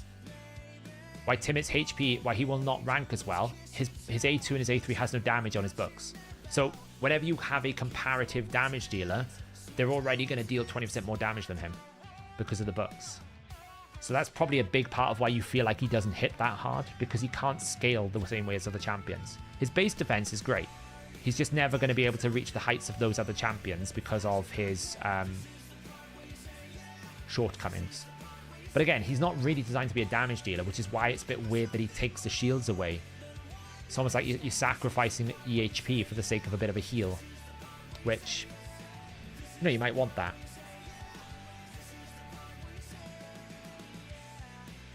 He is, yeah, but what I meant is when people were analysing whether or not he would deal any damage, it's because he has no damage books is why he doesn't scale as well. Yeah, exactly, Liam. That's the point. You don't want to take the shield off, which means you then make one of his abilities useless, which means he's just a bit of a stun and protect bot. Whereas I feel like with Fina, her passive is actually really good. And it synergizes quite nicely with her A1. So when she attacks with a counterattack, someone else is going to join with them. They then deal 25%. They don't have the penalty. Whenever a buff is removed or stolen from an ally, when it expires, you get turn meter. That's surprisingly going to be very good in Hydra. If you set it up correctly, that's going to be very good in Hydra, because what you're going to do is set up 6 buffs. You're going to set 3 buffs on everyone and 6 buffs on a single target. That's 60% turn meter over a rotation. Constantly firing. You're going to power your team through. Whether or not you can... I think you can construct a very good Hydra team around her. I don't know whether you have the firepower to go all the way to 3, where you then have the protection of the buffs and the ignore defense. But I definitely think even one combo with her is very good for that reset potential. Because remember, this doesn't actually have to go on a damage dealer. It could go on a provoker. It could go on someone like an archer. It could go on someone like a Necmo. It can go on someone who you just want to basically get a reset on. Go on anyone you want. You could even put it on a max HP champion, put resist on them. It could even be used on low level where you can put a decreased accuracy out on someone. And then the fact that you've got like maybe a 5-star blessing on that DPS of yours means you've got a lot of resistance. You've got area bonuses with resistance. You don't actually need to worry about the mischief head, which means that this doesn't matter about having that protection. The ignore defense is nice, but you don't need it anymore because of all the available bonuses you've got. It's the triple buff into extra turn into single buff reset that's really powerful. And you can run it with like Islin. There's your Provoker. And then if you want an AoE max HP Royal Guard, so there's your 2. You get a cleanse, an extra turn. You get a reset on one champion with 6 buffs on everyone. And then whenever a buff is removed, you get turn meter. I think that's really strong. And you also get a turn meter when a buff is placed on an ally. That's not even her buffs. That's any buff. So anytime you buff your team, if you've got someone in Blood Shield, every time they attack, they get 3% turn meter. Every time you get Lightning Cage, turn meter. I think she's better. You also get speed in all battles, which is powerful. There's not many, actually that's really high. There's not many all battle speed auras above 19%. So you can use her in Hydra, put that, and you give crit rate for all allies for the High Elves, if you want to use her. You could even, if you wanted to, if you wanted a better Provoker, use Deliana and use her block buffs. Deliana's still a very good block buffs champion. You could use Tatora if you want to for the Veil. Not the best option, that's the weaker of the lot. You could use Lonothal as an ally attacker and pair it with her concept of having no penalty for ally attack. You can have Arbiter. You could basically replace the Nia with her and have Arbiter instead. And that way, you're getting the buffs that you need and this, and you're still getting the extra turn, and it's helping do damage. I think people probably looked at it and went, oh, I need to get 4 High Elves. Where am I going to get 4 High Elves from? In this faction, I'm like, no, don't think like you need 4. Just think like you need 1. Because it's the extra turn that makes her incredibly powerful. Because this then becomes a 2-turn cooldown. Because I'm going to go 3 turns, extra turn. Now it's on a 2-turn. This one then goes in. And then I do an A1 and I'm back to this already. So I'm cycling really, really quickly. Actually, it's not even that. It's like 2, 3 to 2. 2 to 1, and then straight back to that. Extra turn, back to that. Just having 1 High Elf is a big one. Any tips for hard 1-1 floor? Yes. If you can't nuke them, crowd control them by just basically cycling provokes as much as you can on the Siphies. It's not easy because they can cleanse. You want to try and kill the Siphie as quickly as you can. If you let the Siphies and the Rotuses alone, like once the Siphies are down, the Rotuses should be managed, so it should be fine. Yeah, you could use Bellinor for decreased defense and weaken. He's great. And he's got a crit rate aura. And he's got a crit rate buff. You know, Supreme Elhain is probably quite a good damage dealer as well. Like this, if you stack up 10 debuffs on all enemy heads, is going to hit hard. You know, she's not the best Hydra champion in the world, but certainly like that. And I mean in Arena, Arbiter, Lysandra, Fina, Supreme Elhain. What else do you want? You don't need anything else. Arbiter, Lysandra, Fina, Supreme Elhain. She will break through pretty much everything with all those buffs on her. You know, you could even go Arbiter, Lonothal, Fina, Supreme Elhain.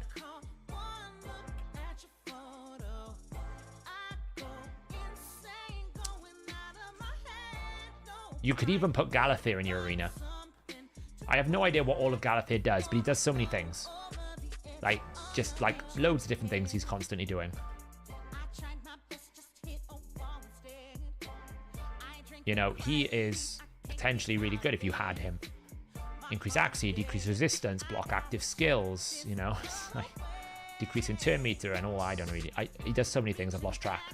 Ryan Perry, thank you so much for the $5 for the first super. I really appreciate it. Thank you so much. I really appreciate it. Yeah, it's not necessarily a nightmare competition, but if you get it down to like a brutal or a hard, I think she's really good. I think she's really good.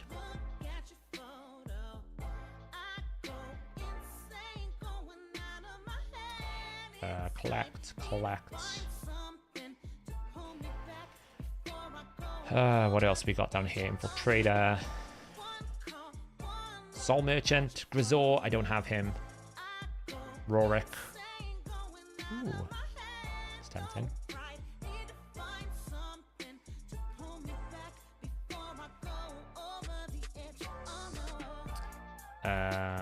Increase the champion level 3 times.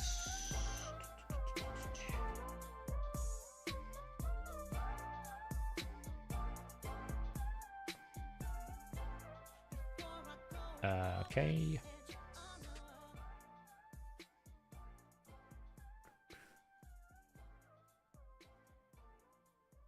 Boom.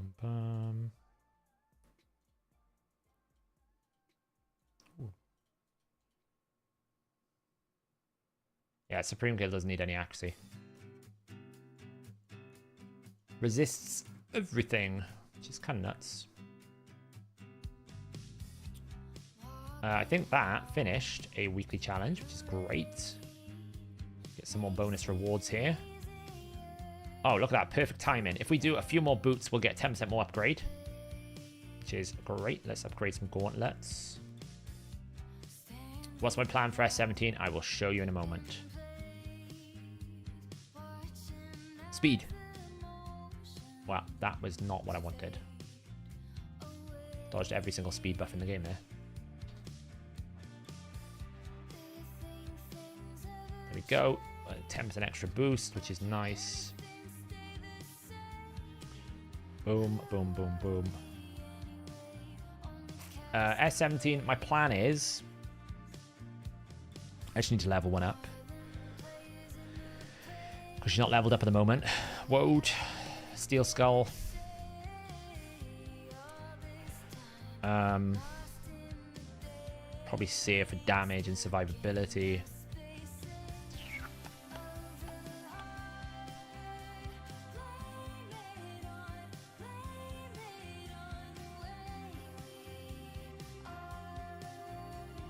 It's probably going to be High Katoon.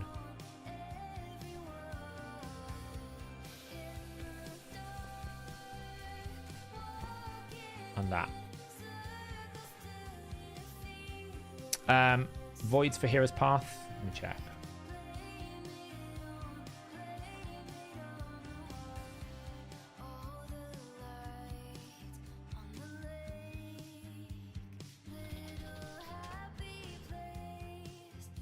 If someone wants to know, like, this is the Blizzard path, okay? This is the Blizzard path.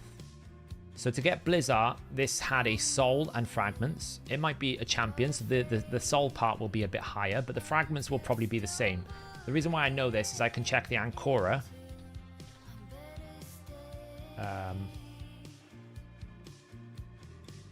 Like the Lover's Path. I can check the Lover's Path here, and you can see it was similar. So if I just do this and drag this to the side, you can see the similarities.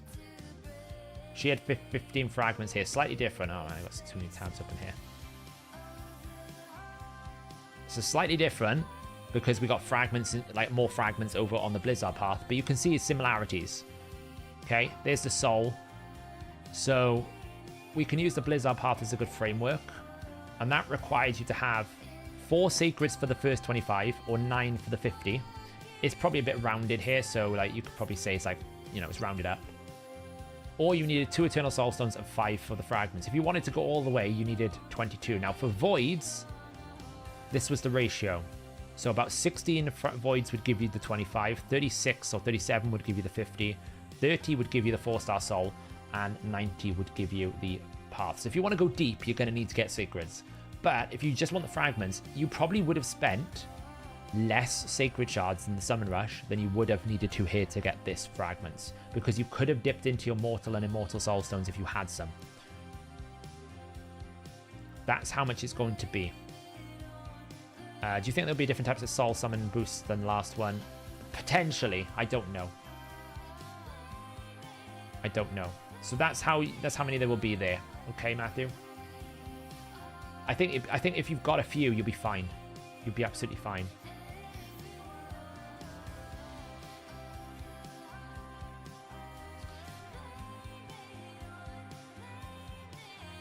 There could be still. My plan is to kind of look at, see what the path is going to give me, and then have the big picture. I've got everything available. I've just basically hoarded everything, so I've got everything available to me, and then I can make the best decision as to what I need. I chose to summon my mortal and my immortal stones during the booster because I didn't feel like it was going to get a better opportunity. But the Eternals, it made no sense to pull then. This is my plan at the moment, so I need to level up probably the Woad and the High Katoon to do it here. Because what we're going to do is we're going to use Woad's Reflect damage to get 5 hits. And then we're going to use Faultless Defense with this to get 5 hits. And that should knock the shield down. Now, the only downside is we have no cleanse. Really. So there's no, like... There's not really any sort of, like, block debuffs. other than a Hakon. We might have to bring a Hakon instead, or a Loriaka. If so, that's going to have to drop the barrel. And we're just going to have to try and like kill it with ignore defense on Seer. Probably. We could decide to bring Sky Touched, but it's going to be hard to keep her alive. But she doesn't do decrease speed anyway. I was thinking she does decrease speed. This will heal us though. We'll get a good heal from Woad Painted. Woad Painted will heal us a lot. Because you get surplus healing. So if you make Woad Painted very tanky, high health, she'll heal a lot. The only thing is losing max HP on her is a bit of a problem. So I will have to try and fit like a curing set on Steel Skull or something.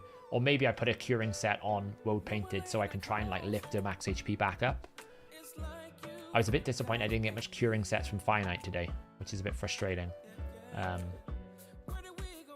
He could be quite good as well, but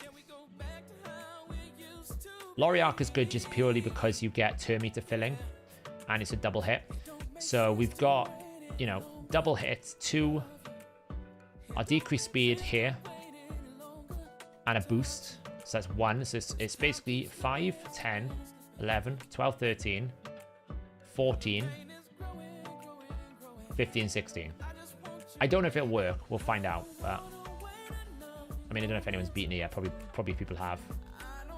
Garrel, cheating. Sentinel for heal reduction could work. Yeah. It's going to be a bit slow, whatever we do. Alas, we're starting to see the mythical champions become dominant, aren't we?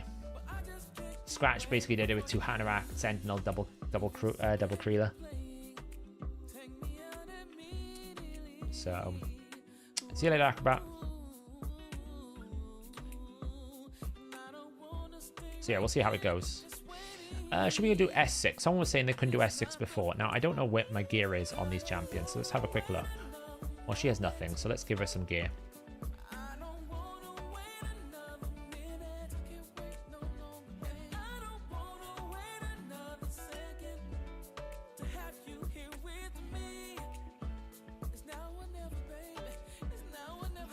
We've got accuracy. It's not bad.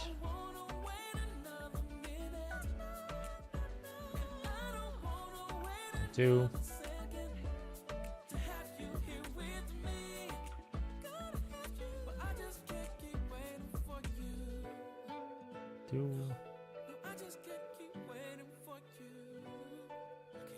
So now I need like speed, accuracy. Let's go. She's kind of my main damage dealer, so we kind of want to have a good sort of set here. Let's do that. Lovely. Attack percentage.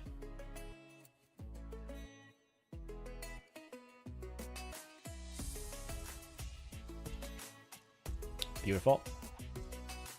Probably got enough accuracy now. I don't need much more. Crit damage, crit rates, speeds.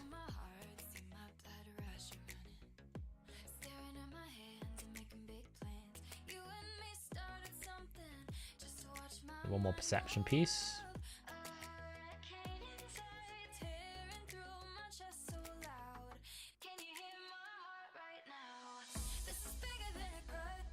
And then we take a fatal piece. And that to finish off. We're overcapped on crit rate, but it's fine. It should be okay. We even have masteries on here. Look at this. What's wrong with this? We don't have all the masteries in the world.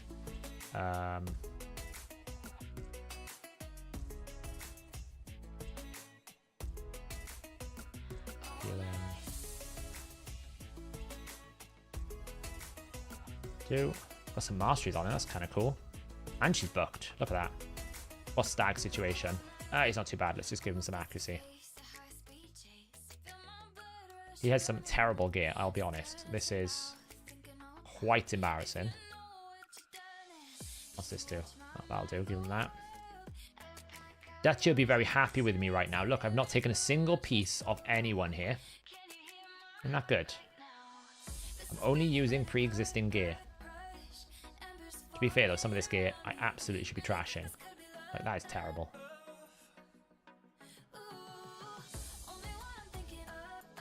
That's truly terrible.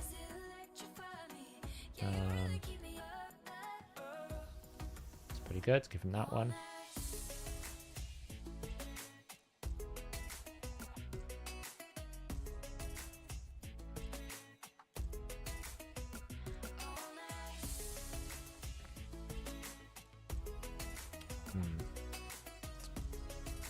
This one we're gonna have to swap because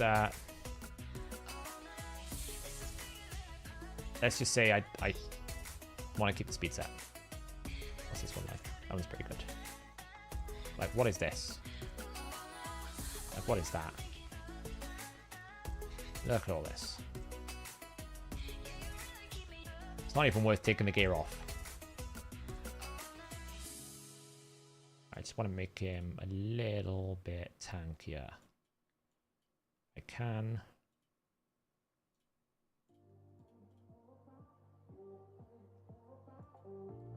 Yeah, I think this is why I think the path is going to be big. I think they're really kind of like, I'm surprised they didn't do like summons across the weekend. I expected them to do that.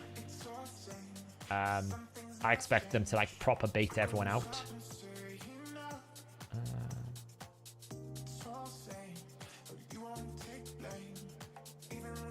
Okay, we have two.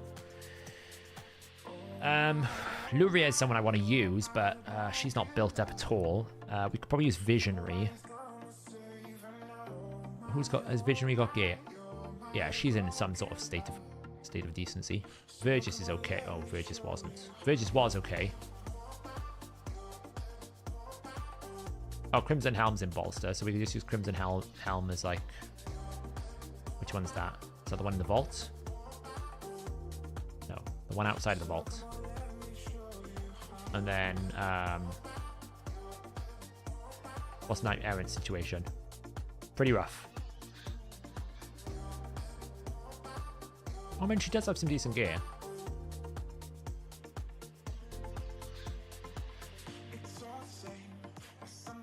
Spring Marksman.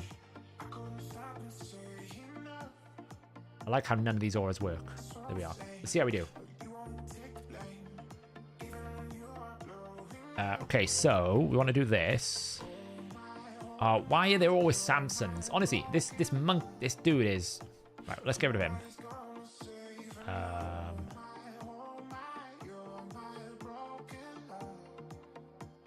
Okay, well, this is quite frustrating, isn't it?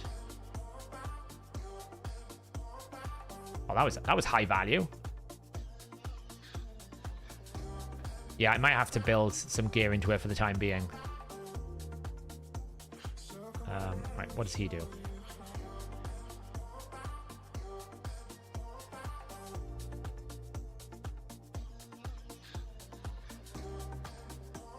God, these Samsons are...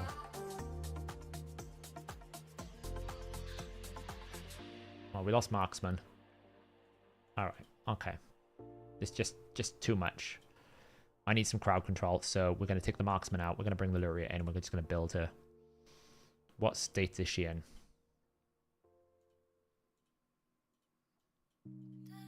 Be happy to know that the game's notifications have started working again.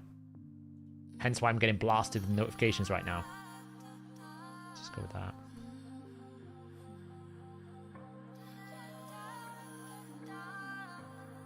I'll do.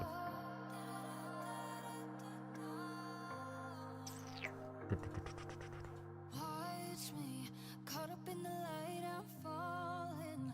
Tripping to the night, I'm all in. Drifting in your tide, we're flowing. Okay, let's try again.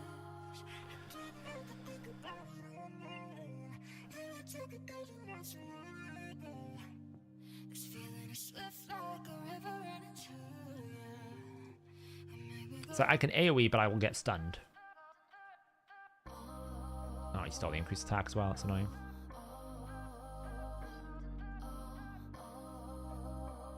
Oh, interesting. Didn't get it. So I can freeze him.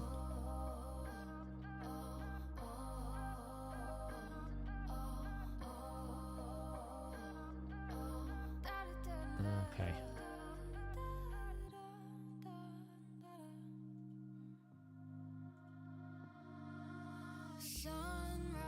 Ah.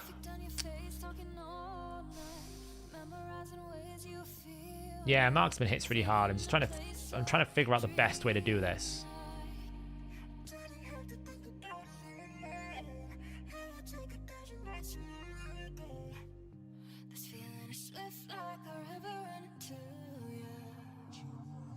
See, like, I really need Lurie to go first. She's not fast enough.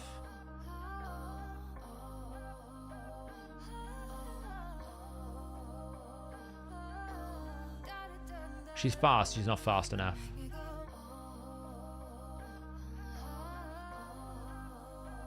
Because she's just got random gear on her at the moment. I haven't built her at all.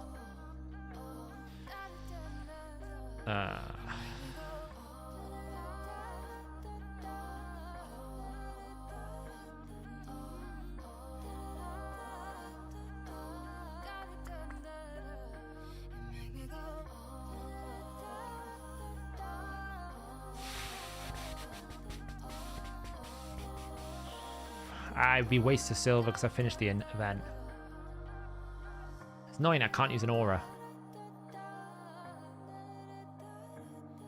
It's fine, I think I just AoE and hope for the best. Oh, I killed him.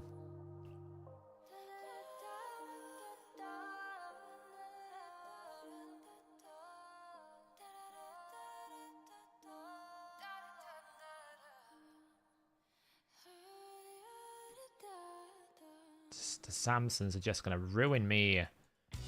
Ah!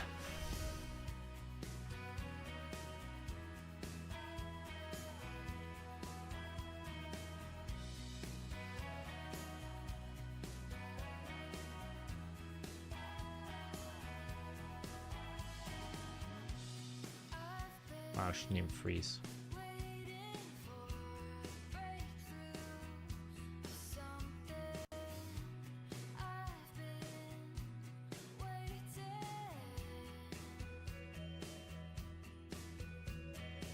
It's the Samsons they are because they're just perma-stunning me, which is really frustrating. Okay. Not worried about this fear here because I can... that and I...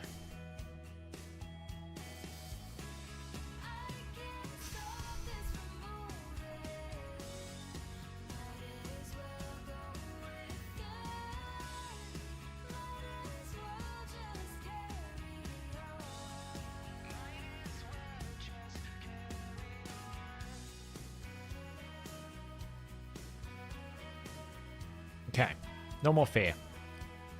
Hopefully we're not going to get smashed by the Samsons. That hurt. Alright, well, we're alive.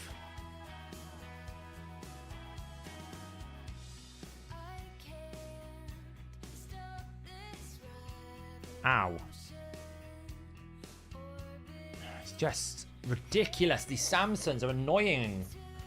Oh.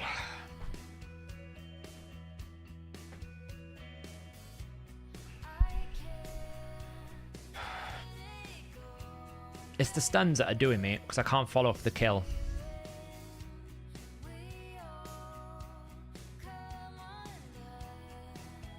Alright, well, let's try instead.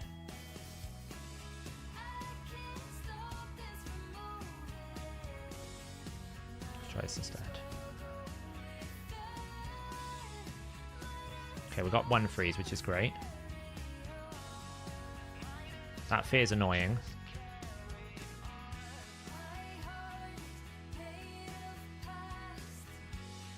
The fears that are freaking annoying. No, nothing you do, you can't stop the CC because there's no block debuffs, there's no cleanse, there's nothing. I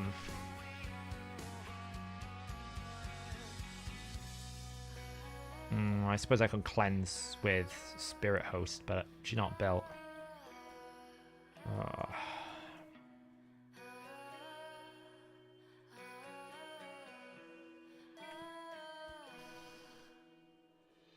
Speed defenses here.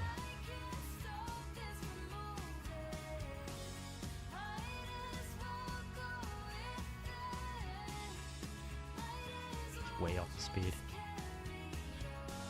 Alright, well. Let's find some different speed builds for her. He could work, I guess. And bring him back in. What's this? Terrible.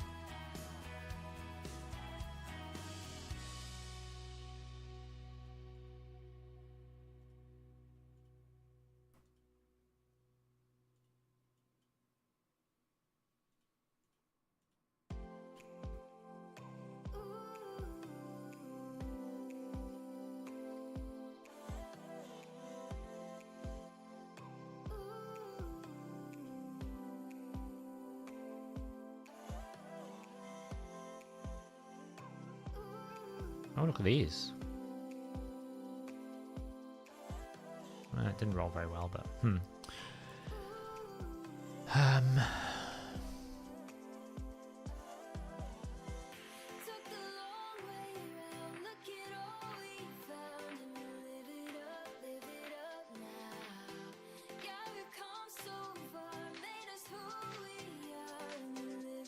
no crit rate's a problem. That's pretty good.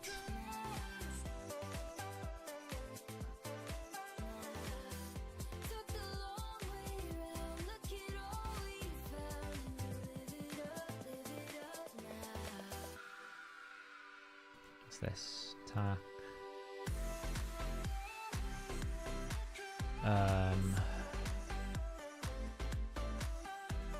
Touch. Okay, let's bring him in for...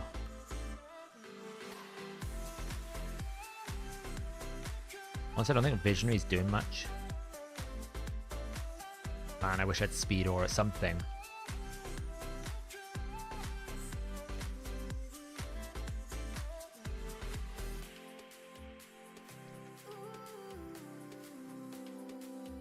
Right, this... It's not enough damage, look at that. Wait, did Visionary give me increased attack or just increased crit rate? Just increased crit rate. Don't think anything here can give me increased attack. Oh, Giscard can. I really do not want to have to level a friggin' Spirit Host for this.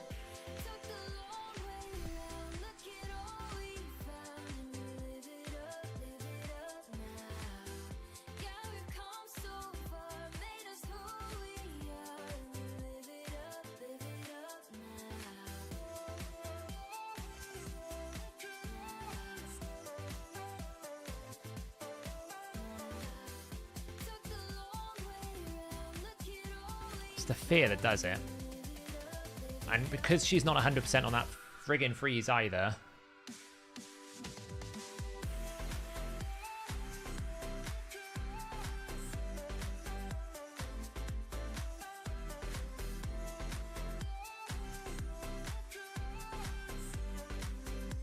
I don't really see what Marksman's doing, but this is not 100%, which is a big problem.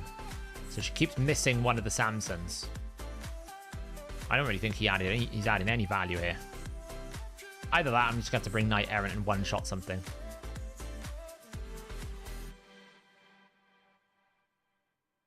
Night Duchy.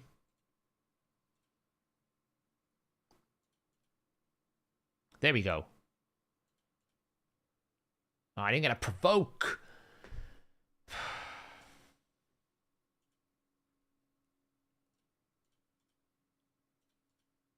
Well, block buffs at least. Oh, man.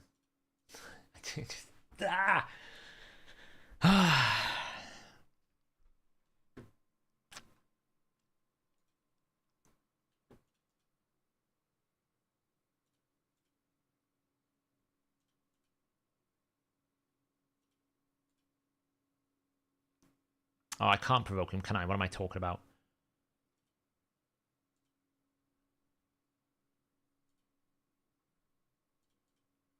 Man. This friggin' Leorius.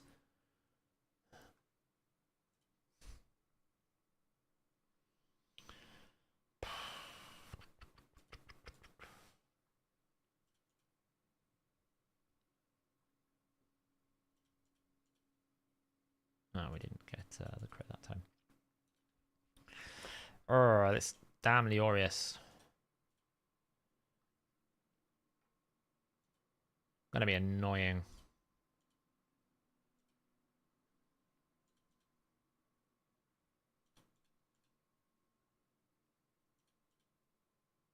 Yeah, freeze.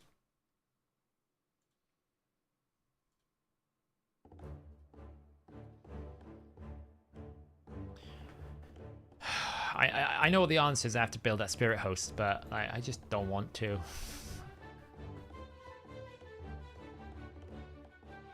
Freeze. Nice.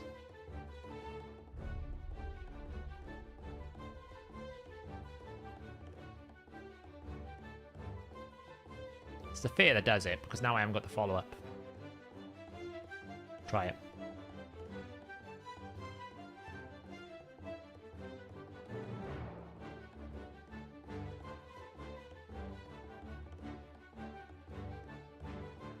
Oh, I nearly killed him. Okay, it's fine. Oh, come on! I lost so much HP there when I didn't need... Ah, you... I lost so much HP because of the fear. Ah. Ah, that was so frustrating.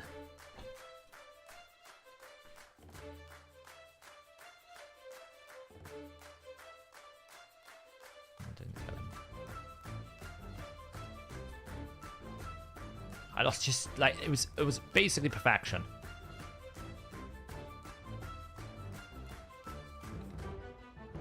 But I just lost too much health.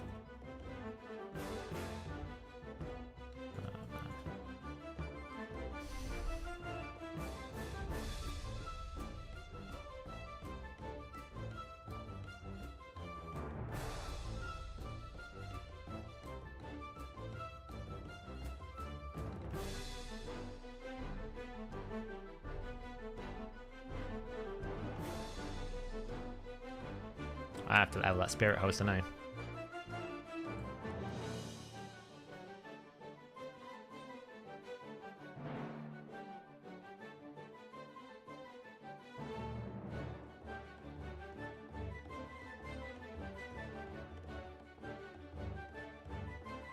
There's the fear.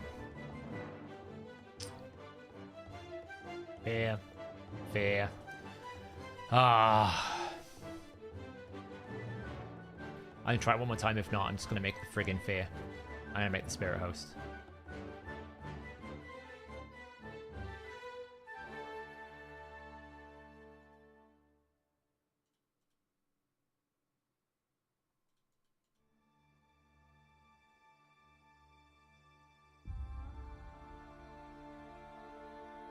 Good.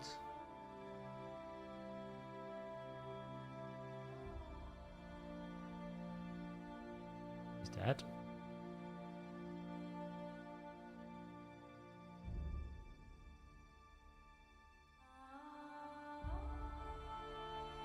Spirit host it is.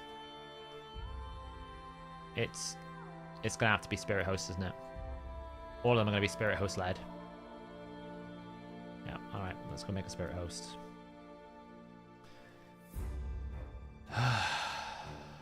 Evelyn, a champion I'm never gonna use again. But okay, where is she?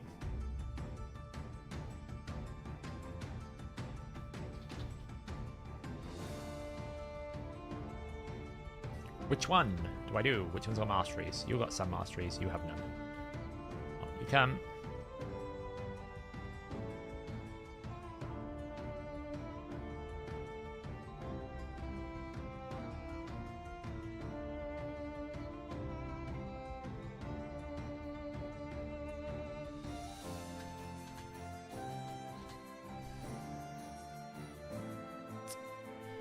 Things I do for this game.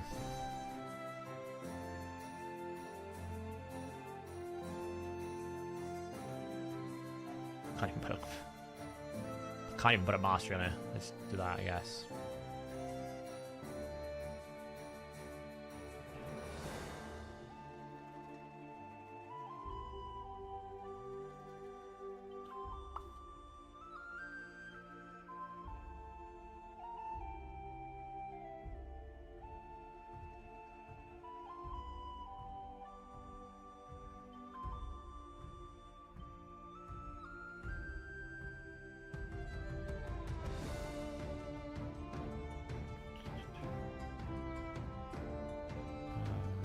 you.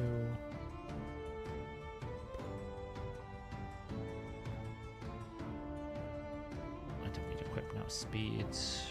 Man, I don't have enough bolster. Why can't we have bolster sets? I need bolster. That's what I need. Basically no speed. Like, I need bolster sets.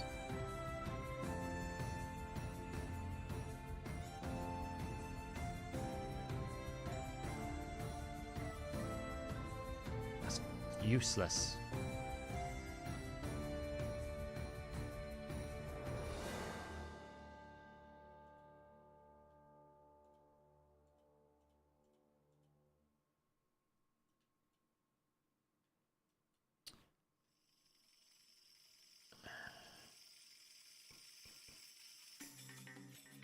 Reaper, can you DM me instead? If you DM me on Discord, like I'll put a link to my Discord here, DM me and I'll look at it offline.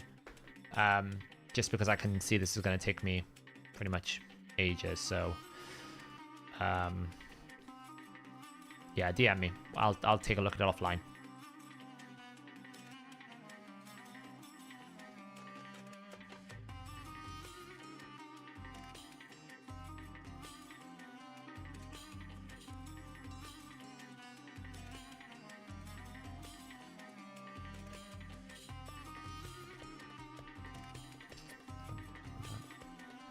I don't really have shield sets as a problem.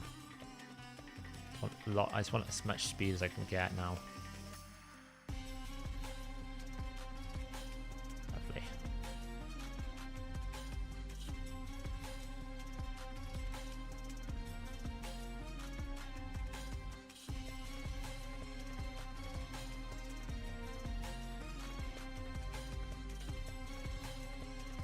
I'll do.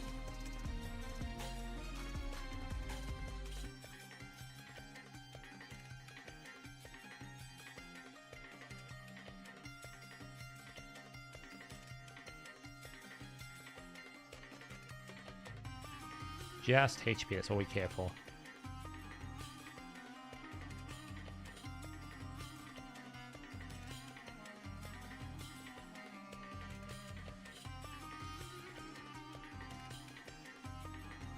Alright.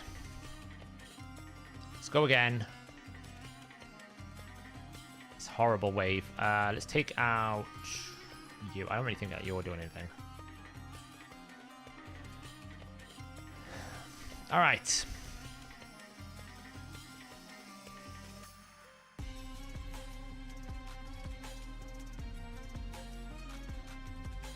Now, the problem is... Here's the problem. She's too fast. And these are not fast enough. So we're going to be able to do this.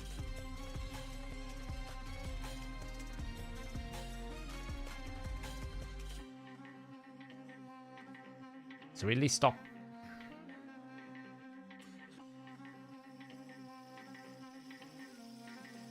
Alright, I can't really afford to take 2 hits there. Hey, shooter. Welcome to the hellhole. Why am I in Soul Cross right now?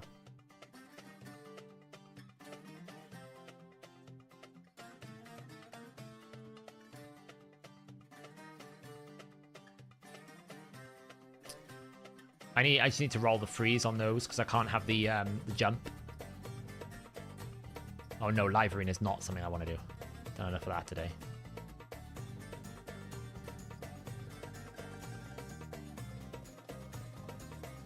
I dread to think what's even on wave 2. I really don't want to know.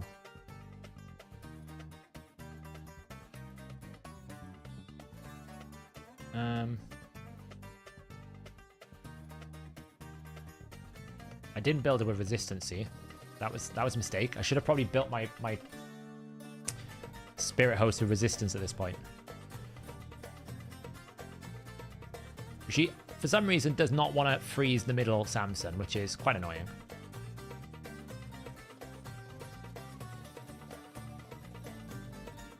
And now she does after he...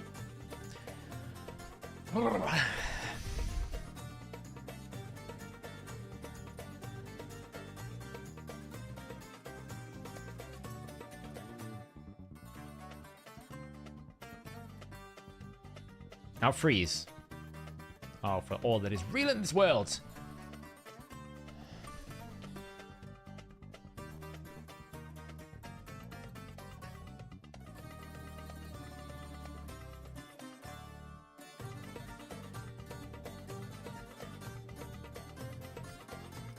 Oh, we finally got a relentless proc. Alright. That was very unfortunate. Oh, can she just freaking freeze when I want them to?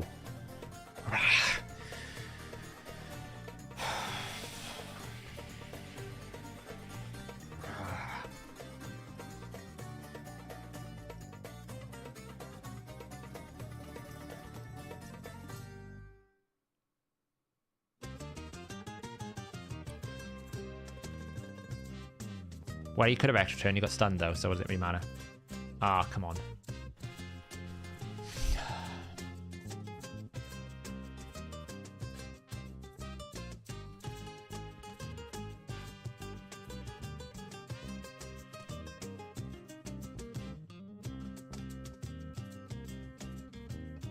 Thank you. Finally got what I wanted as a setup. Now I can kill. Cat.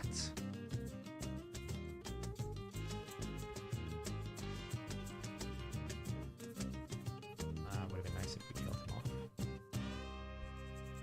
Really? Am I gonna take?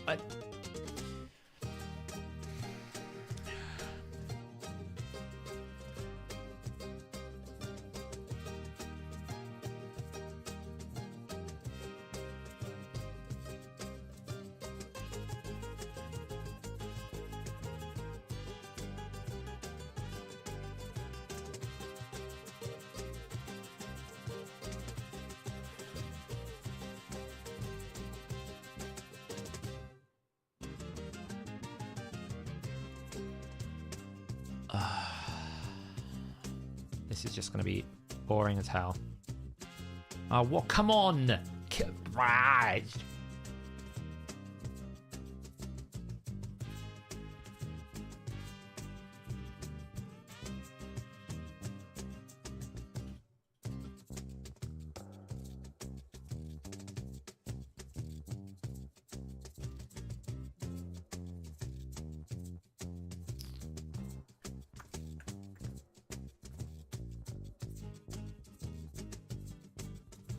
Why is it always these first stages are like the last two rotations, it feels like these first stages have been way too overtuned. Like, why is stage 6 this difficult? It shouldn't be. Just can't freeze. I don't care if this is like stage 19. If this is stage 19, it's fine. But stage 6, I barely even crept into Soul Cross, and it's already like stupid RNG that I need. I have to basically make sure that Luria freezes every single one. Like that. Then I have to hope for...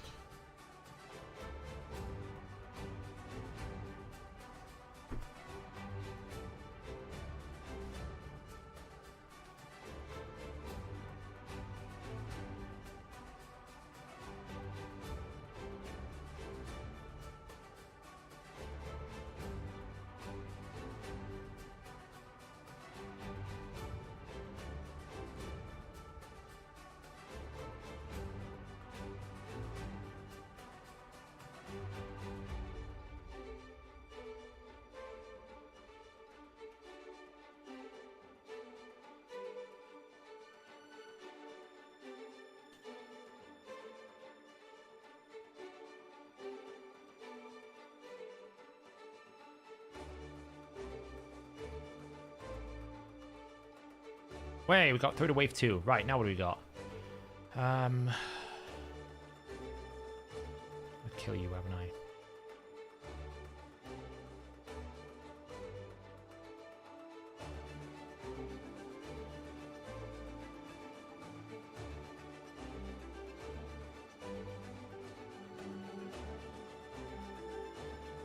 Problem is, we're just never going to survive this. How the hell do you beat this wave?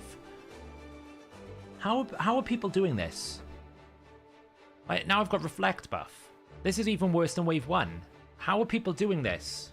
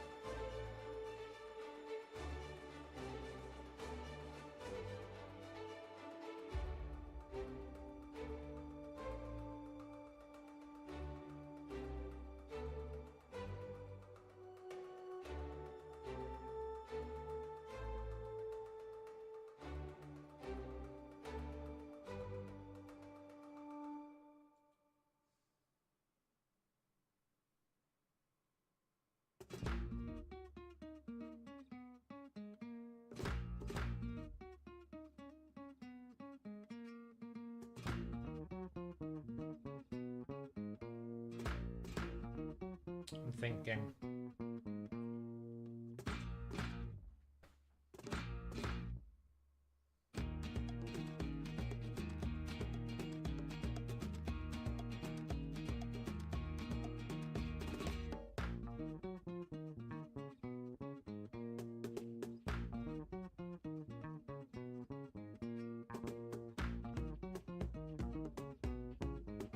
Yeah, I'm just trying to think what I can do without investing in more people.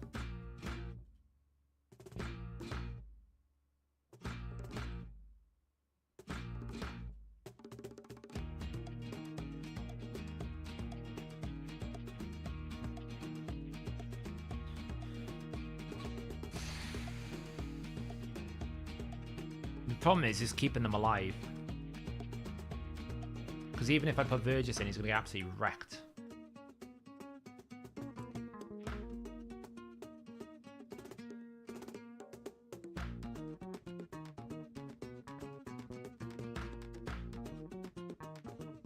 I don't have Aelfric. I had to feed him to get what's her face. It's just single target enemies.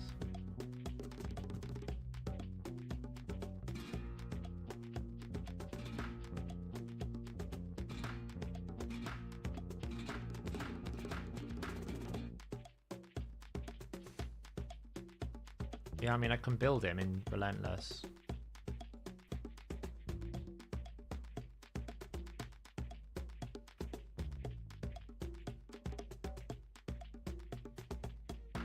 His cooldown's just so long.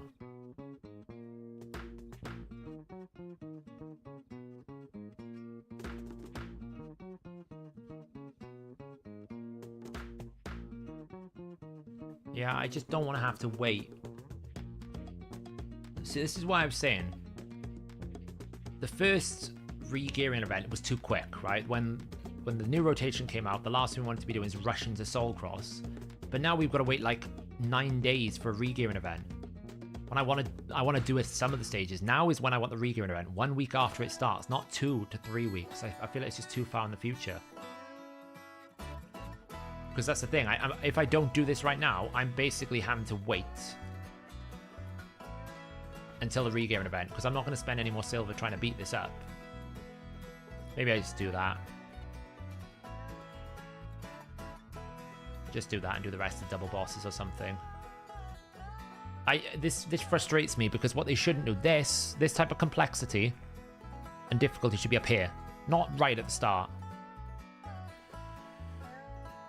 So I'll just do the rest, I guess. It's just frustrating because I was wanting to try and get into some of these areas. It's just stupid, you know.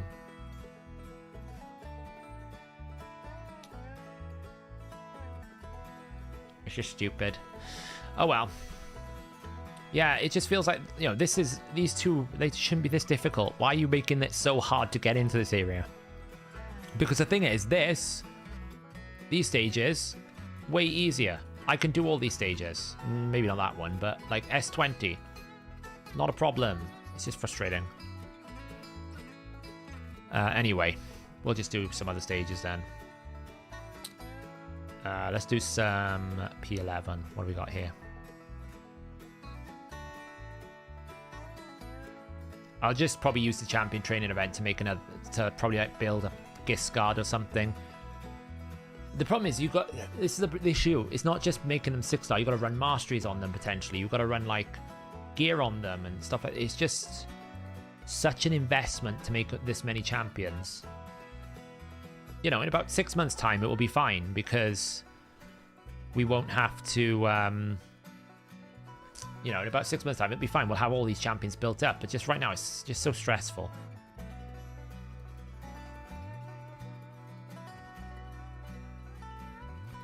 Oh, that's a bit cheating. We've got a cleanser in here.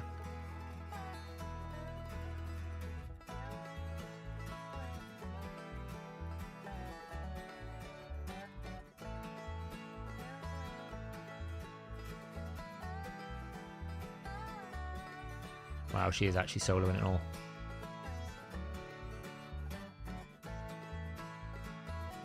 One down.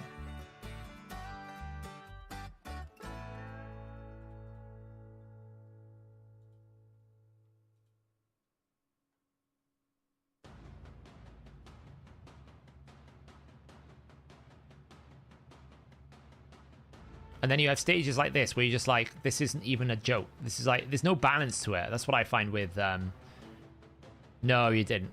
I just like, I'm not, to be fair, I'm asking, like, should I be able to beat it with like level 22 champions? No. If we're being honest about it, I'm trying to bulldoze my way through something. If I just built them properly, it'd be fine. But it's just frustrating.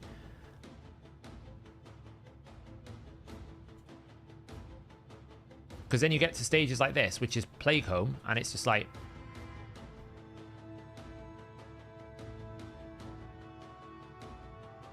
I could have autoed it. Is there an FK hard calculator? Yeah, there is one out there. I don't know what the link is, though. Okay, we got a double boss. Let's have some more fun now. So we got Borgoth. So we could bring him. Spider. Okay. Bring that. Arost. I just do this. And then bring Val. And... someone with increased attack. Has someone got increased attack? No.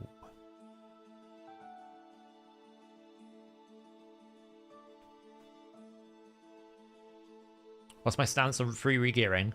I'm fine with it being week 1. And once a month. I think that's fine. It's annoying.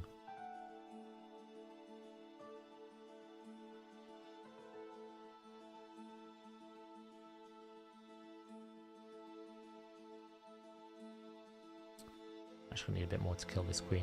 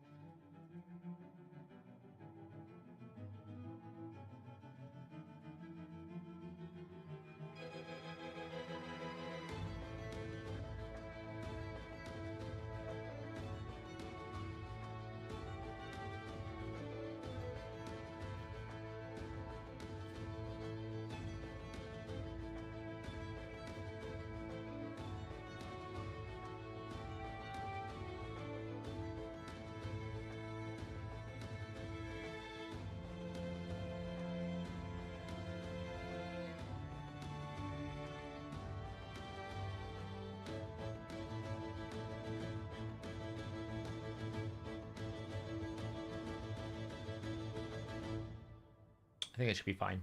It's the queen I have to kill. That I'm not actually killing right now.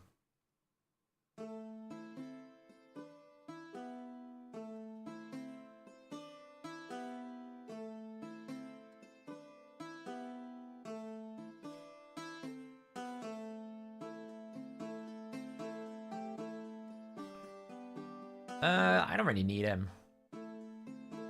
Just have to kill the queen, basically.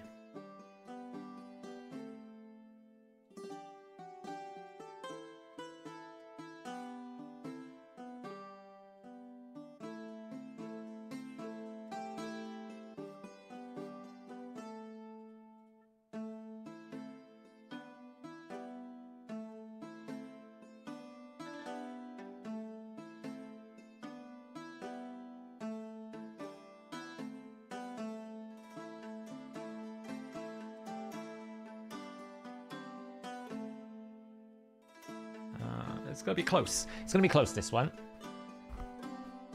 Just need one more hit on that queen, ideally. That's a good extra turn. Here we go. Okay, so now we can just kill off the spiderlings. And like someone said earlier, Rota should just be able to solo this off. Smash.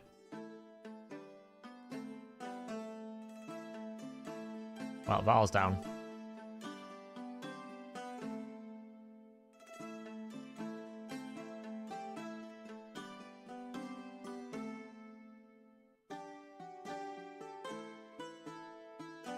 Boom. Got there in the end. 5-star. Might be alright. It's all 5-star crap. That one is not good. Ooh, that one's not bad.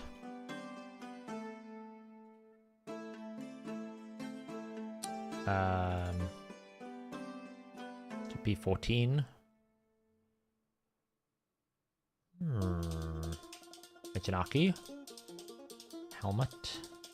Terral. Yep, rode us to the day, right? You did it 2 level 50s.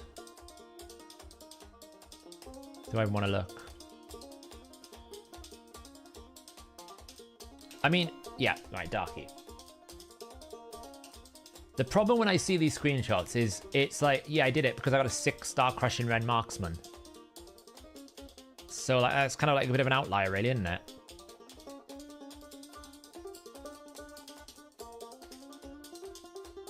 Because you're probably just one-shotting like the Samsons, I guess.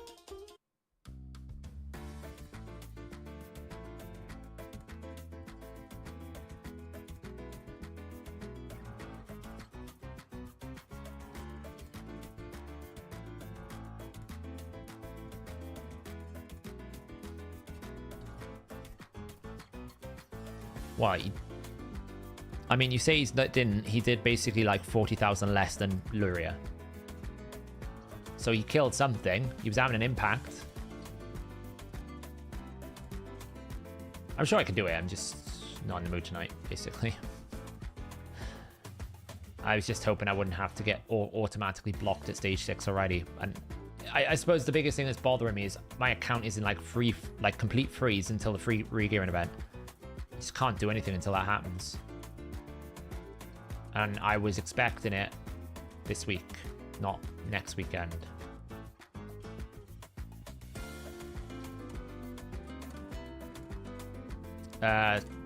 Probably Crushing Rend.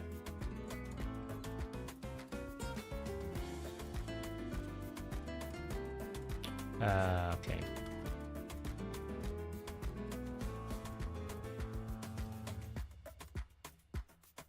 I mean, it's just cheating, I know, but... Oh, the cleanse did come in. Oh, there's hope for them yet.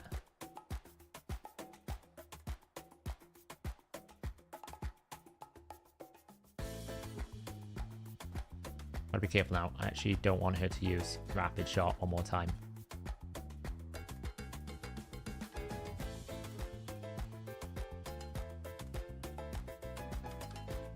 Well, the Reflect will hurt me.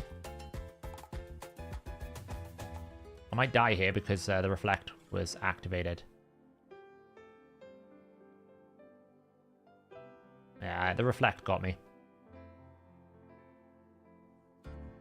It says something, the only thing that can kill me is reflect, right?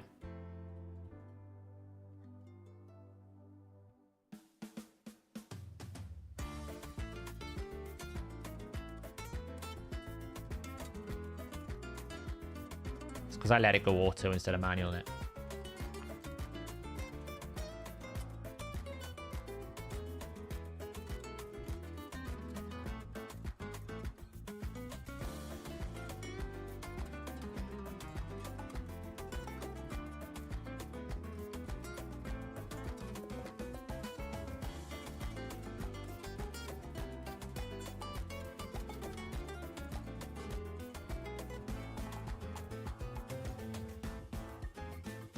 Really? Can we just finish off the Apartment? Thank you.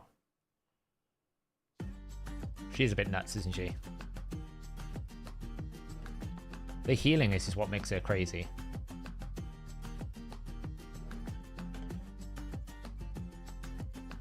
She's a good damage dealer on her own right as well. She's pretty good. Like, I don't think... Like, people say she can't do... She's all about hex and no damage. I actually think she's really good for damage. Okay, we kit. There we go. On her own. What a beast. Another double boss. Dragon and Agreth. Okay. Alright. Dragon and Agreth.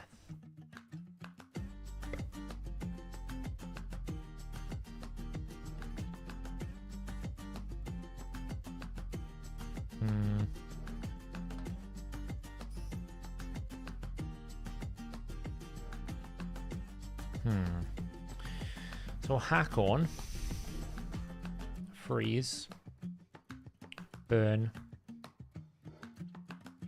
rabbit. I've got a bit of a healing, but not crazy amounts of healing. Eldor, slow down. Yeah, it's very hard to disconnect her, her like hex damage from, you know, everything else.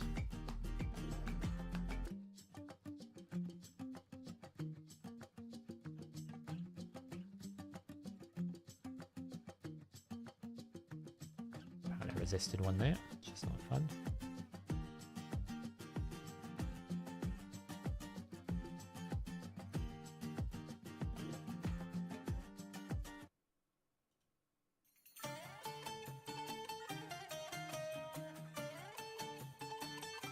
Alright, Agreth is the main threat here.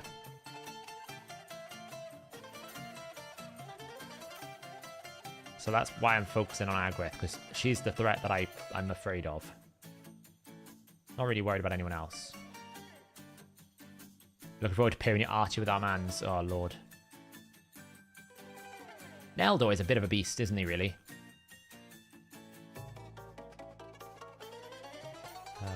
That.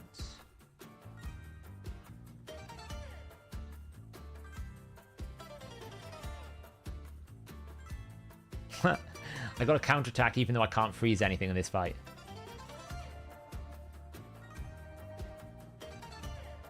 It's quite funny.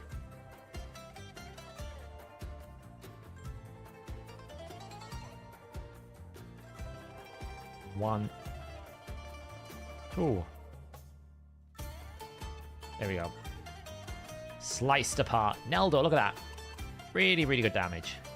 Oh, that's not bad. Could be okay.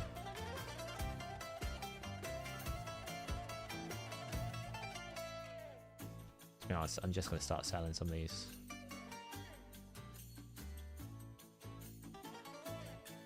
That one's quite good. Okay, so we'll go P7 and we'll do one more boss. Oops, because we can get through to Ice Golem. Alright, what's this? Timid, Ugir. Man, this one's a bit nasty, isn't it? You haven't got really many... You've got barely any options here. So we'll do that.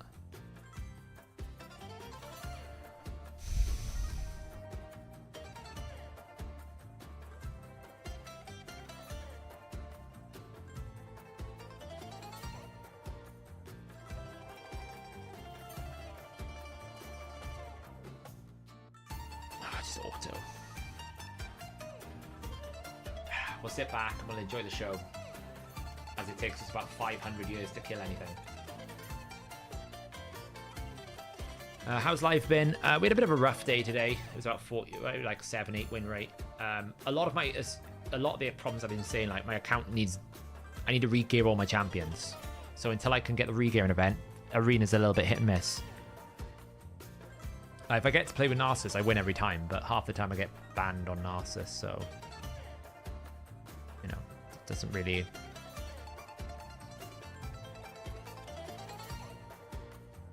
Doesn't really help.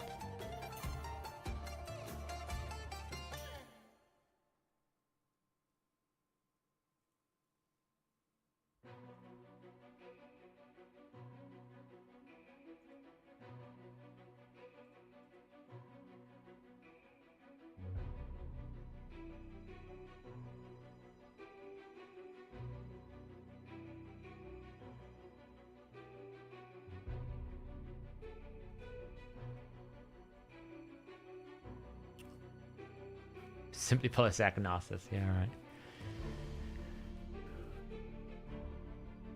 I suppose the thing is, right, Titan, if I knew there wasn't a regearing event coming, I'd just start working towards it. But because I know it's coming, it's almost like I'd know I'd be wasting resources to do it right now. So that's probably half the problem. Because I know it's coming, I don't want to do it right now. Isn't this thrilling? Like, no, I'm not going to die, but God, is it going to take forever.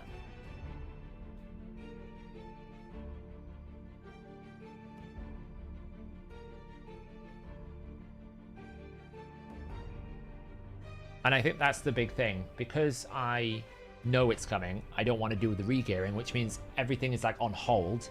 I'm like farming Sand Devil and doing different things in preparation for the regear. It's just a bit like boring. Because I can't, like, my live arena is suffering because of it and lots of different things, but yeah.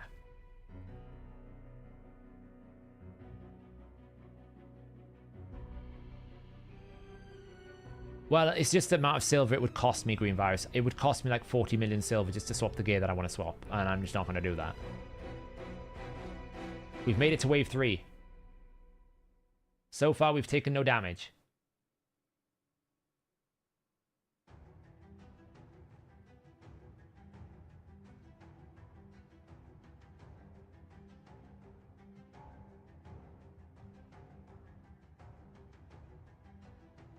No, it's meant to be next weekend, right?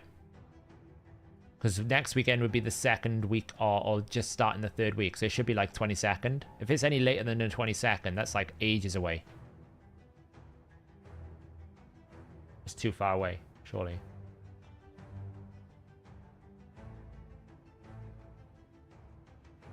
Because all of my good gear is on my PvE champions, like my arena champions, my like Shogun teams and different things like that. So in order for me to build the arena champions, I need to get the gear off my main champions. And in order to do that, I need to then rebuild the clan boss and I need to rebuild things like Shogun teams.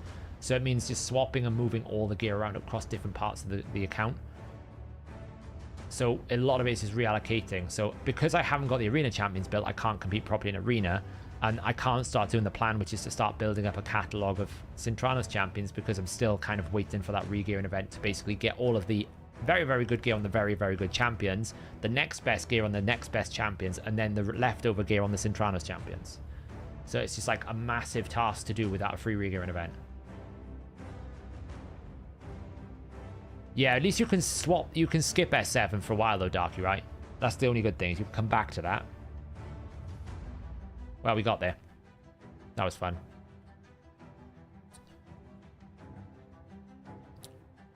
Fulger, Siege Hulk. Like these types of champions here, Fulger, Siege Hulk, very, very good as just built up champions for Sintranos because you use them everywhere. They're very good AoEs, they're very good consistent champions. We can use Tyre because we've got it built. We use this for Aura.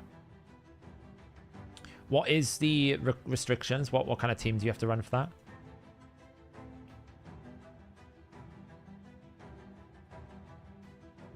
Yeah, I'll blast through.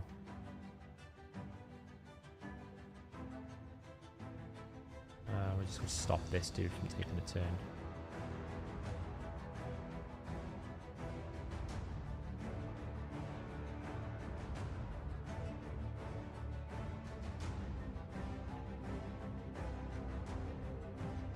Okay.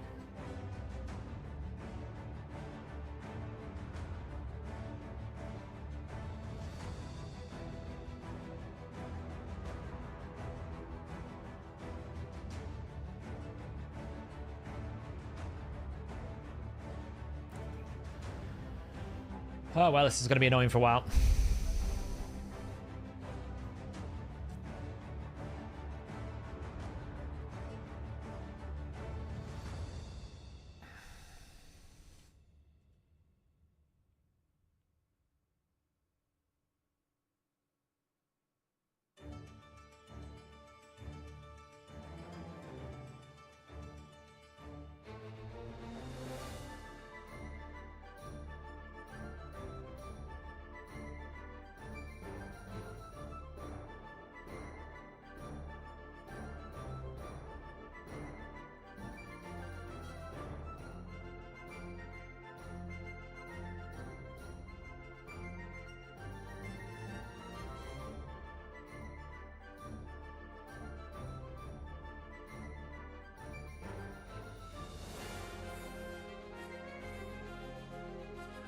Alright, heal up. Lovely. That was a bit... I was sort of touch and go there for a second. I was focused. Banner, not Ravs, but you face Cupidus waves. Oh.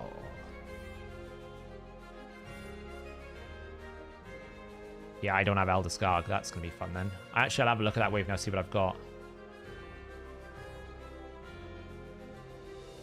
Nice, Brissinger. Welcome. I'm almost up to my second 6-star Whisper now. That was so much easier to clear that wave.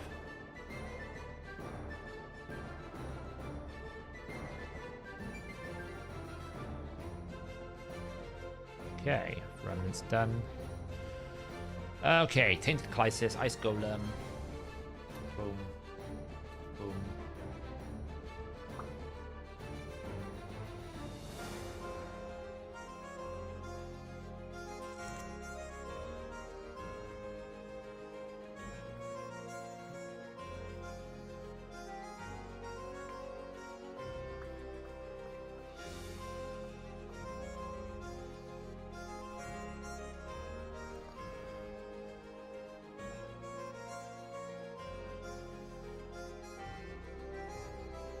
Annoyingly, he's weak affinity.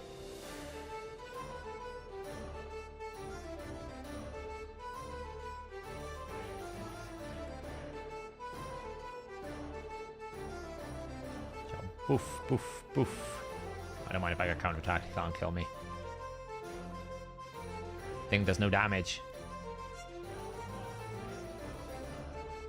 Heal up. Finish off this dude.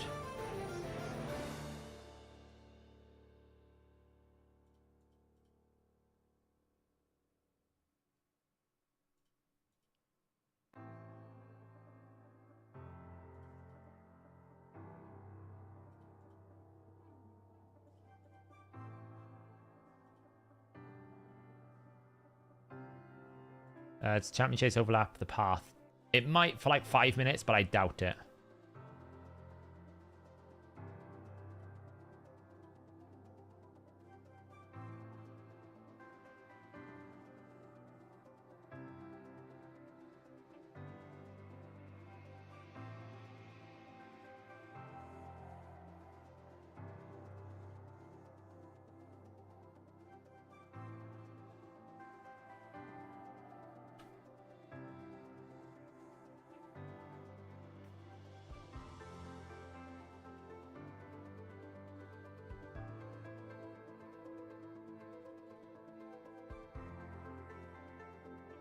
Take out this one over here.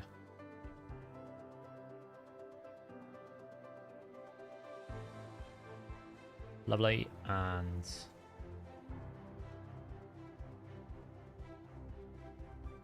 heal up just in case. They won't. If it does, it'll be literally for 5 minutes, and it will be an error if it does. That's what I mean. Like, it's probably not going to overlap, and if it does, it's very, very small. Okay, that hurts. Soul Reap. Oh, not yet.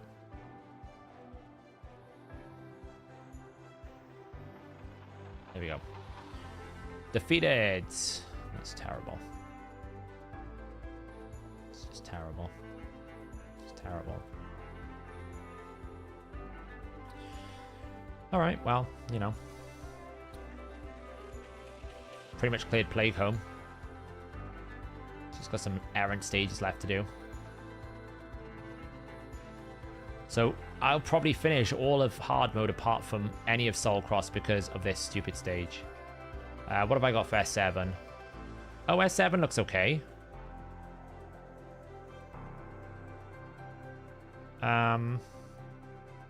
I can use Xena. I can probably just one-shot the Cupiduses, right? Can you just one-shot the Cupiduses? Darky. Can you just, like, one-shot the Cupiduses? Probably.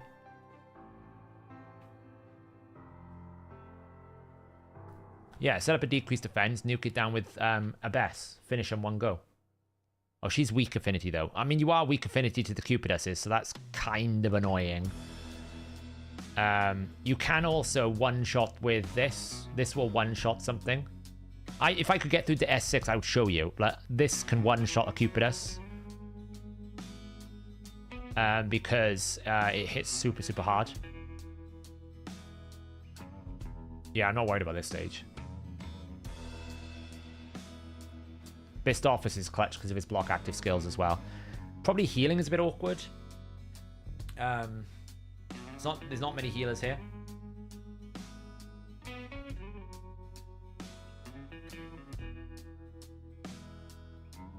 Probably just have to revive on Life Drinker. Yes, I know. I have loads of champions I need to build. They're all in a list of things I need to build. She's one of them.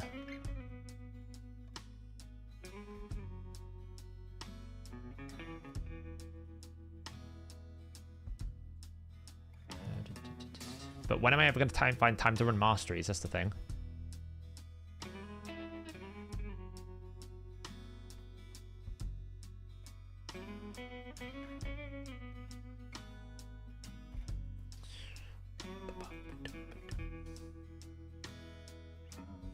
Yeah, she'd be alright, I guess.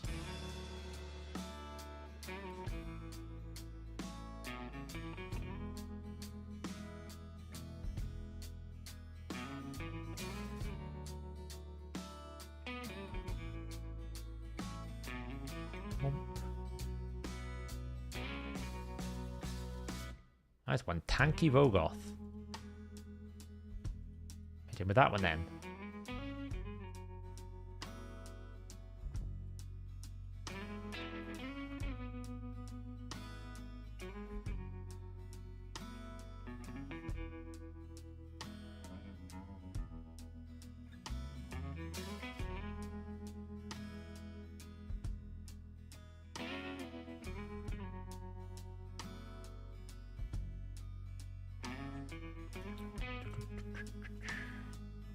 Sinatia's not bad a healer, actually. That's a fair point.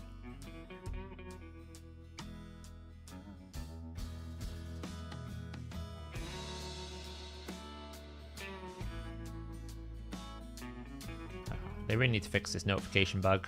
It's been going on for way too long now.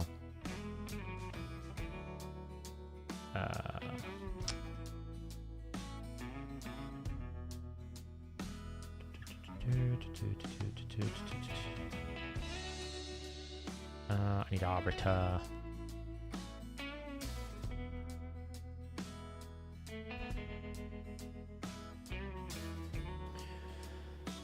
Oh, just got to do more. Like, the training's going to tire me out, I think. I'm really not looking forward to doing that. Okay, got polymorphed, whatever. The one champion I've got that can get me out of polymorph got polymorphed. Great. Irony.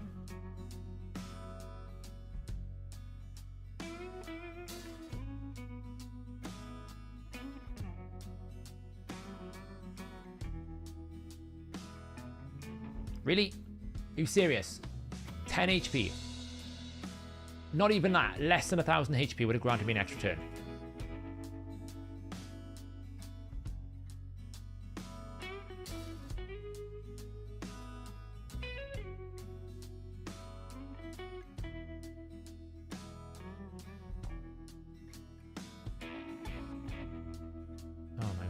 kill anything.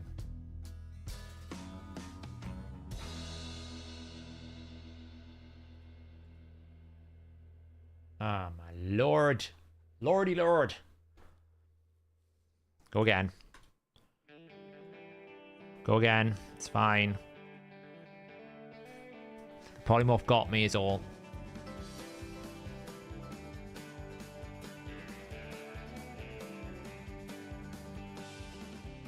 Damn Swift parry.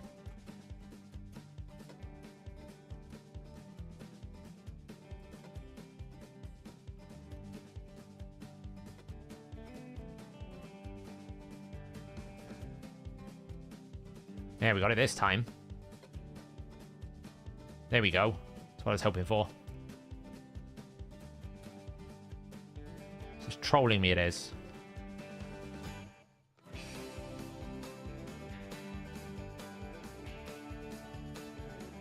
Honestly.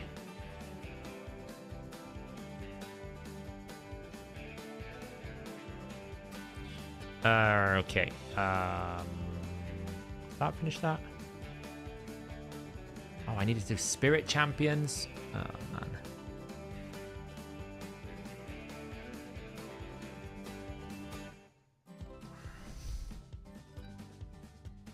Some things really stress you out. When's the Classic Arena tournament starting? Is it today, tomorrow, or is it Saturday? Because I need to win that one. Because I need to finish top 20. Well, not really win it, but finish top 20. It's not really that difficult, I guess. How long does it take you to farm for full souls? Full souls? I'm not sure what you mean by that. Saturday. Okay, cool. I've got another reset then. Need more boots.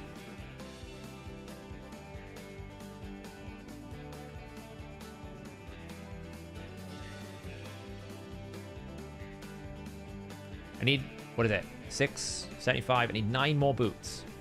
9 more boots.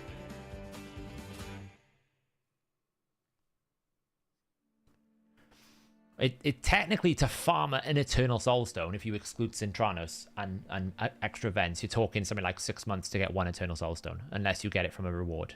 In terms of farming it from like Iron Twins, there's one.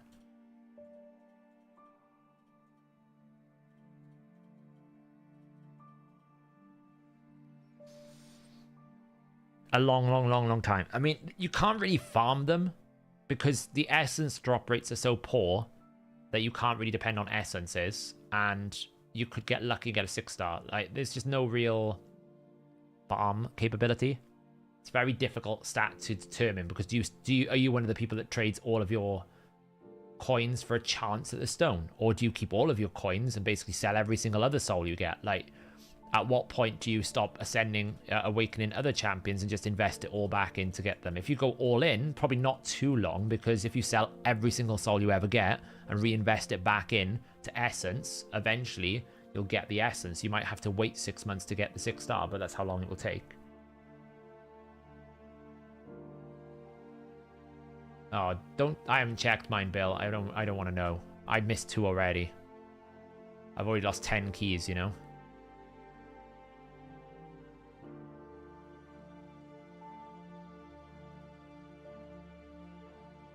Have I got them as well? Well, I've got mine, thankfully. Thankfully, I'm okay.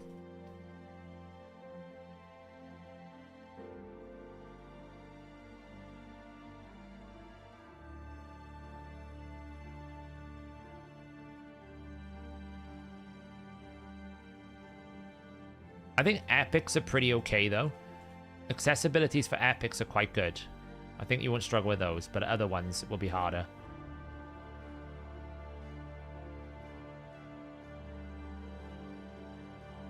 How many more have I got to do there? 7. And then I gotta run masteries for some people. Champion training. We're 4480. I'm using the rest of the dungeon divers here in champion training. It's kind of like what I'm doing. I'm kind of grinding champion training in campaign to get this done. Because I really would like the dust as well. But if I can't, and the book would be nice, but if I can't grind that out, I won't. Like 1 day, 7 hours is a lot to grind all that out. But we should be able to do the remnants tomorrow. We got some prisms to pull tomorrow, so that should be cool. And yeah, powering on towards the path. But anyway, guys, I'm going to leave it there. It has been... Have I finished all these keys? On normal? Yeah. Start doing hard now. It has been a privilege, as always, to hang out with you. I will be back Monday for the start of the hero's path. And probably the end for me, because let's face it, I have everything I need. The shard pool is ready for the hero's path. Should be pretty easy for me to do. We're up to 200 Cathroos. I haven't missed anything. The only thing I've missed is the thing. So obviously we'll get 25, 50. We'll get 75. Wait, aren't we meant to get more events? Why am I only at 200? I thought we should be at 300. Why am I only at 200?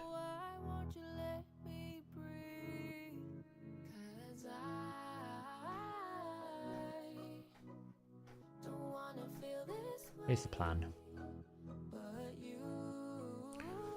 25, 50, 75, 100, 25, 50, 75, 100, 125. So you should be on 250 if I've done everything. Oh, I am on track. Oh, I thought we could get 3. I don't know why. I miscalculated. I thought we could get like 3. 3 from there.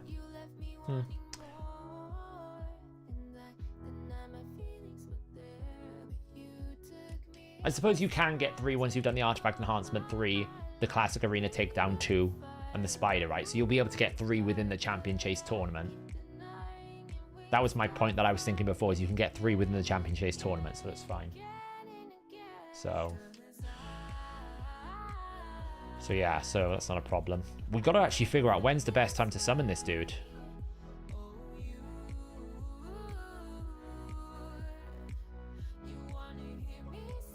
There isn't the best time to summon him.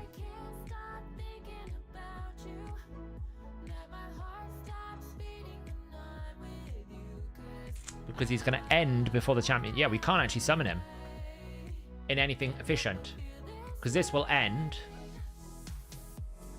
unless it's got like a little bit time on champion chase. That's the only thing I can think of.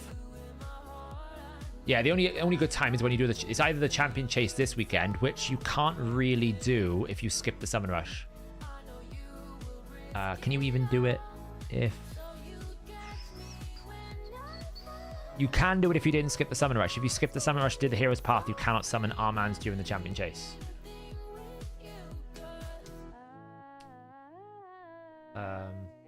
Or you might be able to summon it on a summon rush, but yeah, what I was trying to work out is if you skip the summon rush, you cannot get any bet. There's no window to... Yeah, I skipped it. There's no window for me to do it in, because I won't have the Titan points. I won't have the hero's path, so I'll just have to waste 500 points because there's no window for me to do it in, because CVC was this week, so it's over. There's no chase next weekend because chase is this weekend, so I'll just have to summon it and waste 500 points. It is what it is. It's not the end of the world. I suppose. What I should be doing, big brain thinking here, is making these epics up in this training tournament, as well as trying to go for Cintranos, I guess. That's what I should be doing.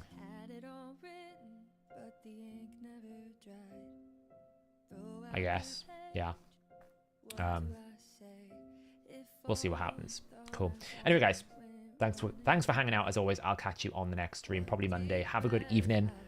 And yes, Patrick, that is correct. I think the heroes... Do you think the hero's path is going to be set with summons? We already know the hero's path is summoning shards and summoning souls. So yeah. Have a good evening, guys. I'll catch you in the next stream.